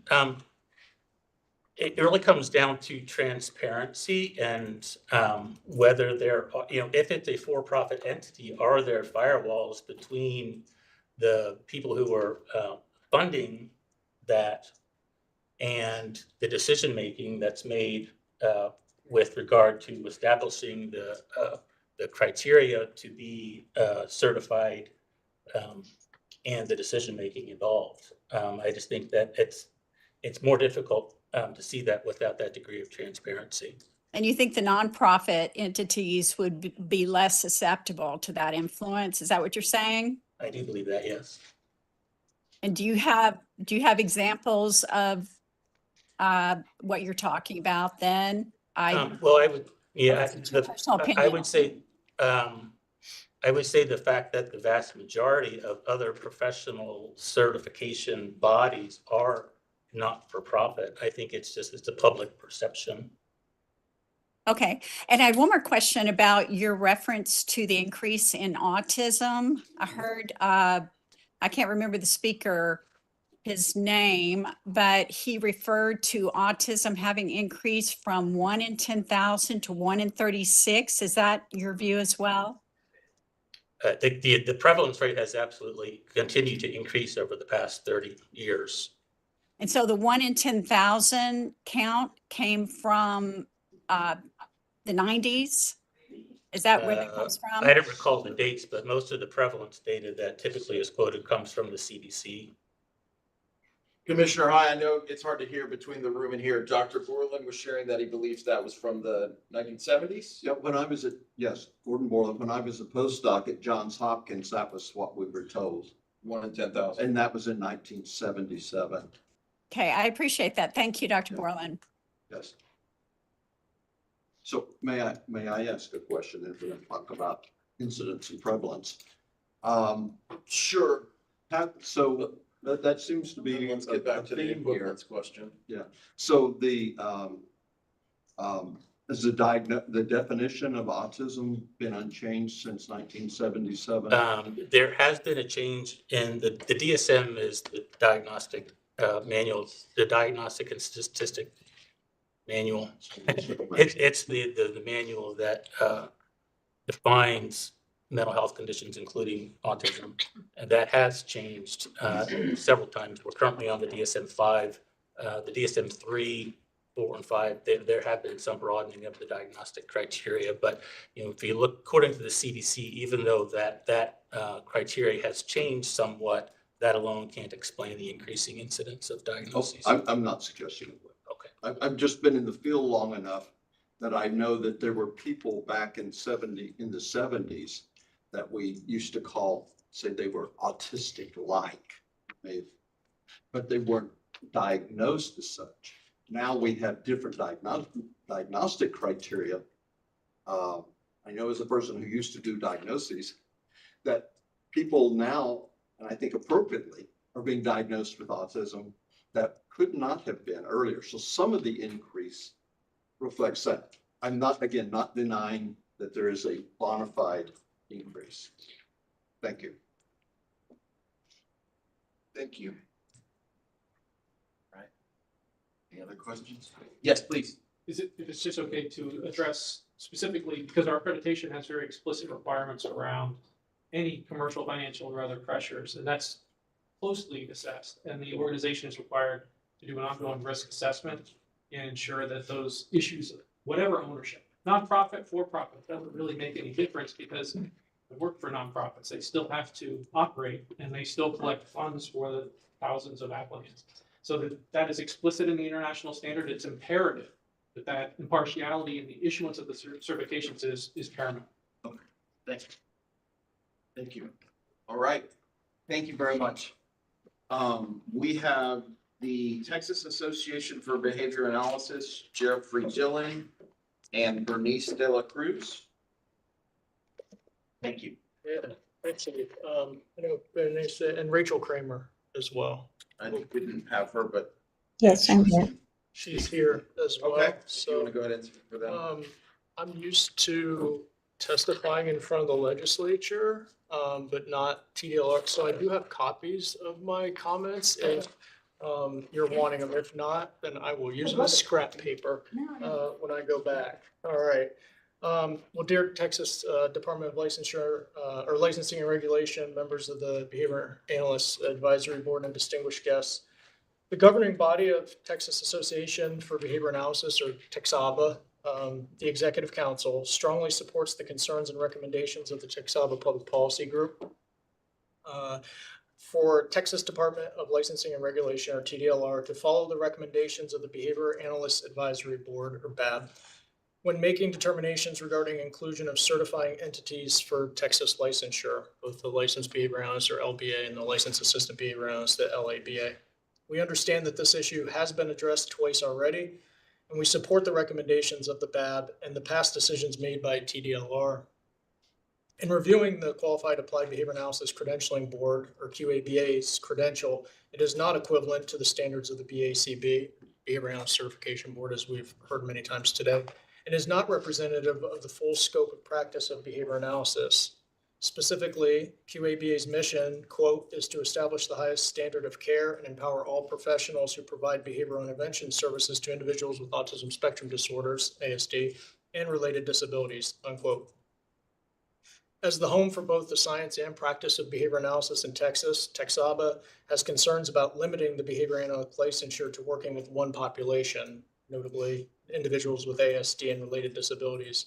At our annual conference, while our largest tracks are designed for practitioners working with individuals with neurodevelopmental disorders, including those with ASD, we have tracks geared specifically towards basic research, such as, or both experimental and applied, social issues such as juvenile justice, sustainability, cultural analysis, education, higher education and working in public schools, organization of behavior management, such as consulting to companies and working with APBA providers, and general and niche area tracks that include conceptual and theoretical presentations, as well as working in different areas that behavior analysts work with or in.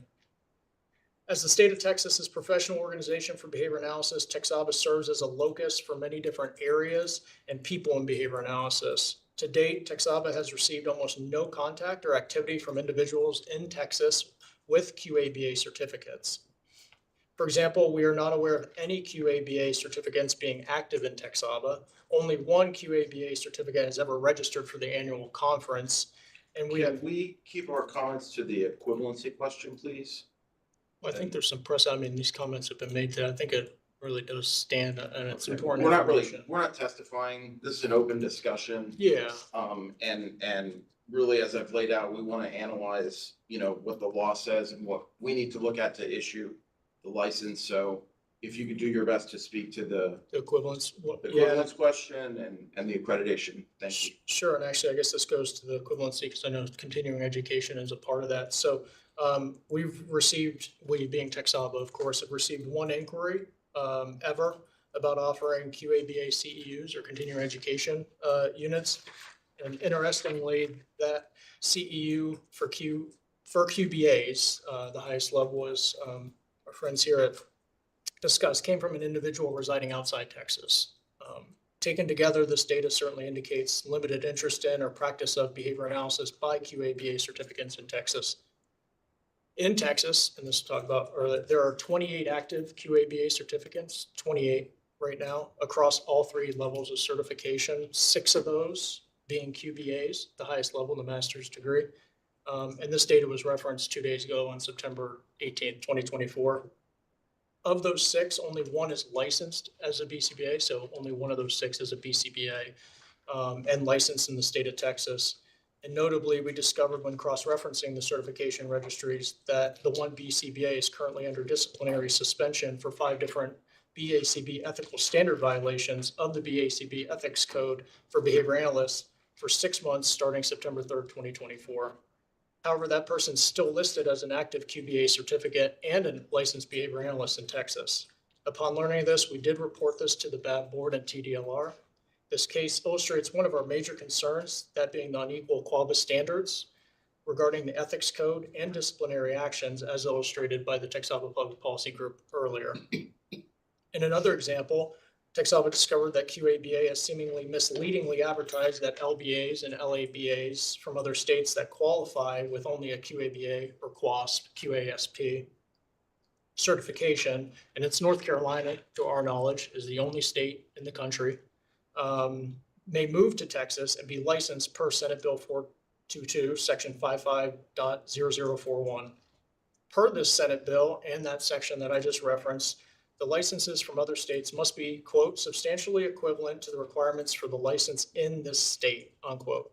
As stated previously, certification by QABA is not substantially equivalent to certification by the BACB, and LBAs and LABAs moving from out of state are required to be certified by the BACB. This is just another example of behavior by QABA that would be considered an ethical violation under the BCBA Ethics Code, highlighting the differences in ethical codes and practices between the two certifications. We do have references available upon request about scope of practice and any other references to information I provided today. I submit this respectfully as president of the TABA Association Behavior Analysis. Berenice, who, as you referenced, is the president-elect. Oh, excuse me, I said Bernice. Excuse me, please. Bernice, I'm sorry. It's okay. No problem. She's very graceful. Yeah, she's forgiving. Thank you. She's the president-elect, and Rachel Kramer is our executive director. Okay. And we had you on the list to speak, and Yeah. we appreciate that. Yeah. You're speaking. Thank you. Any Thank you. questions? Okay, Gordon Moreland, I have a question, please. One I've asked before. We've heard numerous comments about the shortage of practitioners in Texas, of ABA practitioners specifically, and maybe even for persons with autism in particular. Why?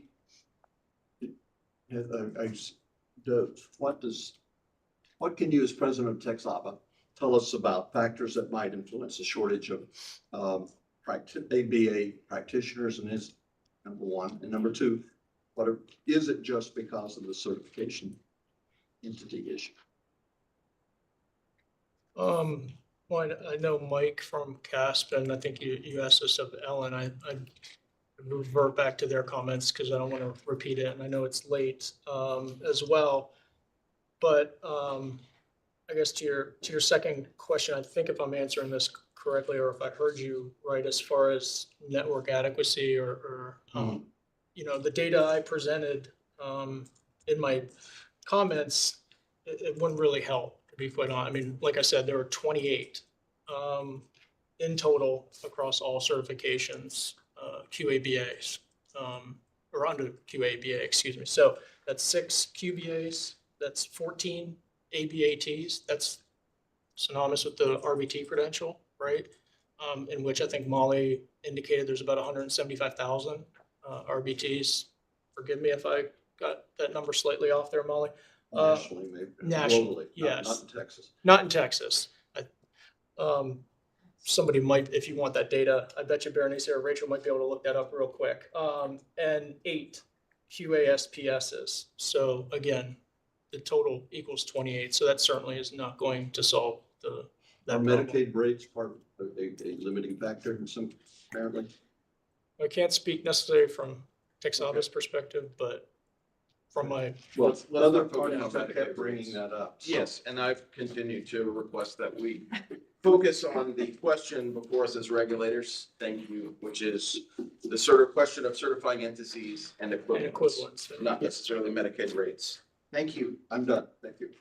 Steve, Courtney Arbor, I'd like to make a quick comment on that question that continues to come up. I spent 25 years in workforce development prior to my tenure here at TDLR. And so to help answer that question, I am certain that it probably does have to do with some of the Medicaid reimbursement rates, but the growth in this state is significant. The points about the limited number of the universities needing to provide more people to meet this need. The idea that in as a workforce development strategy, we need as many qualified providers providing this type of training so that we can have enough practitioners. It's also something that we need to make sure always is at the forefront. And as a licensing agency, we are wanting to abide by the law, but we also know that the state is growing, business is moving here, people are moving here to work.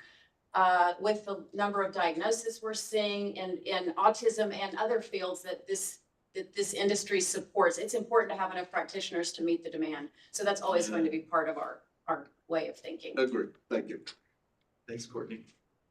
Thank you. Yes. Do we have anyone from the Association for Behavior Analysis International? I don't think we do. We didn't earlier, but I want to double check. No, I'd understood that they were sending a written statement, but I don't. If we got anything, our staff will certainly get it to members of the advisory board and to our commissioners. Thank you. I mean, that's not my prominence. All right. And then I will turn it back over to Dr. Borland for the final items on the agenda. Thank you. First of all, I thank everyone for being here. I've been sitting this long and I've been taking data and no one has gone to sleep. So I think that's good. That's good. Appreciate people coming in from around the state, outside the state, a lot of expertise here, a lot of passion, and appropriately so. I see that across the board. No matter who the certifying entity or organization may be, that's not the issue. I do have some comments I want to make, but maybe I should hold that until and let open for questions. Would that be preferable? Yeah, if sure. Okay. So the floor is now open for questions. If anyone wishes to raise one. I appreciate everybody being here. Right. I've got a question for Derek. Would you explain again what the statement that you said? So the definition of a certifying entity, one of the prongs can be met by being approved by ANSI. So even if they are a certifying entity by definition, when our license applicants apply under 506.253, which says an applicant for a license as a licensed behavior analyst must present evidence to the department that the applicant, one, is currently certified by the certifying entity as a board certified behavior analyst or a board certified behavior analyst / doctoral, or an equivalent certification issued by the certifying entity. Two, has met the educational requirements of the board certified behavior analyst standard or the board certified behavior analyst / doctoral standard, or an equivalent standard adopted by the certifying entity. Three, has passed the board certified behavior analyst examination or an equivalent examination offered by the certifying entity in applied behavior analysis. And 4 and 5 follow and aren't necessarily relevant. So it's not just a question of whether they're approved by ANSI, it's a question of whether the certification for our licensee purposes, for issuing a license, whether the individual who applies for a license as a behavior analyst has a certification that's equivalent, has education that's equivalent, and has passed an exam that's equivalent. Okay. So those, for our licensee purposes, for the license must be met, whether or not we consider this organization a certifying entity. Okay, that's what I thought you meant. Other questions? Just late hour? I have a question. Surely. Mr. Gonzalez. Yeah. As laid out at the beginning, there was going to be a conversation section. Have we reached the conversation section yet? I think that's where we're at. Okay, that's what I was trying to make sure. Yeah. I was trying to make sure, do you have a little bit of stuff or just want to go? I'm sure. Well, I mean, so look, I mean.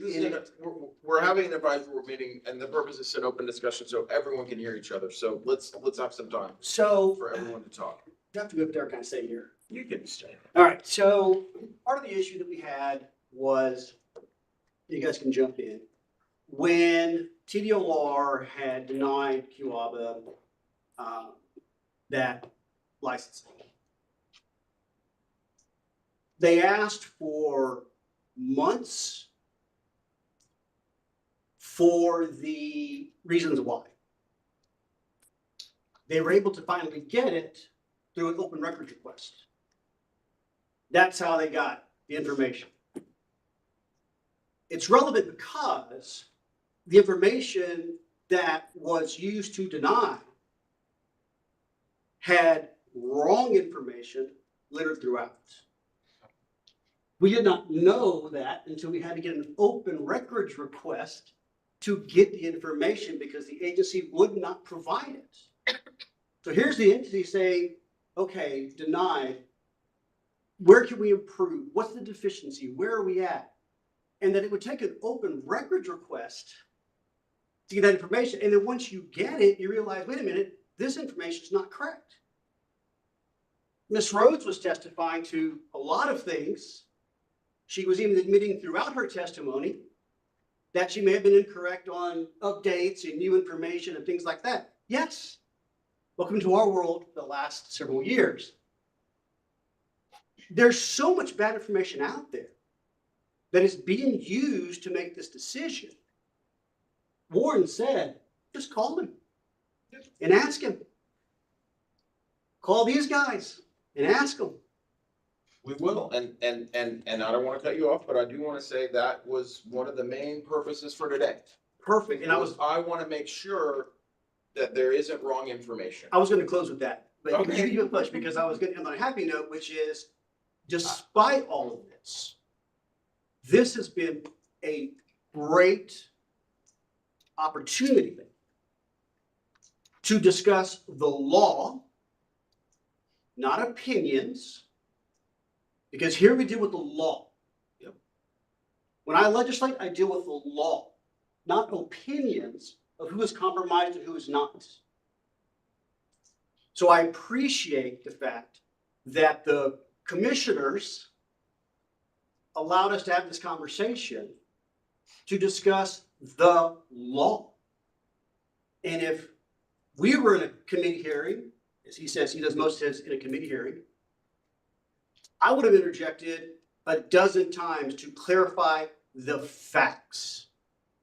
Because, man, I wish we had a fact checker here today. If we had a fact checker here today, they would all miss their flights back to Florida, California, and DC, because we'll be here all day rebutting the facts that we've heard here. And I don't want Andy to have to go through all of that. I just want you to know. We could spend the next hour and a half rebutting the last hour of misinformation and bad facts and opinions. So to Mr. Bruno, I appreciate you constantly bringing it back to what your job is. You are the regulator. Me and my friends, we're the legislators, have been, not going back, not even thinking about it. So that if there is a deficiency, and the general counsel gives a definition that is not the intent of the legislature as that bill was drafted, then we need to know that because we're going to change it. And we're going to put it back to where we want it to be, or what we thought it was in the first place.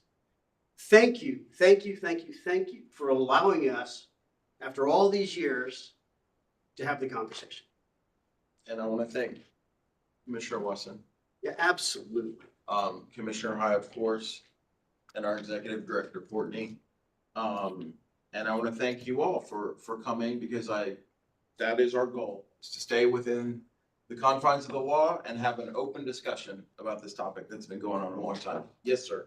Yeah, Jeff Dillon, TABA. I would just like to respond to Larry's comment that, in particular to my comments, that there was zero misinformation provided. He referenced the last hour, the amount of misinformation. I find it a little disingenuous and untrue. Again, I will provide you the comments I made. It was all researched. We are not here, gentlemen, please. You're correct. You're correct. I was not referring to you. Okay, thank you. Just Okay. wanted to I make was sure. not All referring right, to you. thanks. This is an open discussion. held within the bounds of a advisory board meeting. And we're gonna keep it professional. It's not a courtroom. Thank you. Yes, sir. If I could just add one component, since it was, brought up several times in regards to the folks that are listed overseas that were identified, I think close to 76 folks. That's absolutely correct. Overseas, as we're certifying and helping the developing world in particular. Our president is a military spouse. She traveled to South Korea when they identified South Korea with her husband when he served in the military there, and she visited all the universities. Okay. One other thing, just to add real quick, because it was, you pointed out in some of the things, we subsidize, giving lower prices to the developing world to help them with treatment for autism, because it's not just something that's an epidemic that we have in the US, it's international. And that's why we have that international focus beyond our borders. Thank you for that. Thank you for that. And again, I wanna focus, I appreciate that information. I wanna focus on the Texas statute and what's happening here in our state. Bruno, you have a hand online. Thank you. Hi. Rachel Kramer with TABA. I had a question specific for ANSI. Are QABA certifications geared towards only one population, or are they accredited with you guys for serving different populations? It's for a broader population. It's not just for autism, if that's the question. Okay. It's for applied behavior analysis. Yes. Were you able to hear that? Yes, I was. Okay. And I'm just wondering, when you guys are, for QABA and Larry, when you guys are proposing, it comes across as if you're proposing to restrict the scope of practice of behavior analysis to only autism. And that is concerning. I want to just get clarification from you guys. Is that your intent? We're focused on the qualifications for issuing the behavior analyst certification. So I think that question is a little bit outside that. Okay. Thank you. Was there another hand on the screen? Yeah, this is Carol Sloan. I'm a member of the Behavior Analyst Advisory Board. I'm also a parent. I had a son with autism that was diagnosed 30 years ago. And I've been on the board of a nonprofit, Families for Effective Autism Treatment Houston, for like 29 years. So exposed to tons of families and issues and these things. And I'd just like to say, first of all, thank you for licensure, because it's been the wild, wild west the autism world has been. And it's so wonderful to have a baseline for our parents to have some protection. So we're very grateful for that. I think the issue as being on the board and trying to figure out how to work through these thorny issues of who, what's best is not wanting to go back to making sure that the quality is there for all our kids and our families. Families have a really difficult time evaluating programs and knowing what is good treatment. And it's really, really hard for them. And the BACB has been around a long time. And so that has been a safe place for us to know that we were coming from that point. I'm grateful for the discussion too, to learn more about about QABA and things, but I think we've been very nervous about diluting the quality when we finally got there, because we had a lot of practitioners in Texas saying they were doing ABA who'd been to a weekend conference. And so we're in a good place. And again, thank you for the discussion. And as a parent, I would just like to say we do need these protections. We do need people watching out that the quality of service is at least a certain level, because we all know that even licensed in the medical profession, we're going to not get the same quality of service everywhere. So it's up to parents to understand and do that. But our issue, a couple of other points, our issues that I'm seeing from our organization are not often, people don't complain about not being able to get services nearly so much as they can't get funding for services. So the funding has been the greatest problem of service delivery. And then I think the quality of service is a problem in service delivery. So I'd like us to keep our eyes on the vulnerability of our population as we make all these decisions too. Thank you. Thank you. Ryan. Are we in H still? You are, yeah, H, and then we can go to I and J. Steve. I'm sorry. Yes. Oh, I'm Brandy. sorry, No Brandy. problem. I just see another hand. I don't know if it's a leftover hand or a new one. Ms. Kramer. Leftover. Oh, sorry, leftover hand. Okay. Oh, thank you, Brandy. Good eyes. Thank you. Other comments, questions? Again, I thank everyone for being here, for the energy, passion. If we don't have passion about these services that we provide for people with a wide variety of needs and interests, we're just technicians. Build them. The point of my understanding of the licensure bill, which again, thank you. Thank you. You and your legislative colleagues, and to all those who advocated and supported for that. Just some people here in the room and online. The point of licensure, as I understand it, in this case, is to protect the public. That's the point. It's not to take care of a guild. And what I think the statute requires us, and what the BAAB has understood to be its task, is to look at just that very issue with respect to and in compliance with the law as written. We may wish the law were different. I personally have some thoughts on that. It doesn't, but it doesn't matter. This is the law we have. And I heard that from similar comments from Mr. Gonzalez. So here we are. I want to talk a little bit about the BAAB for a moment, because there have been some comments regarding it.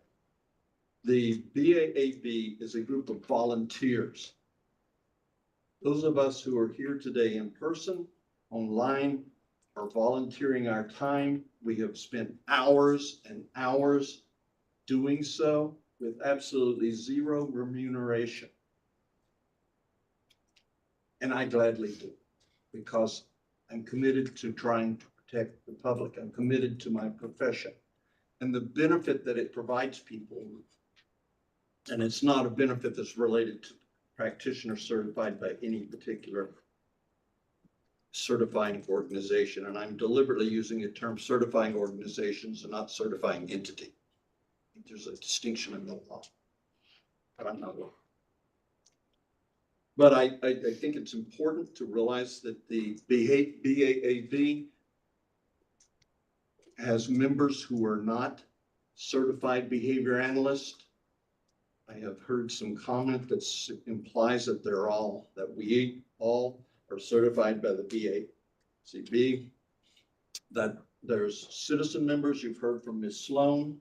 There are other citizen members who public members. There is a physician, Dr. Mock, who is with us, who are not behavior analysts, and they bring some additional perspective, which I think is really, really important, lest we become myopic.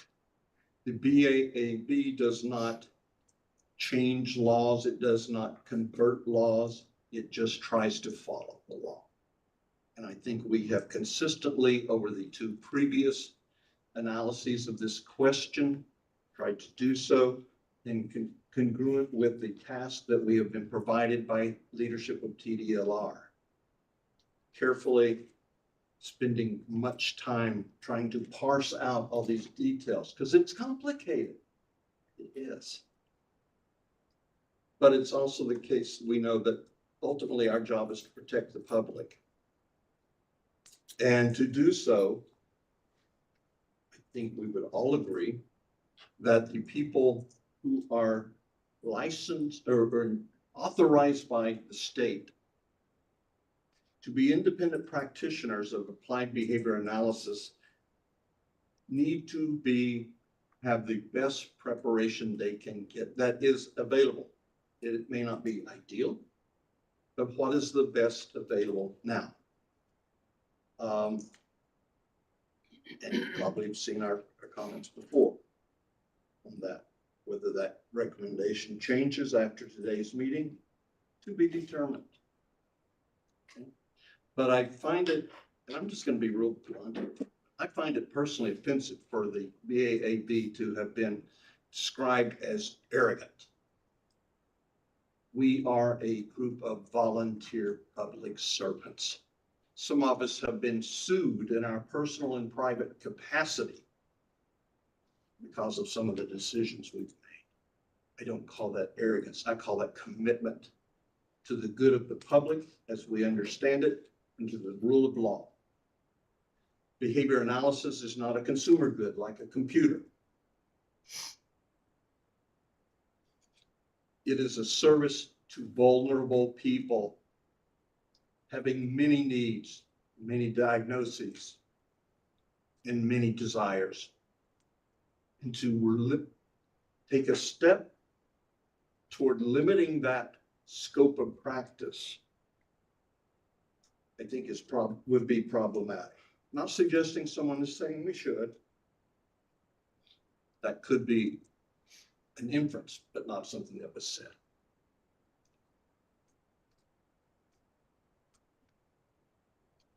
Behavior analysts, regardless of who certifies them, in my opinion, in my experience, are compassionate, caring people. And I think that the public needs for them to be recognized for that and supported.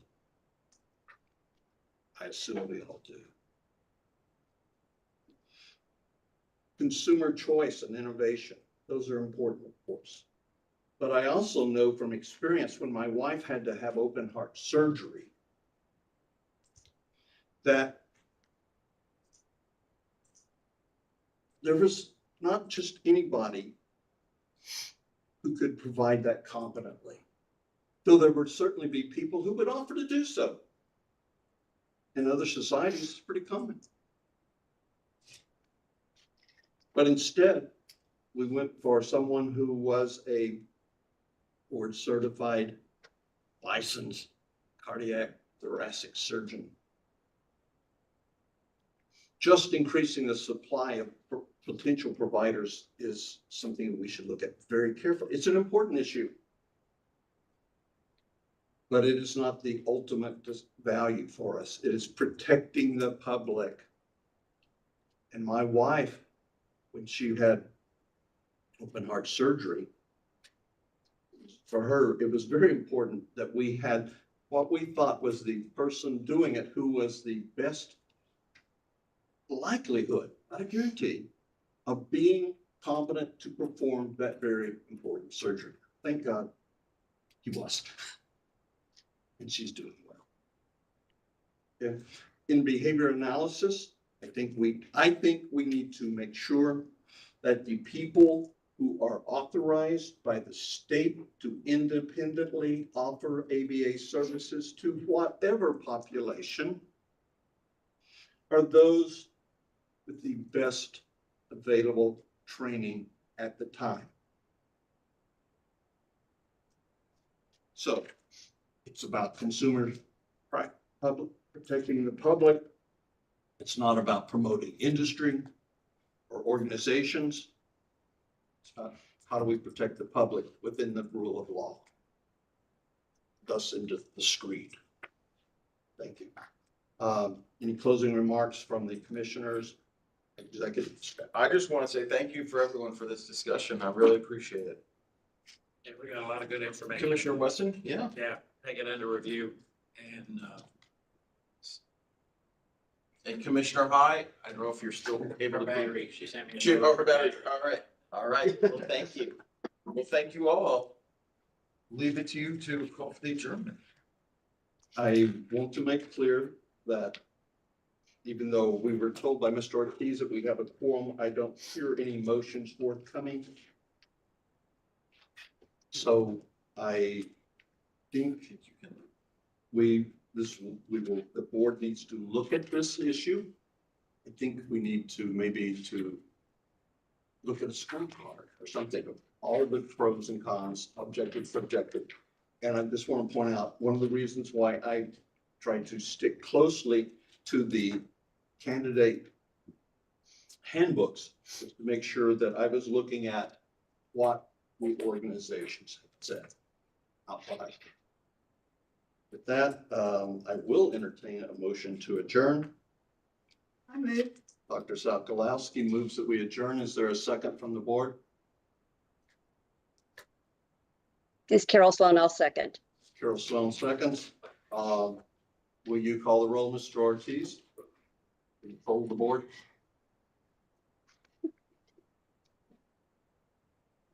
Brian, finally?